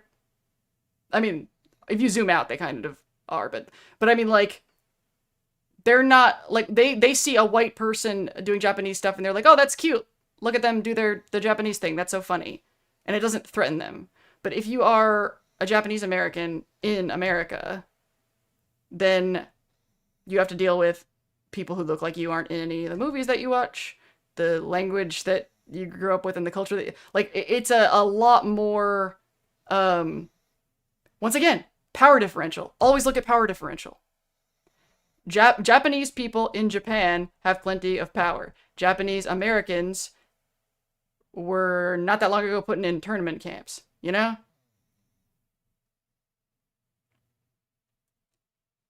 So whether or not it's appropriation, the question has to be, are you overpowering somebody? You know, are you taking attention? And you can change the definitions of stuff. You know, like, because your cultural power, people are going to listen to you more, people are going to look to you more. So if you take something from another culture and you redefine it, and you do it wrong, then everybody's going to learn it wrong. Oh, speaking of Japan, great example of this, Memoirs of a Geisha. When I saw that movie, I didn't know anything about geishas. I learned about geishas from watching that movie. The movie was very wrong about a lot of stuff. So that's another culture. A lot of people like me who didn't know anything about geisha thought they were learning stuff about geisha because, and even if they know it's a fictional movie, they might not have any other understanding about geisha other than that movie. And so even if they resist, it doesn't change the fact that when they hear or see stuff about geisha, they're going to have that idea in their head. And for generation after generation, irresponsible white people have been telling other irresponsible white people what everybody else is like. And that is, that's narcissistic. It's not taking responsibility. Oh man, the classic example of this is Apu from The Simpsons. I mean, there's a whole documentary basically talking about exactly what I'm saying. About the impact that Apu had on Indian Americans. Look at the way autistic people react to Sheldon on Big Bang Theory. I mean, I personally don't have an issue with Sheldon, but that's why a lot of people do. Because I look at it and go, well, autistic people are like that. You know, like, I mean, I kind of take it as sort of like a neurodiversity thing, being like, I don't think that we should be knocking any presentation of autism, even if we don't like it. I think the lack of diversity in autistic representation is a huge problem. People, like when I went to the doctor and I said something about being autistic to the nurse, the tech, she looked at me like I, you know, was glowing green. Because she'd never seen an autistic person who was as eye contacty and talky as me. And so I just went, PDA profile, we're a weird breed, but autistic as fuck, diagnosed. Other autistic people always know. Kind of reminds me of the show Washington Black on Hulu, which is great, by the way. There is a half-black girl character who has blonde hair. And that can happen, by the way, black people with blonde hair. So white people just think she's white, but the black characters know she's black. Like, they can see the signs of the genetics that, and I think that something like that happens with autistic people too, where, yeah, to holistics and neurotypicals, maybe at first I seem, but other autistic people, no, I'm autistic very quickly. I think I've had one comment ever on a video that was like, you're not even really autistic, by somebody who, like, couldn't see it. Other than that, other autistic people are like, yup. I would never say anything about Jib. I love them, but if we do look at their news, their biggest concern are that some of them are becoming more conservative and more independent in their military because of their low population. They're afraid that people might slowly start colonizing them. That's interesting stuff, and it makes sense. I mean, I'm not saying like, as in like I've heard that before because I haven't, but more like that tracks with my meaning making map. I think a big part of it also that are you talking from another culture, exploring it as an earnest homage, and even with an homage, you can still muck it up. Yeah,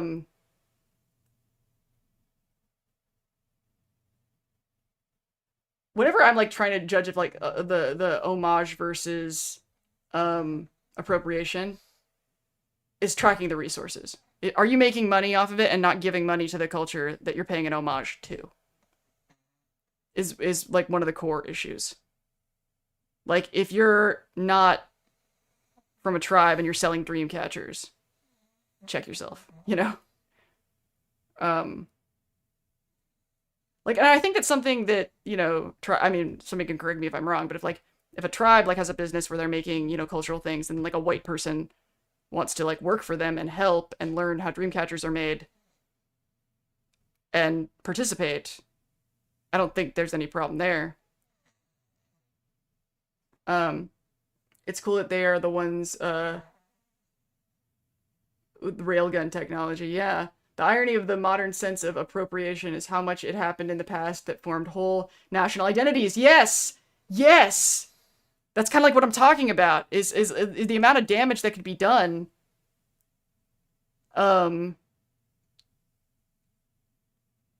Can be really, really long-term like that. I mean, if you think about it, queerness, if you think about, like, queer as a marginalized group, we are literally defined by our contrast from the norm. Like, the word queer just means weird. Weird in comparison to the norm. So, our identity is defined by its contrast from not queer. And, like, woman is a contrast to man, as in mankind.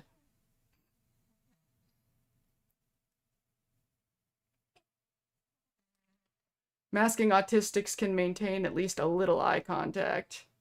Or overly do it. You know, or like, oh, they're telling me that I have to do eye contact, so I'm gonna stare in your eyeballs. A lack of following the rhythm of... Like, I thought that I hated eye contact, and I do in certain contexts, but it turns out it's just because I'm doing eye contact like an allistic person. Because allistic people aren't staring in each other's eyeballs.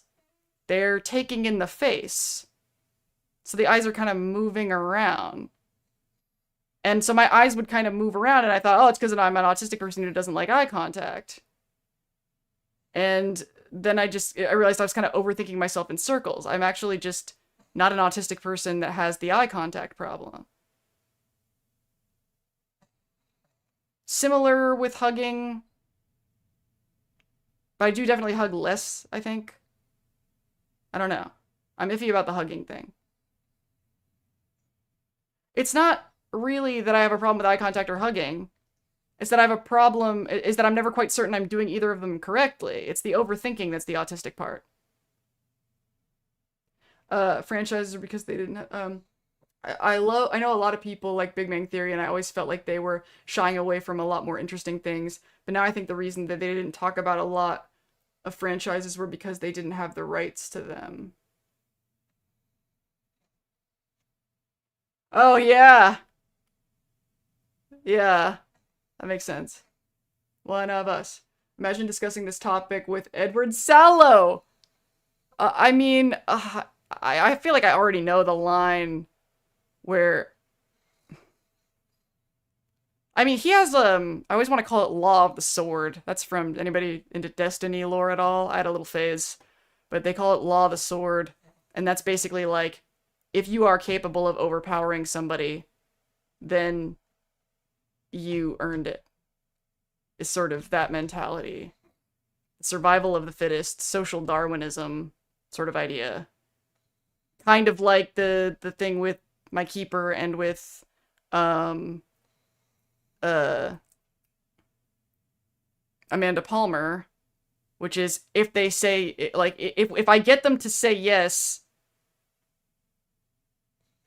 then I win. They said yes. Nature made me have the right to do it.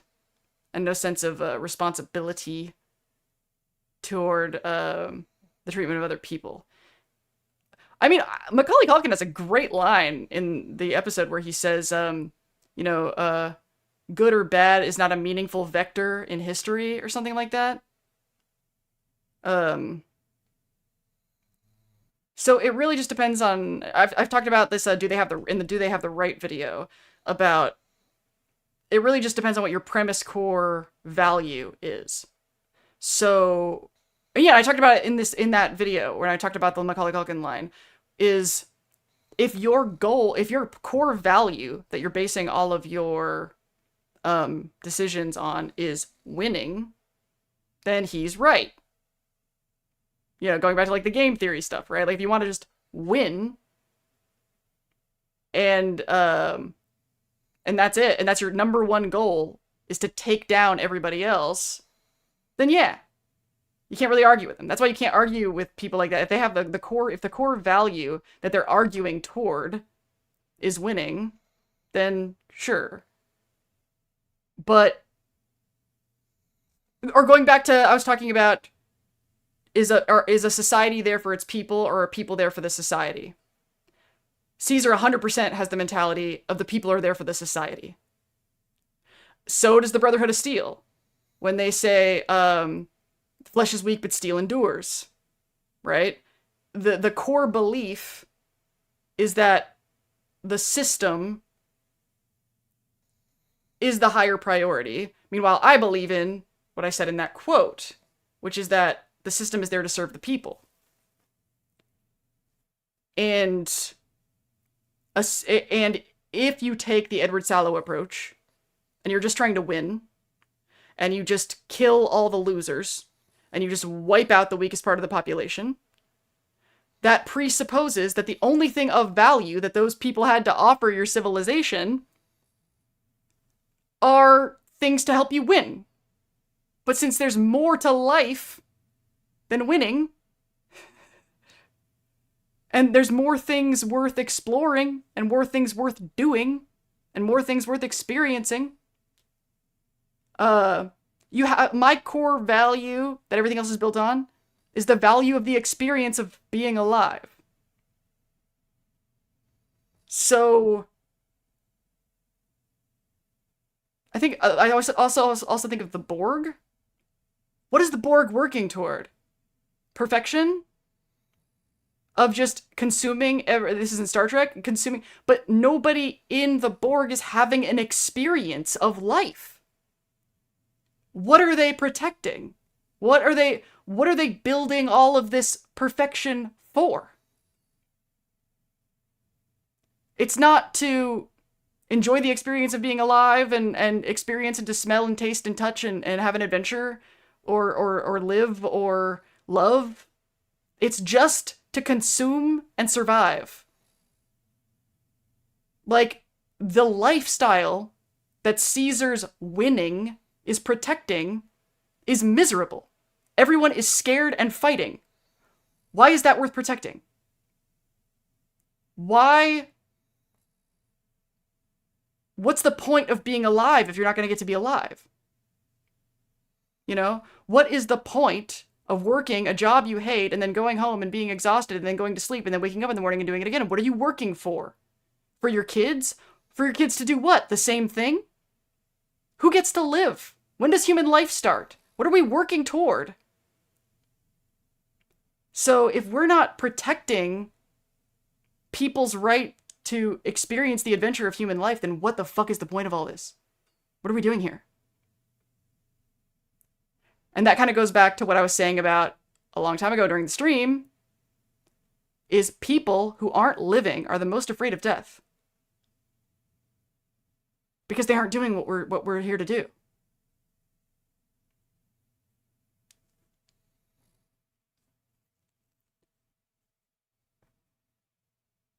It's maddening to me. The horrible things that people will do to themselves and each other to survive a life that they hate. Why? Why? We're all gonna die anyway.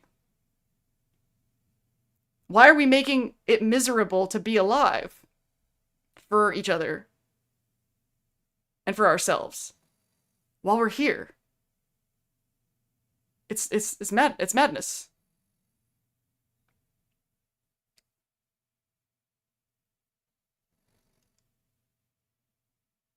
That's what I wouldn't expect to see on the show with, like, anthropology is another side hobby. I can't remember the episode to give examples, but I just felt like Attack of the Nerds on steroids and corporate design nerd culture. Corporate design nerd culture. We're talking about Big Bang Theory. I don't know. I guess I just didn't, like, I just thought it was mildly amusing. I didn't think it was offensive or not, because, like, I think that a lot of nerds are like that. I don't know. I think that, it kind of goes back to my whole, like, diversity bent thing. I don't have a problem with representation of any group that I'm supposedly a part of, because I can't speak to representation of any other group, but, like, that isn't, like, hateful or, like, problematic.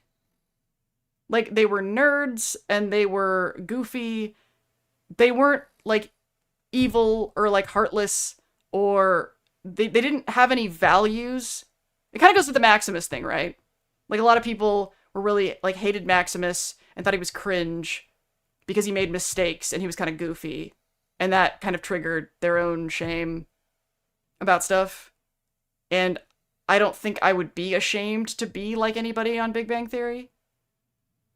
So because of that, I didn't really have a problem with it. They're just, like, nerdy, imperfect people. But this is definitely, like, one of those things where I would listen to other people's take on it.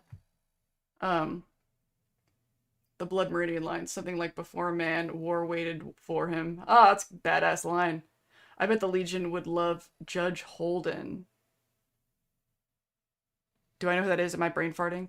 Like, on YouTube, there's an entertaining channel about if you take real physics and use it on superheroes, how terrifying or dumb their powers would be. That's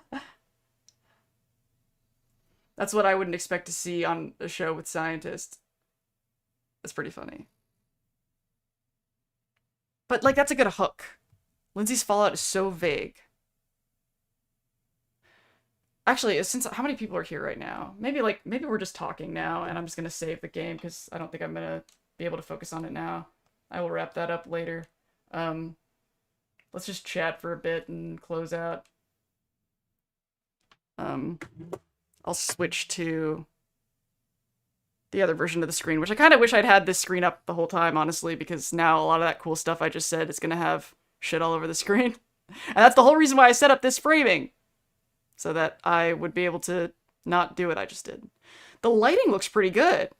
Okay, so normally I have like a ring light in front of me, and then I have another light over there pointed at me. But that's too bright and distracting while I'm playing the game. So I took that light over there and pointed it at the wall to sort of use the wall as like a bounce card back on me. And I think this just looks pretty good. Maybe I'll just light like this. I'll have to contrast it and see if I like the way it, but this is definitely more comfortable for me physically. Because there's not like a light in my fucking face. But I think it looks pretty nice. I never, had on my Fallout bingo card Macaulay Culkin showing up, dropping a couple banger lines like a freaking menace, and then becoming Caesar like 5 episodes later. I was wondering if that bothered anybody else, that he, like, there was all this hype about Macaulay Culkin, and he was barely there. I mean, I was personally fine with it because I was cool seeing him at all, and because I imagine that because of how hard they hyped him, that there were people who maybe didn't know about the show and wanted to watch it because they wanted to see Macaulay Culkin on the show. And then he was barely there. I thought that was really, like, they really made it seem like he was going to be like a main character season 2. He was in 2 episodes, I think. I'm strongly assuming he's going to be a major player in the next season. He would have to be. I mean, they definitely teed him up. I love that he's there. Oh my god, if he came to a Fallout event, I would probably be the person I would geek out over seeing the most. Not just because, you know, Home Alone and the cultural significance of that, but there's people in this world who are really special for what they've accomplished or what they've given the world. And there's some people who are really special for what they've lived through. Macaulay Culkin has gone on a fucking journey. Like, what he has experienced psychologically. Has Macaulay Culkin ever sat across and had a conversation with Drew Barrymore? Because I'd like to see that. I would like to see that. I can't remember if I actually said this on stream or if it was something that I thought about once, but I was at some point thinking about how often I have looked at my own face, like, compared to the average person, because I've been editing videos of myself for 20 years. And, like, how most people, like, they'll see themselves in pictures, and they'll, like, see themselves in the mirror when they're, like, brushing their teeth. And just how desensitized. I was talking to somebody, I think it was somebody on Discord who was talking about how they wanted to do YouTube videos, but, like, were nervous and, you know, had anxieties, and how they, like, you know, want to press the button and then they can't. And I'm like, I'm so in danger of being insensitive to this conversation because I just can't imagine being nervous about that. Because I have listened to my own voice. And while I was thinking about how much I've looked at my own face, I was like, what other human being on the planet Earth has looked at their own face as often as me? Drew Barrymore. Drew Barrymore has probably looked at her own face more than any human being on Earth. If you think about how long she has been consistently famous and reviewing her own dailies and watching her own movies, and, like, there's probably no human being on Earth who has looked at their own face as often as Drew Barrymore. I was just saying that if they really are scientists, I would expect the show to dissect their hobbies. I would expect to show the dissects their hobbies more than what they did. I don't know. Like, I'm an accountant, and I like to try to figure out the economics of fictional worlds, both sci-fi and fantasy. I know other people who are like an architect and want to do the same. Do they not? I thought they did do that. I'm going to sleepies now. Good night, Ponderous Nerve. Thank you for hanging out. I liked him just fine. He had a very short time on screen, but he was very memorable. I can't wait to see Daniel Stern and Joe Pesci as the Wet Rangers. That would be really fucking funny. No, they wouldn't do anything that distracting.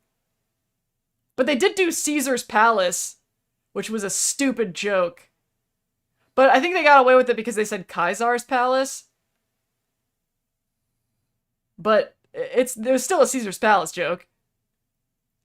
The more Caesar's Palace in Vegas, I can't believe it. It's such a stupid joke, and they snuck it in there.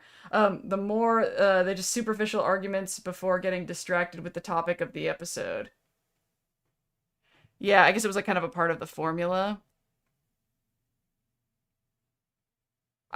The only, like, science that I really knew at the time very well was behaviorism, because I briefly worked as a behaviorist and almost got a minor in behavior.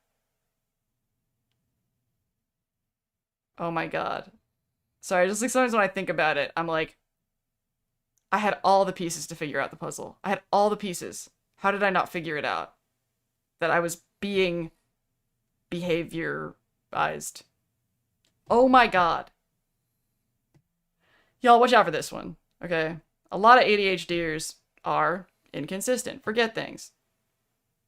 And so it's really easy if you're mad about somebody being inconsistent and forgetting things. If they go, I have ADHD, you want to forgive them because neurodiversity, right? It's a struggle. But y'all, like most of my friends have ADHD. Not all of them manipulated me with intermittent reinforcement. This is the thing that makes me fucking crazy. So slot machines, one of the reasons they're so addictive. It's the same, intermittent reinforcement is also in play with social media. Because you scroll and scroll and you don't know when something interesting is coming and then you go, ooh.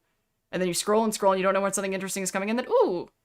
And they strategically lay things out on your feed based on your eye movements and everything to give you sort of randomized. They already know what you're going to want to see the most, but they don't give it to you all first. They disperse it so that you keep scrolling. So if you find yourself constantly magnetized to chase somebody's attention, pay attention. Do they sometimes reply, sometimes not? You don't know when they're going to reply and when they're not going to? You don't really, and then when they do reply, you find yourself going, ooh, they're replying now, and then you want to keep talking because you caught them. You caught them. And then when you notice there's a lot of tension and unpleasantness of that dynamic, and they say, I can't be expected to reply all the time. I have ADHD. Reddest of red flags. Because here's what actual kind ADHDers do. They don't ever just ignore your messages. Unless they're like overwhelmed and then like there's other stuff going on there. What they'll do is when they get a chance to grab the phone and reply to you, they will scroll up and read what they missed from you. They won't just ignore you until you message again and then only reply to the new messages. They will feel a responsibility to see the stuff that they missed when they were away. But if they just ignore you and then only reply to your most recent message, red flag for intermittent reinforcement. They leave you hanging.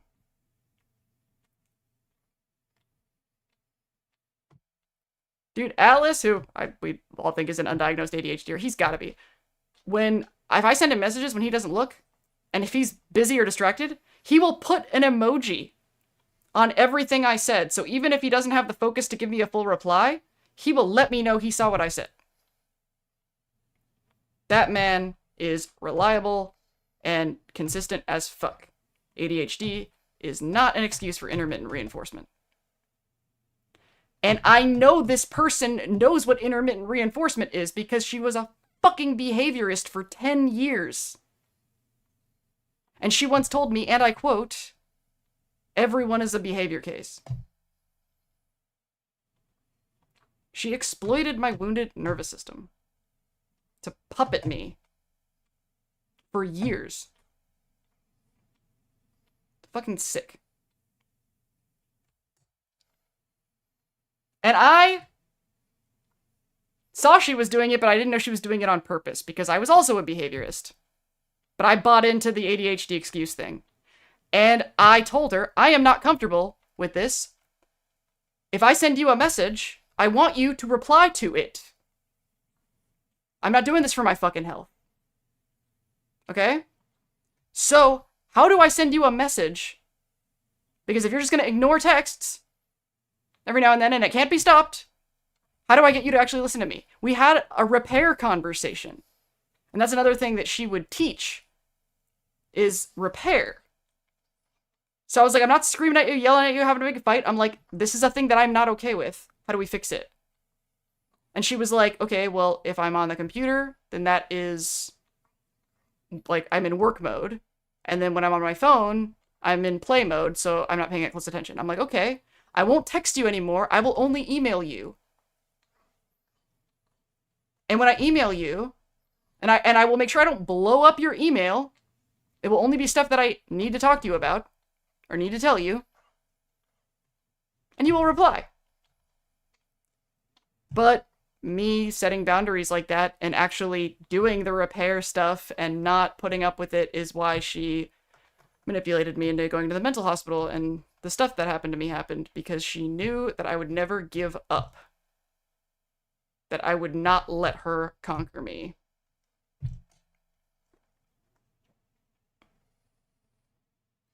Attraction to intermittent rewards would possibly a useful trait for both hunters and gatherers back in the day. Yeah, it would help you pay attention, you know, and not get bored out of your mind when you're hunting, right?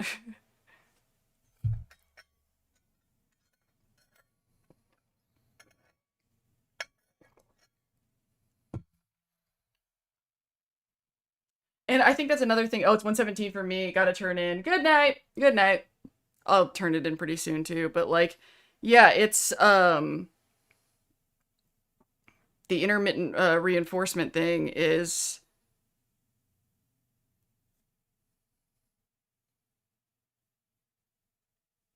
damn it, I lost my train of thought on that. Damn it. Pivoting. It's not easy. You know, maybe I should be proud of myself for fighting. You know? I drew her diagrams. Because I thought she didn't know what she was doing. Because that was the narrative, right? She has ADHD. You know? Did I tell you guys about the breakfast metaphor yet? I don't remember. I don't know how many of my regulars are still here. Maybe I should save that for something. I feel like the robo brain thing in the game tonight. There's some really interesting conversations there about, okay, I'm gonna add this to my list. So, programming and purpose and function being dehumanizing. Sadly, I must drop off as well, but catch Dins and myself in 2 weeks at Wasteland Jamboree! Shameless self-promotion for the win. That's right. Hey, it's the, if I just explain to them how they're hurting me, then they'll stop trap. Yeah, the assumption, we were talking about, like, core value assumptions, like we were talking about the Law of the Sword with the thing with Caesar, right? The assumption that they are not okay with hurting me was my kind of fatal flaw. I actually don't think that they were. I think that she is deeply ashamed. Deeply ashamed. Wasn't I talking about this earlier on stream, how like so you can somebody can hurt you, and then after they hurt you, if you act hurt, that makes them feel shame, so they feel attacked. And so they'll actually be mad at you for being hurt.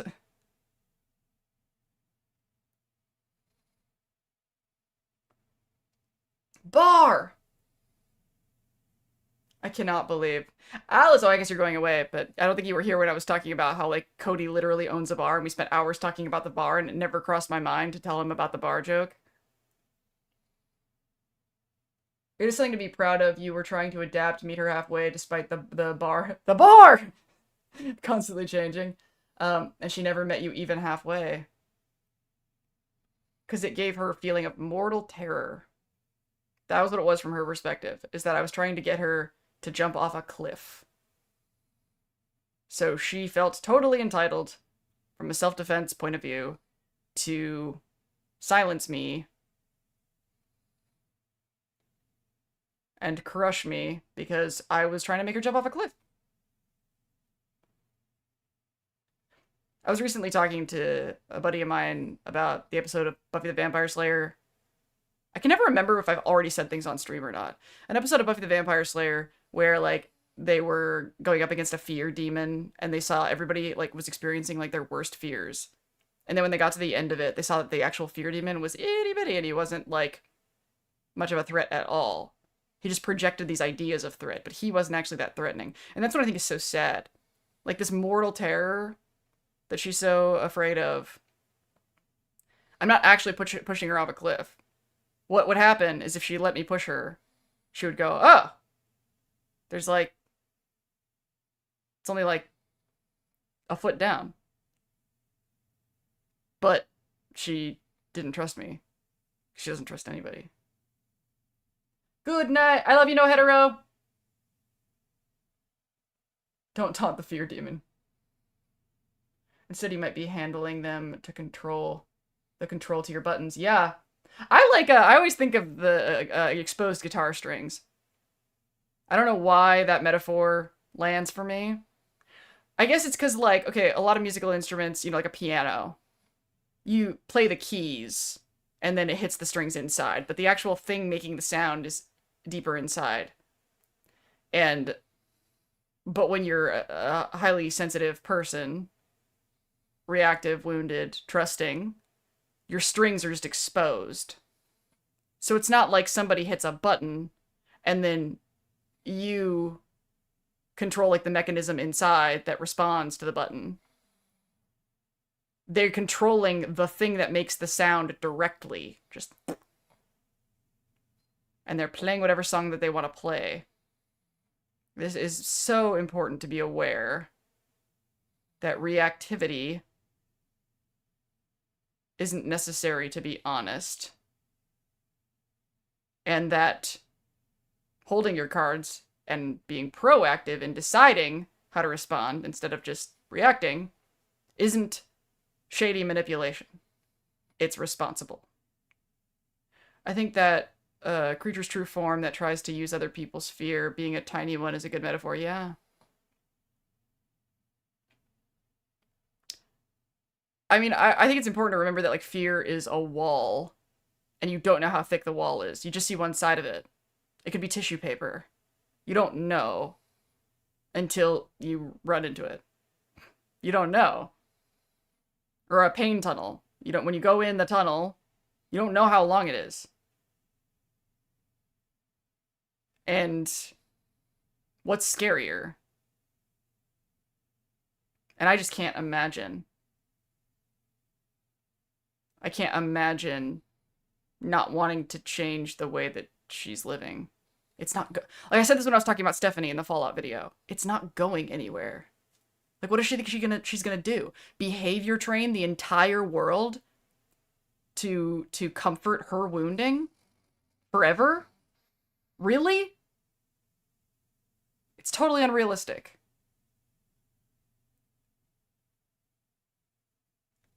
I think that instead of becoming reactive, I'm so avoidant. Do you want to talk about that? Can I ask questions about that?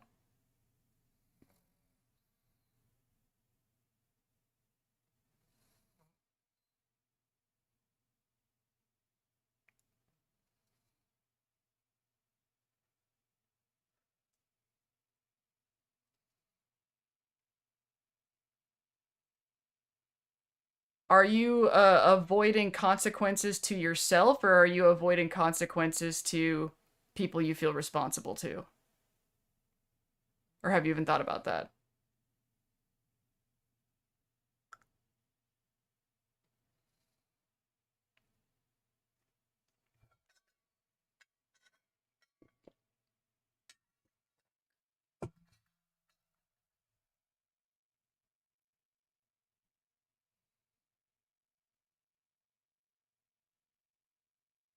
Haha.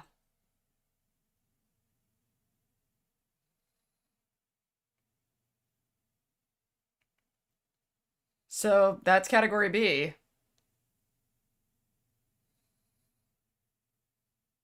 Because you know logically opinions can't hurt you. Unless you're talking about something that I used to struggle with, which is that, like, because I'm a content creator, the opinions of commenters really does affect my livelihood.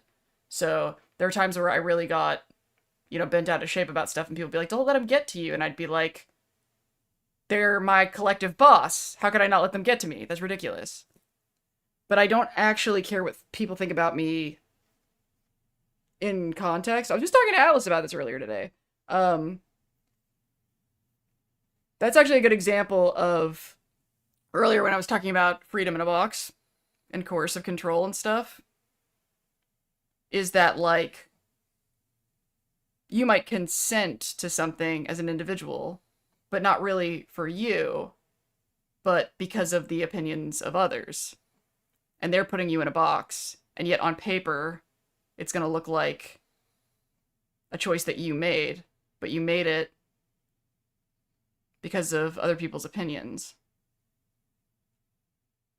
I wrote an article on my Substack about fear. And fear of the opinions of others is something that I categorize as a civil threat versus a primal threat. Did you watch the video about addiction? About, like, are they all addicts? Because I could pull something from that. I would like to hear more about the avoidance part, curiosity in part, since it's becoming one of my issues too, throwing myself under the bus.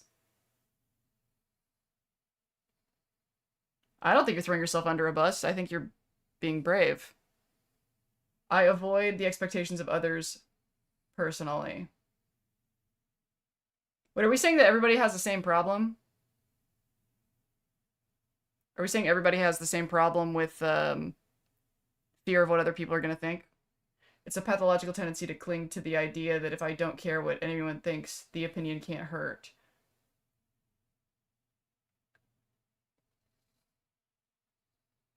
So in the addiction video, let's see, I talked about programming and ego identification, and how when Maximus is pointing the gun at Quintus, his nervous system is saying that he's pointing the gun at himself. So going back to this, like, civil threats, primal threats idea. So primal threats, and this is a concept I made up, by the way, because I'm a fucking genius, okay? This really helped me, okay? So primal threats are gun to your head, actually danger of falling off a cliff, danger of getting hit by a car, of being murdered, stabbed. These are actual immediate threats to your life, right? Civil threats are embarrassment, missing a rent payment, in my case, the way I just described, commenters. These are things that are threats to your, they count as threats. They're worth being afraid of. There are consequences to social rejection. There are consequences to missing your rent payment. But none of those threats become primal threats for a long time. Like in my Substack article about this, I basically broke down as an example of how much has to happen between missing a rent payment and being houseless. Like, all the things, at least in America, that are between those two things. So, when you're afraid to do something that might be embarrassing, that might make you miss a rent payment, etc., and your brain goes into that fight or flight, amygdala triggered state. That state, neurochemically, in your brain and body, is there to protect you from primal threats. Primal threats. And it constricts your access to your frontal lobe. This is all science. If anybody's interested in the Substack article, zamdanga.com, the link to zamdanga.com that'll take you to my Substacks is in the description of all my videos. So, basically the point here is, the question isn't whether or not being embarrassed, people having a bad opinion of you, the question isn't whether or not that is a threat or not, because it could be. Rejection from the tribe is a thing. The question is, does that amygdala trigger response serve you? Which it does not. Because that response is there for primal immediate threats. That's when you want everything to go laser focus and you don't need your frontal lobe because you don't have to think things through. But the reality is civil threats, rent payment, embarrassed public opinion, you need that frontal lobe to function those situations. To navigate those situations, you need your frontal lobe. You need to think through how you're going to pay rent. You need to think through how you're going to talk to these people.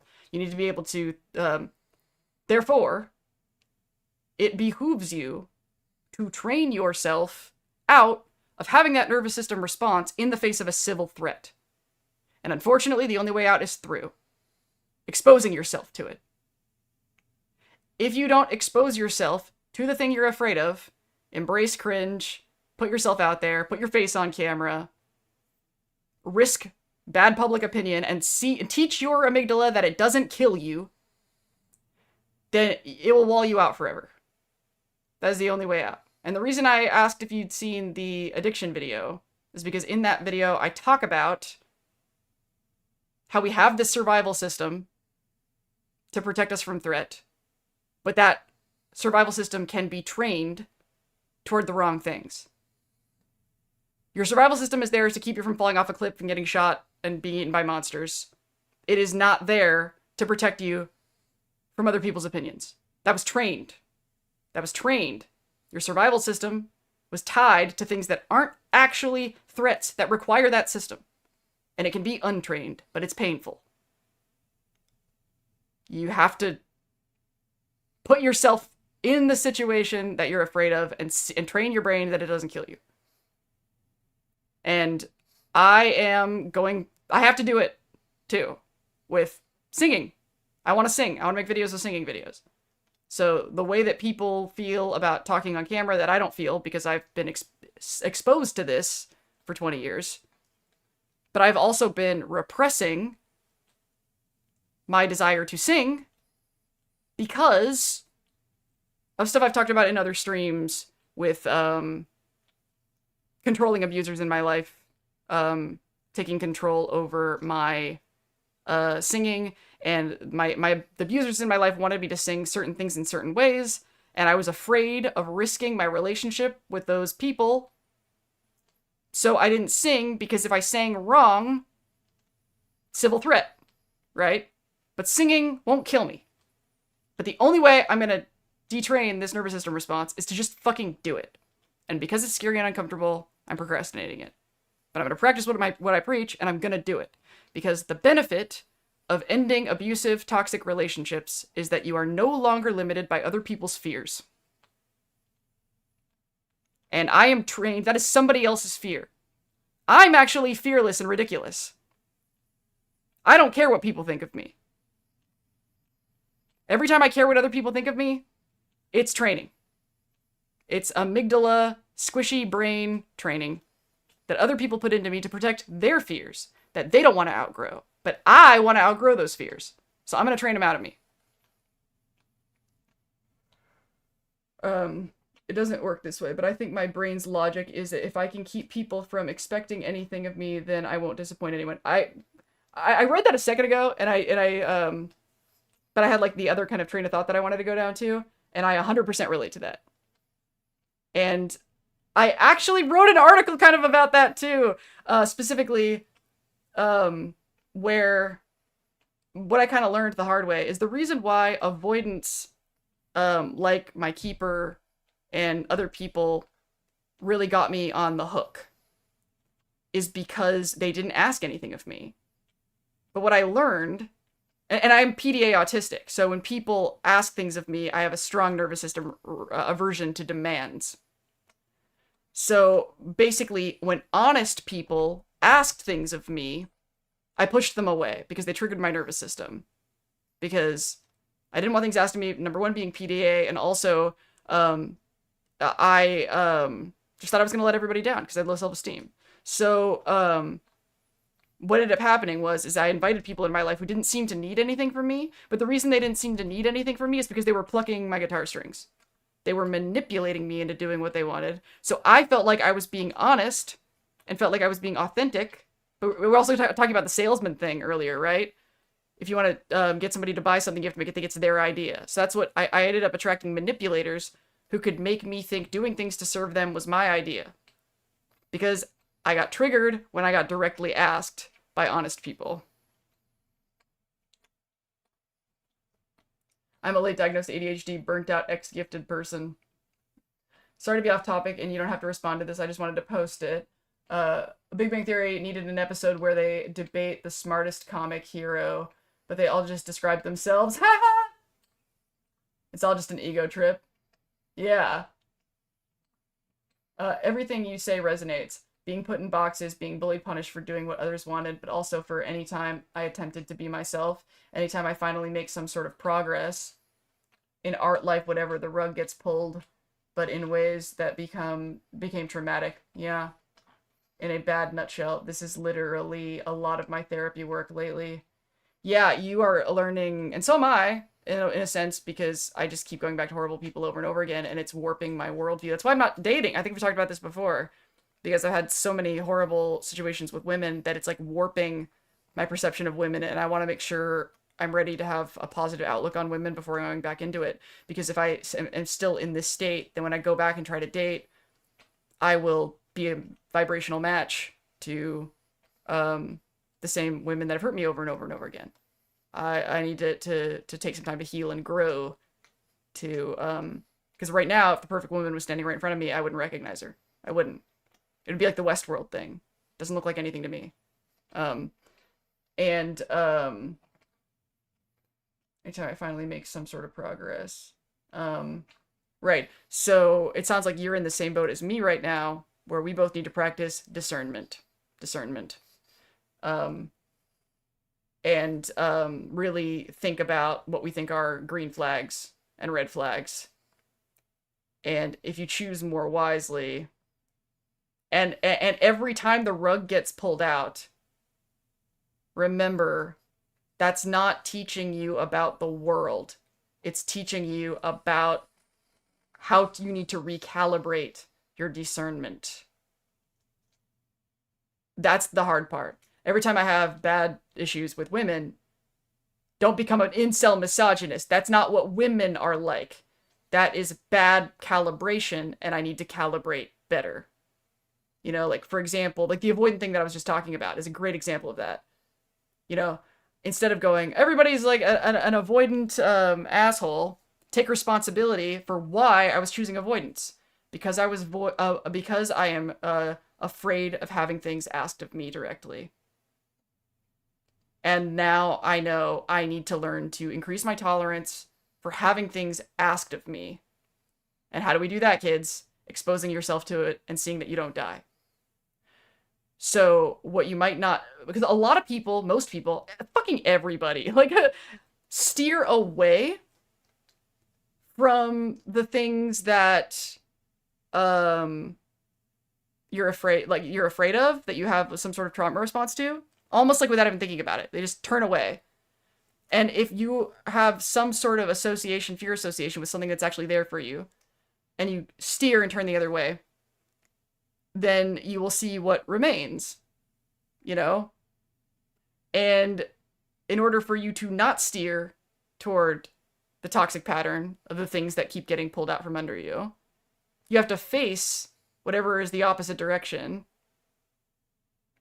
that is triggering that response. And I used to say question it. Now I say examine it. It's a little bit more neutral. Because you don't want to question yourself, because that creates like uncertainty and lack of self-trust. Examine it and see what's over on that other direction that you're running away from. And for me, it was absolutely demands. Absolutely demands. And then I decided I had to make a choice. I'm like, what would you rather have?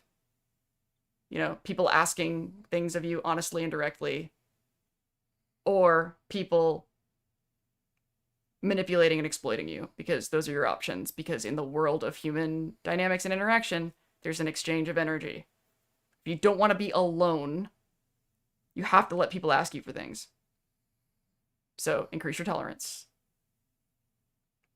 And decide who you allow. That's another big problem with abusive parents. So when our nervous systems were formed and all these triggers were created, these civil fears, when these civil fears got tied to the primal fears circuits, we did not have a choice of who was in our lives. If you haven't like stopped and examined that, really, really think about that. When our brains formed from when we were born until we graduated high school, we had no choice who was in our lives. We had to learn to adapt to whoever was around us. The people in our school, the teachers that we were handed, the parents we were handed. We did not have a choice to go, I don't want to be around that person. I'm going to be around that person instead. That option wasn't on the table. So we didn't learn how to choose people. We learned how to endure. We learned how to adapt. We learned how to make ourselves small or to overpower people. One or the other. Some of them want to use you. Some of them want to be used by you. Some of them want to abuse you. Some of them want to be abused. And look at the world. Doesn't that make perfect sense? Right? But now we can. In a box. But we can. More than we could then. And I spent my whole life, up until my 30s, trying to contort and twist myself to make abusers stop abusing me. Because I had never had friends that weren't abusive. And when I did almost have friends that weren't abusive, it was like the Westworld thing. Doesn't look like anything to me. Like my friend that passed away that I talked about earlier. I was trained to ignore those people and to chase intermittent reinforcement bullshit. And it took the world's most horrible thing that's ever happened to me in my life to shake me awake. And now I have friends like Atlas and Cody and Kiwi. And this beautiful fandom. And, but it was just, they were strangers. It didn't look like anything to me. I had to stop and look at it and examine it. And, it was scary. It was like free falling. To be cringe is to live. To be cringe is to be free. God, I want to put that on a t-shirt. To be cringe is to be free. Though there is something that amuses me about when people leave comments that are like the guy who was like, until you made the conservative comment, which is a shame, I'm out, and like put himself above my content like that. That was cringe to me. Because I would be embarrassed to be a person to say something like that. So, if, like... And then that goes back to the values thing that I keep talking about, right? Like, let's say I sang in a video. And it made other people feel cringe because of... I was off key, or or I was too emotionally expressive, or I was embarrassing. And if they were me, they would be embarrassed. And do I agree with those values? And if you watched my Maximus video, then you know that I don't. I believe, I look at somebody who's willing to embarrass themselves in public, and I see bravery. Because it's a civil threat. It's not a primal threat. And... you've seen the meme, the best way to get good at something is to be bad at it first. You know? That quote from, what was it, Adventure Time or something? Like, the only way to get good at something is to be sort of bad at something. So when I see somebody who's willing to put themselves out there while they're bad at something, that is a person who is willing to start off at the bottom and do what it takes to get better. And unfortunately, like, yeah, you can sing off camera alone by yourself. But the conditions of singing in front of people affect the nervous system. So if I'm going to train my nervous system to be able to sing in front of people, I have to sing in front of people. Same with stand-up comedy. And the stand-up comedy thing is more complicated. I'm going to do the singing thing first. Because stand-up comedy, I used to not be afraid. And then I had embarrassing stuff happen, and then I became afraid. And the problem with stand-up comedy is because of the nervous system response and the constricted, I don't remember any of my material when I go up there. So, and normally I know a lot of stand-up comics that they'll bring their notes up. That's really normal. But because of my autism and my pivot, I can't really look at that and then do it. It's like, So what I really need to do for the stand-up is, like, do it alone in my room over and over and over and over again. So that it just comes out of my mouth when I go on stage. So the point here, I'm right here with you. I have the singing and this comedy thing, and I'm 40 now, so I gotta do it. And I have a lot of fucking funny notes. In art, life, whatever, the rug gets pulled in a bad nutshell. Being heavily parentified kind of shamed the manic pixie dream girl tendency out of me. Yeah, I was very parentified as well. Lots of enmeshment. And unfortunately, another big part of that was it took me a long time to figure out what's mine to carry. Because basically my mom handed me the bag of her feelings, and so it was my job to regulate her. And so there was nobody to regulate me. I didn't have anything left over. I didn't know how to regulate myself. So then I started passing the bag to other people. And people who are securely attached, healthy relationships would be like, fuck that, I'm not carrying the bag for you. And fuck off. But then manipulators would be like, I'll take the bag and rummage through it and see what I can use. I've always chosen to attract the wrong people. I'm scrolling down to see if you expanded on that. Indiana Jones reference. You chose poorly. Huh. I'm also in the pausing dating mode. Too often I wind up getting used and hurt, give more than I get. Funny how that always happens, right? What about the times I was chosen?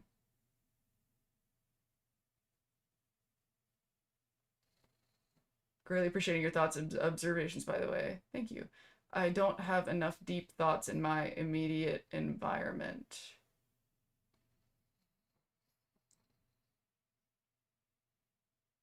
We become survivors. There are like-minded people around me, but it is a very unlike-minded area. There might be like-minded people, but that's kind of like what I was saying earlier about the whole airplane thing. About, like, getting on the internet to find people that you can connect with. I think there are a lot more like-minded people around us, but they're all afraid of being cringe, and they're not admitting that they think these thoughts. There's only so many of them around here, and sometimes I have to play music for them. Oh yeah, because you're a musician, right? Lots of earworms from song mentions tonight. A little different kind of cringe than that. I joke that my singing is outlawed by the Geneva Convention, considered a form of torture in 14 countries. I live in a very conservative area, and I'm not. Yeah, sometimes I wonder in that conservative area, are they all that conservative, or are they just conforming, you know? And I'm not, like, arguing against you or anything, because if they're agents of the Matrix, it doesn't matter who they really are if they don't show you. That's another thing that drives me crazy about avoidance, emotional avoidance, and people like my keepers, like, why do you expect people to be sensitive to emotions that you actively hide? Good luck, you know? I'm on the conservative side of my state. May I ask what state that you live in? I'm curious what you said earlier, though. You said, no, it was, what Sammy said. What about the times when I was chosen? Can you expand on what you meant by that? They don't know why they believe what they believe.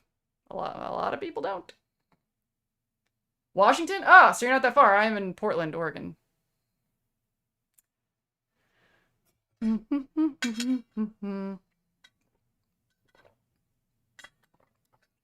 Which it feels like so obvious once you hear that about me. I never thought I would end up here.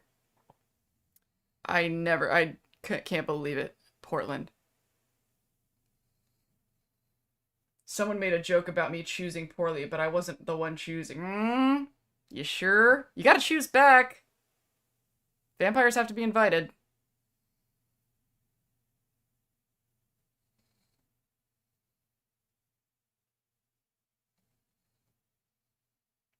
Like when I was in school, but they chose okay, somebody choosing first is different than you didn't choose, right? I like to think of myself as living in a far distant suburb of Seattle. Not almost Idaho. Like, almost in all of these cases where I'm talking about, abusive people, they target us. They look for the people that are going to fall for their tricks. But vampires have to be invited. So they come to the door, but we have to let them in.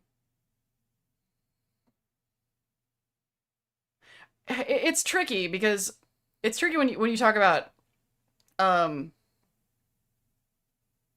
these kind of abusive, toxic people dynamics, because people always want to do like the binary of who was the who started it, who was the abuser or the abusee.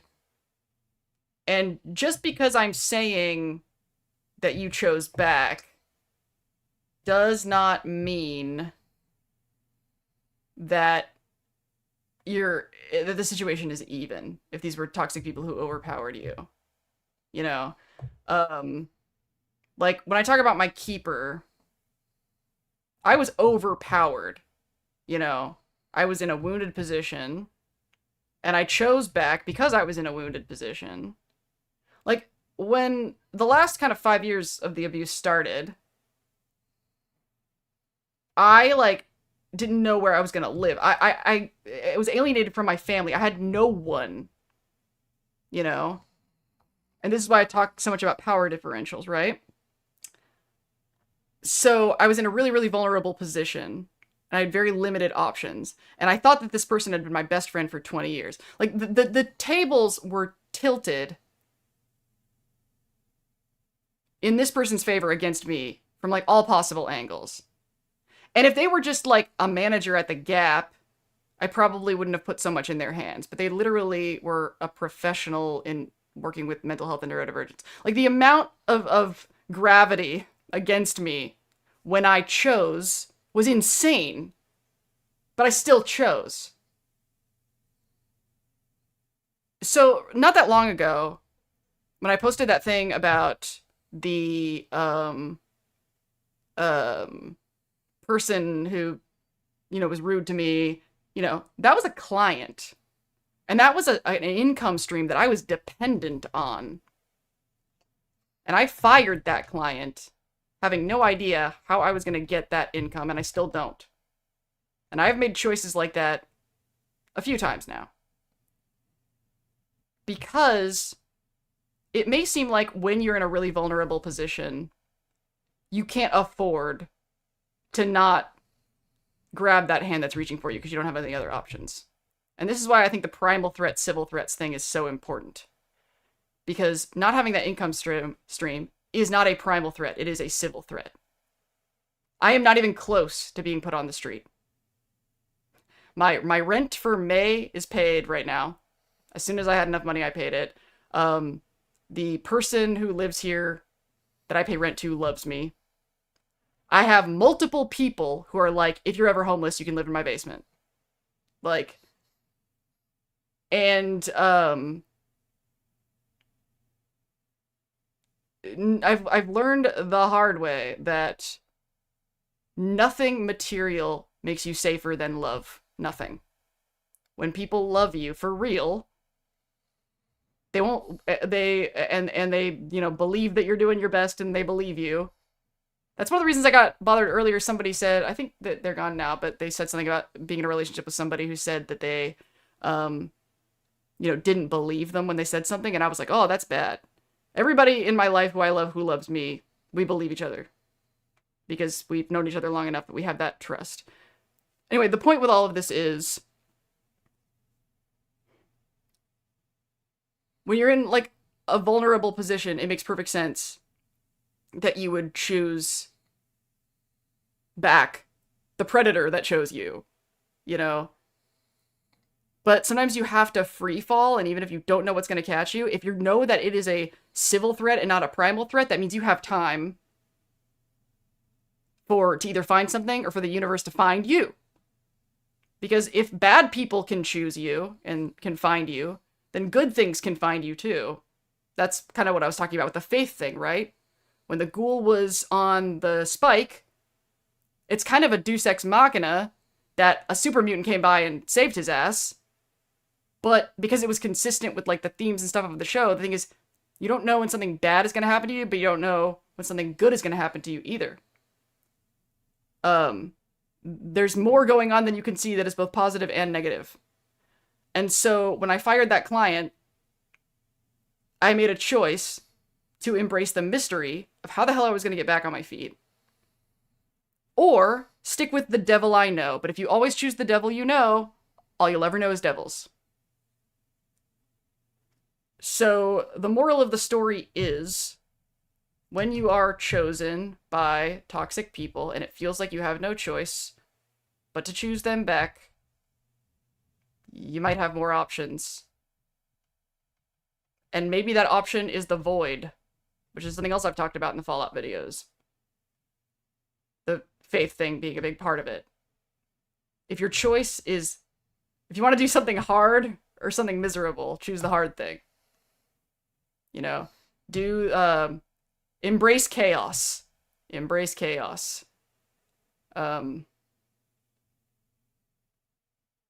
if you really feel like you have to go along with something that you feel uneasy about, examine the box you think you're in. I like to think of myself as living in a far distant suburb of Seattle, not almost Idaho. A far distant suburb of Seattle.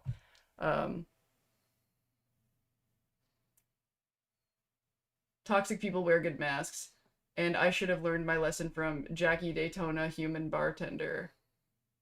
Oh no, y'all are right. Although I did choose back.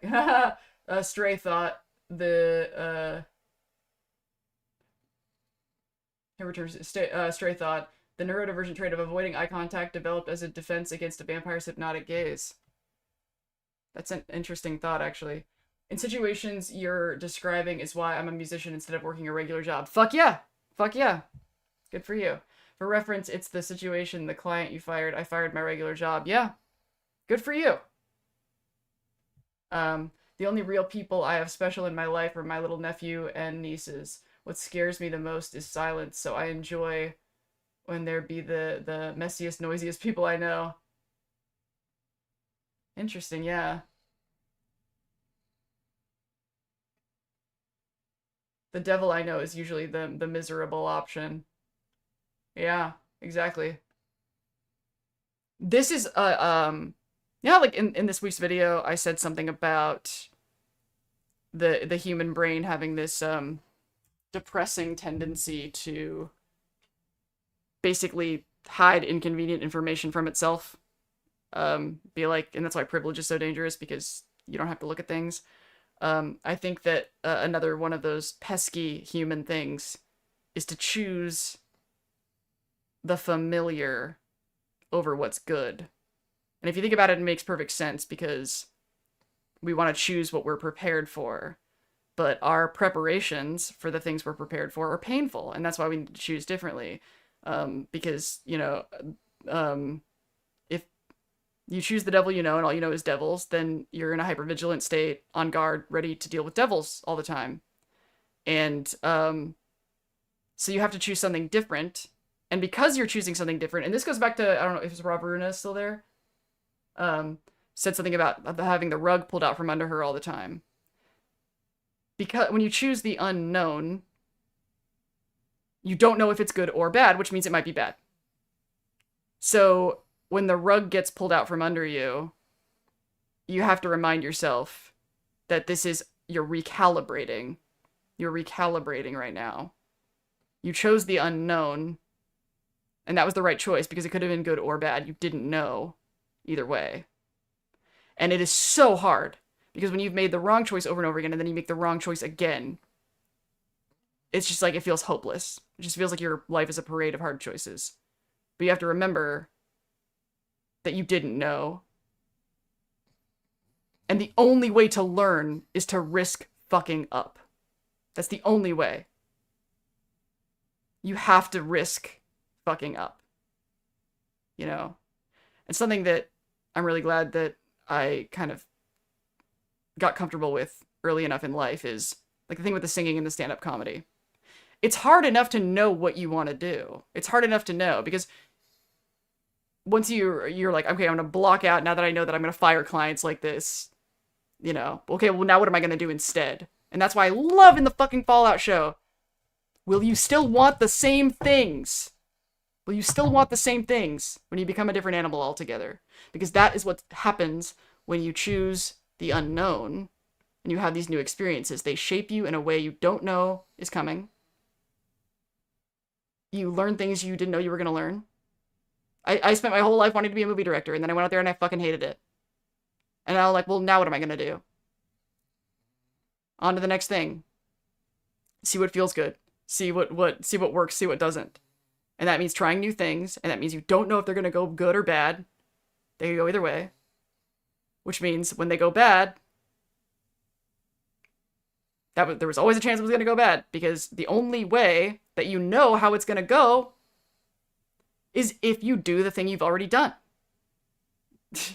That's why the human brain chooses the familiar, because you have built your plan for those familiar things. You have built your defenses for those familiar things. If you want something different, you have to risk fucking up majorly. Fucking up majorly. And I really harped on this in, I think it was in the Addicts video, that I was like, you have to embrace the chaos. You have to embrace the void. You have to embrace the fuck if I know. Which I think is one of the reasons it's so great that after Thaddeus and Maximus leave the Brotherhood of Steel, and the fusion core runs out, they're like in the middle of the fucking desert. They're just nowhere. They know it, like, I don't know, I'm just gonna find Lucy. That's all, the only person that I trust. No clue what to do with this fucking MacGuffin. I just know it can't be, I just know that that's no. And then you're in the fucking wasteland. Yeah. Just like, wild ass guesses. So you can't beat yourself up. Like, looking back, after I left my abuse situation and then immediately got involved in another one, I was like, how the fuck did I do that? I thought I was going to be free. I thought my life was going to be good. Which is stupid, because when I decided to walk out of my mom's house, I knew it could go good or bad, that I was choosing mystery. I wasn't choosing good, I was choosing mystery. And mystery could have gone bad, and it did. It went spectacularly bad. But that was the first thing I tried right after walking out of the known. It was like, how could I beat myself up about that first mistake? I stuck with it too long. The signs that it was a bad situation came early.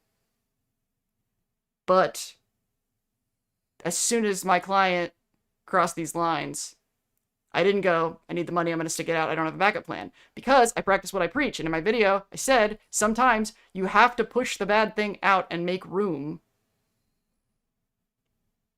for the mystery, or else the thing that's better won't have room, because, and that's especially true in terms of client work, because I was putting a lot of hours into this person's videos.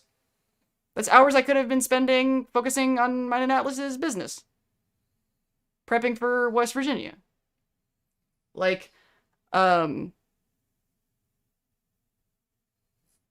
amount of work that I did was investing in a relationship that I knew I didn't want anymore. Why waste the time? And I got enough money out of that last gig to pay May 1st rent, so I got a little time. I got a little bit of time. This is why I had a joke with my old accountant that I was Buzz Lightyear. This is actually a lyric in that song that I played for, I don't know how many of you were actually there for that. The song that I wrote, one of the lyrics is, "You can call me Buzz Lightyear, I'm not flying, I'm falling with style." That's kind of my life right now. I don't know how I'm going to get stable financially. I don't know who my life partner is going to be, or how I'm going to meet them. I can't even imagine how I could possibly meet my person, but better than the devil you know.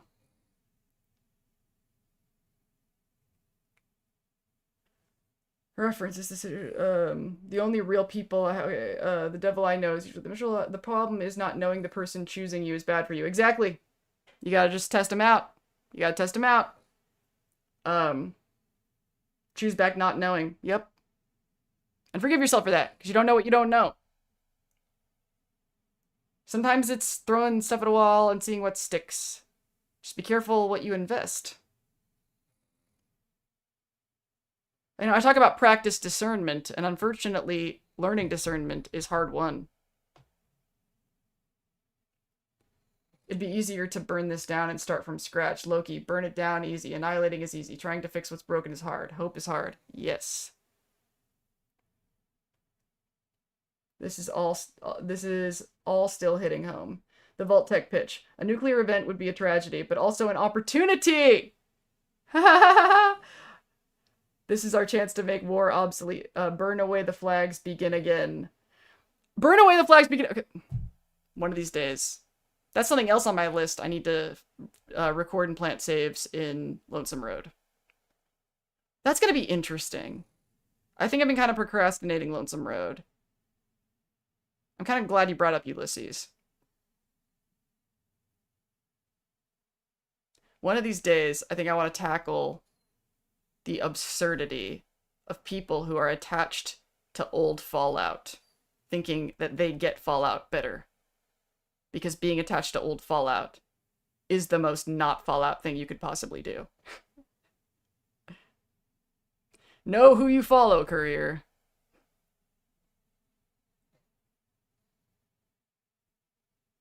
I just, and this goes back to, like, that stages I was talking about, where, like, stage 1, I'm scared, stage 2, I'm angry, stage 3, I'm irritated, stage 4, I have pity.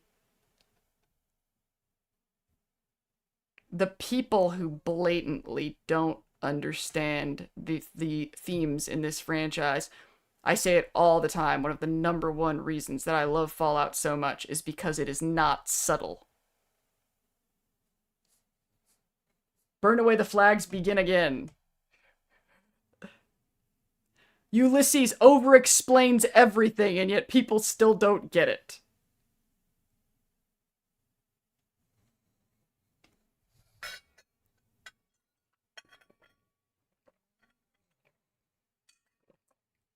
I really, really wish the vocal effect on his voice didn't trigger my misophonia, though.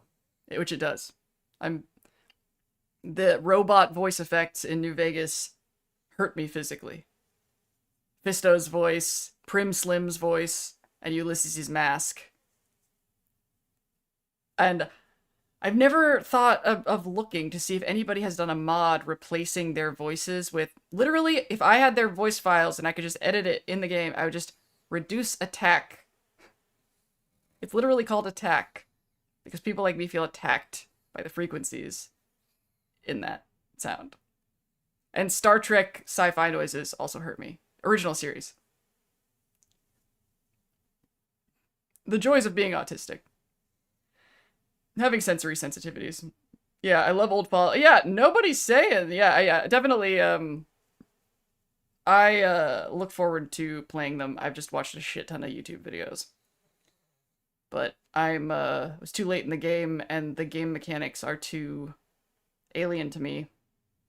So but Atlas is gonna fix that, because Atlas is an OG. That was how he found out that I was 40, is because we were talking about the old Fallout games, and I was talking about how I felt kind of guilty that, you know, I was paying attention to the wrong people and not really honoring my own internal compass, and I was trying to be a normal girl, and, you know, focusing on my social life instead of playing the video games. And if I'd actually honored myself, then I probably would have played the original Fallout games. And he was like, of course you didn't play the original Fallout games when they came out. You were like 5.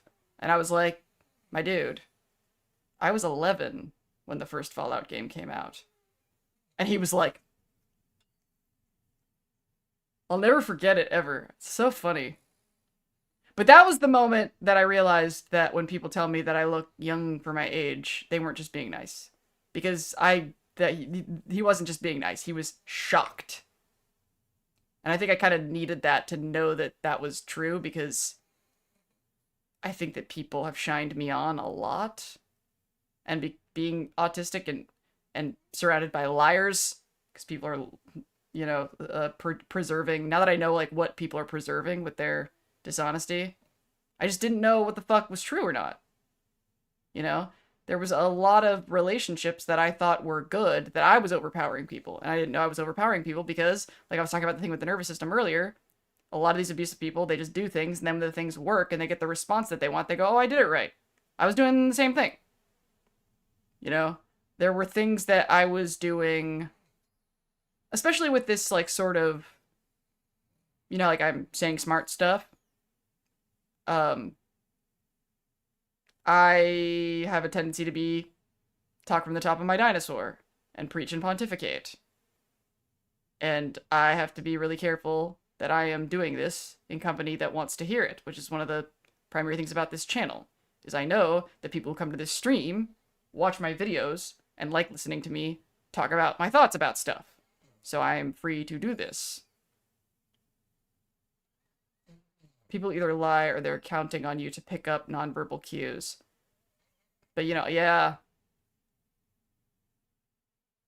And the nonverbal cues, I talked about this in a video too, because I've paid attention to that. The reason they do nonverbal cues is because they want the flexibility and the ambiguity. Especially in, like, dating. You know? It puts pressure on people when you're direct. And they want to open a door so it's not weird if you walk in, and it's not weird if you say no. They want it to be not weird and not jerky when the person makes either choice. And I started to understand this more when I was in situations when I wanted that flexibility. You know, when, like, I'm talking to another autistic person and I feel really cornered by them. And I realized I would rather be doing holistic choreography right now. Oh, that's why they do it. Because I don't want to be rude, but I don't want to commit to anything. And if they say, I like you, do you like me? I'm like, well, now you're putting me in this position where I have to say, I don't like you. But if you did the holistic dance, then I could just be like, I'm tired, and walk out, and it would be gentler on both of our nervous systems. So there are times when holistic communication is actually more appropriate. But because of the way our nervous systems are trained about civil threats, I think it goes too far. And I think that when it comes to sexual consent is when it's a huge fucking problem. Like, it's one thing to have that wiggle room and ambiguity when you're just talking about whether or not you want to come upstairs or whether or not you want to go to the show. But when you're talking about putting body parts inside body parts, you need to be direct. Like, because what ends up happening is an aggressor makes a move and they go, well, the person didn't say no or stop, so I guess I can just keep on moving forward. Meanwhile, the other person is so scared that of the consequences of what might happen, the implication that they go along with it and they don't fight or scream because there could be horribly dire consequences if they did. And the other person just goes, well, I started, and then one thing led to another. Sometimes one thing leads to another because one party is overpowering the other. And that's one of the reasons why I am very rarely, if ever, sexually active. Because I'm like, we need to have this direct conversation, and the other person is like, so much pressure, I don't want to have this conversation. It's like, well, I don't want to accidentally assault you, so we're kind of at an impasse. The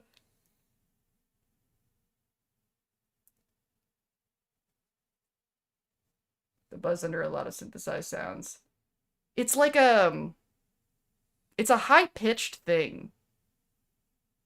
Like, I would have not been done at, but also, like, I don't know if you guys have noticed this, how much better my audio has gotten since the beginning of Season 2 of Fallout.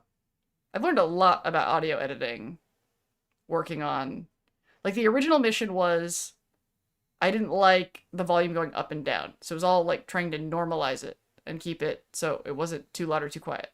And then I did that wrong, and then I figured out how to do it properly. And now, like, I noticed that when in the clip about lying that I put in this week's video, I just realized I've had my headphones on this entire time, and I have not needed them because I'm not playing the game anymore. I just never took them off.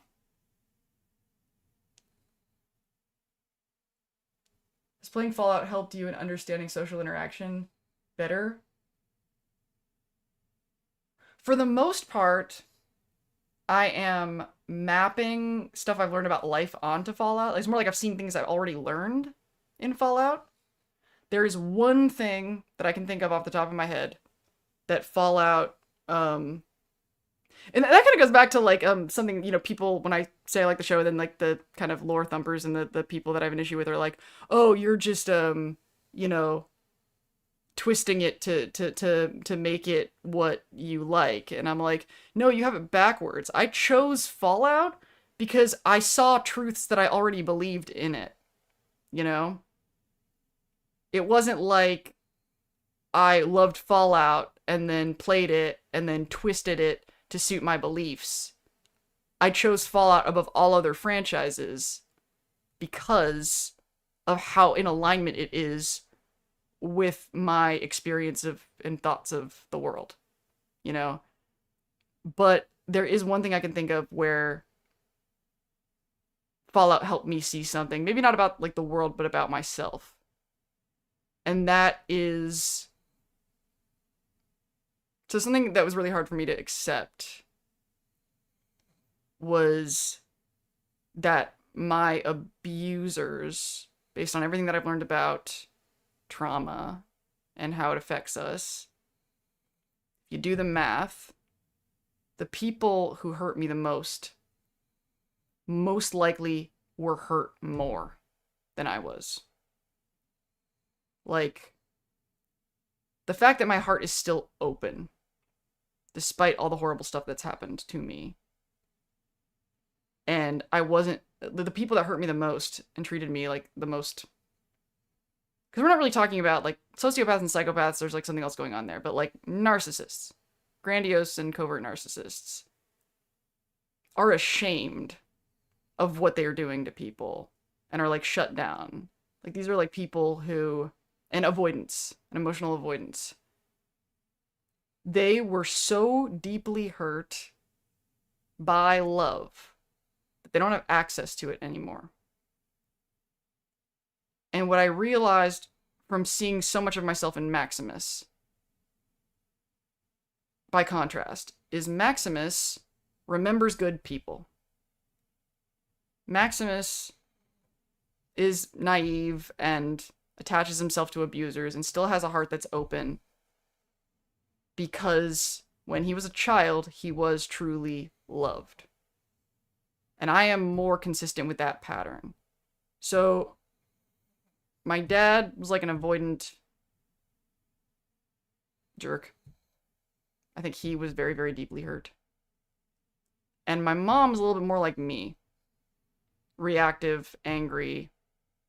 And her heart, I think, was open. And she got so hurt. And when she saw how much power her kids could have over her emotionally, she could not be that vulnerable again. And she wouldn't exchange emotions with us. She just forced her emotions onto us. Enmeshment, parentification. And Maximus kind of helped me realize that more than likely, I am the way I am because I was truly loved when my parents were still married. When my mom still believed. Because my dad left when I was 7. And it was pretty bad for like the last couple of years. But when I was really little, when my brain was forming, and my mom really thought that she'd found love and safety before my dad had shown his true colors, I think that I learned love. And then my dad left and she lost her fucking mind. And that is why I've been chasing, and why I get ensnared by narcissists and avoidance and organizations like the Brotherhood of Steel. Because something in me remembers being loved. And once I lost it, I never gave up on getting it back. I never gave up. Something in me recognized love when I met my current friends. I don't remember it. But I don't think that my life makes any sense if I'd never experienced it before. And then when I think about the avoidance that hurt me, that didn't have any compassion for me, that left me high and dry, that watched when other people hurt me, and it makes me feel a great deal of pity. Because I realize that they didn't love me because they don't understand that concept. Because they didn't have, they must have never had it. All they know is regulation and calm and peace. But the idea of opening your heart and sharing it with another person, I think, is a totally alien concept. And Maximus helped me understand that. When he said, I remember good people. That's like his whole thing. He wouldn't be the character that I relate to the most if this wasn't true about me.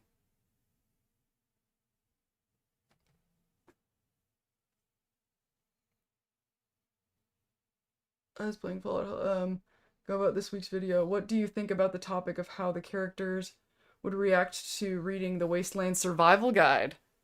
I think I would have to see the Wasteland Survival. I've only seen it, like, parts in different situations. I think I'd have to go back and look at it to... Oh, and Sam's good night, family. Great chatting. Happy Sunday. Good night. I identify with the Ghoul, but would like to be more like Lucy. Definitely identify with the Ghoul, too. I definitely joked that I'm Ghoulifying. The Maximus light is goes out more and more because I've had the rug pulled out from me so many times. It's supposed to be realistic when they face the real world. I'm gonna look at it. I'll get back to you on that. I don't need them to be in a relationship, but I'm glad that Maximus and Lucy found each other. I sometimes feel uncomfortable when good people have to fall because it's supposed to be realistic when they face the real world. I am wondering... I think they're going to have conflict over the NCR. I think he's going to really get attached to them really fast, and that Lucy's going to be more... It's going to be kind of like when he was in Vault 4, and he was, like, so comfy, and she was like, skirp. We'll see if I'm right about that. Alright, I should go to bed. But I really enjoyed that. It was fun getting thinky for a little while. So we will see. I guess I have a couple weeks now to figure out. Maybe we'll make Fish City next Saturday. Maybe we'll do that next Saturday. And then after that, throw together this Surface is the Experiment idea. But I think we, like, took some really cool notes today about the Robo thing. I didn't expect to get really that sucked into the story tonight. Alright, you guys are awesome. Stay cool, Ferals.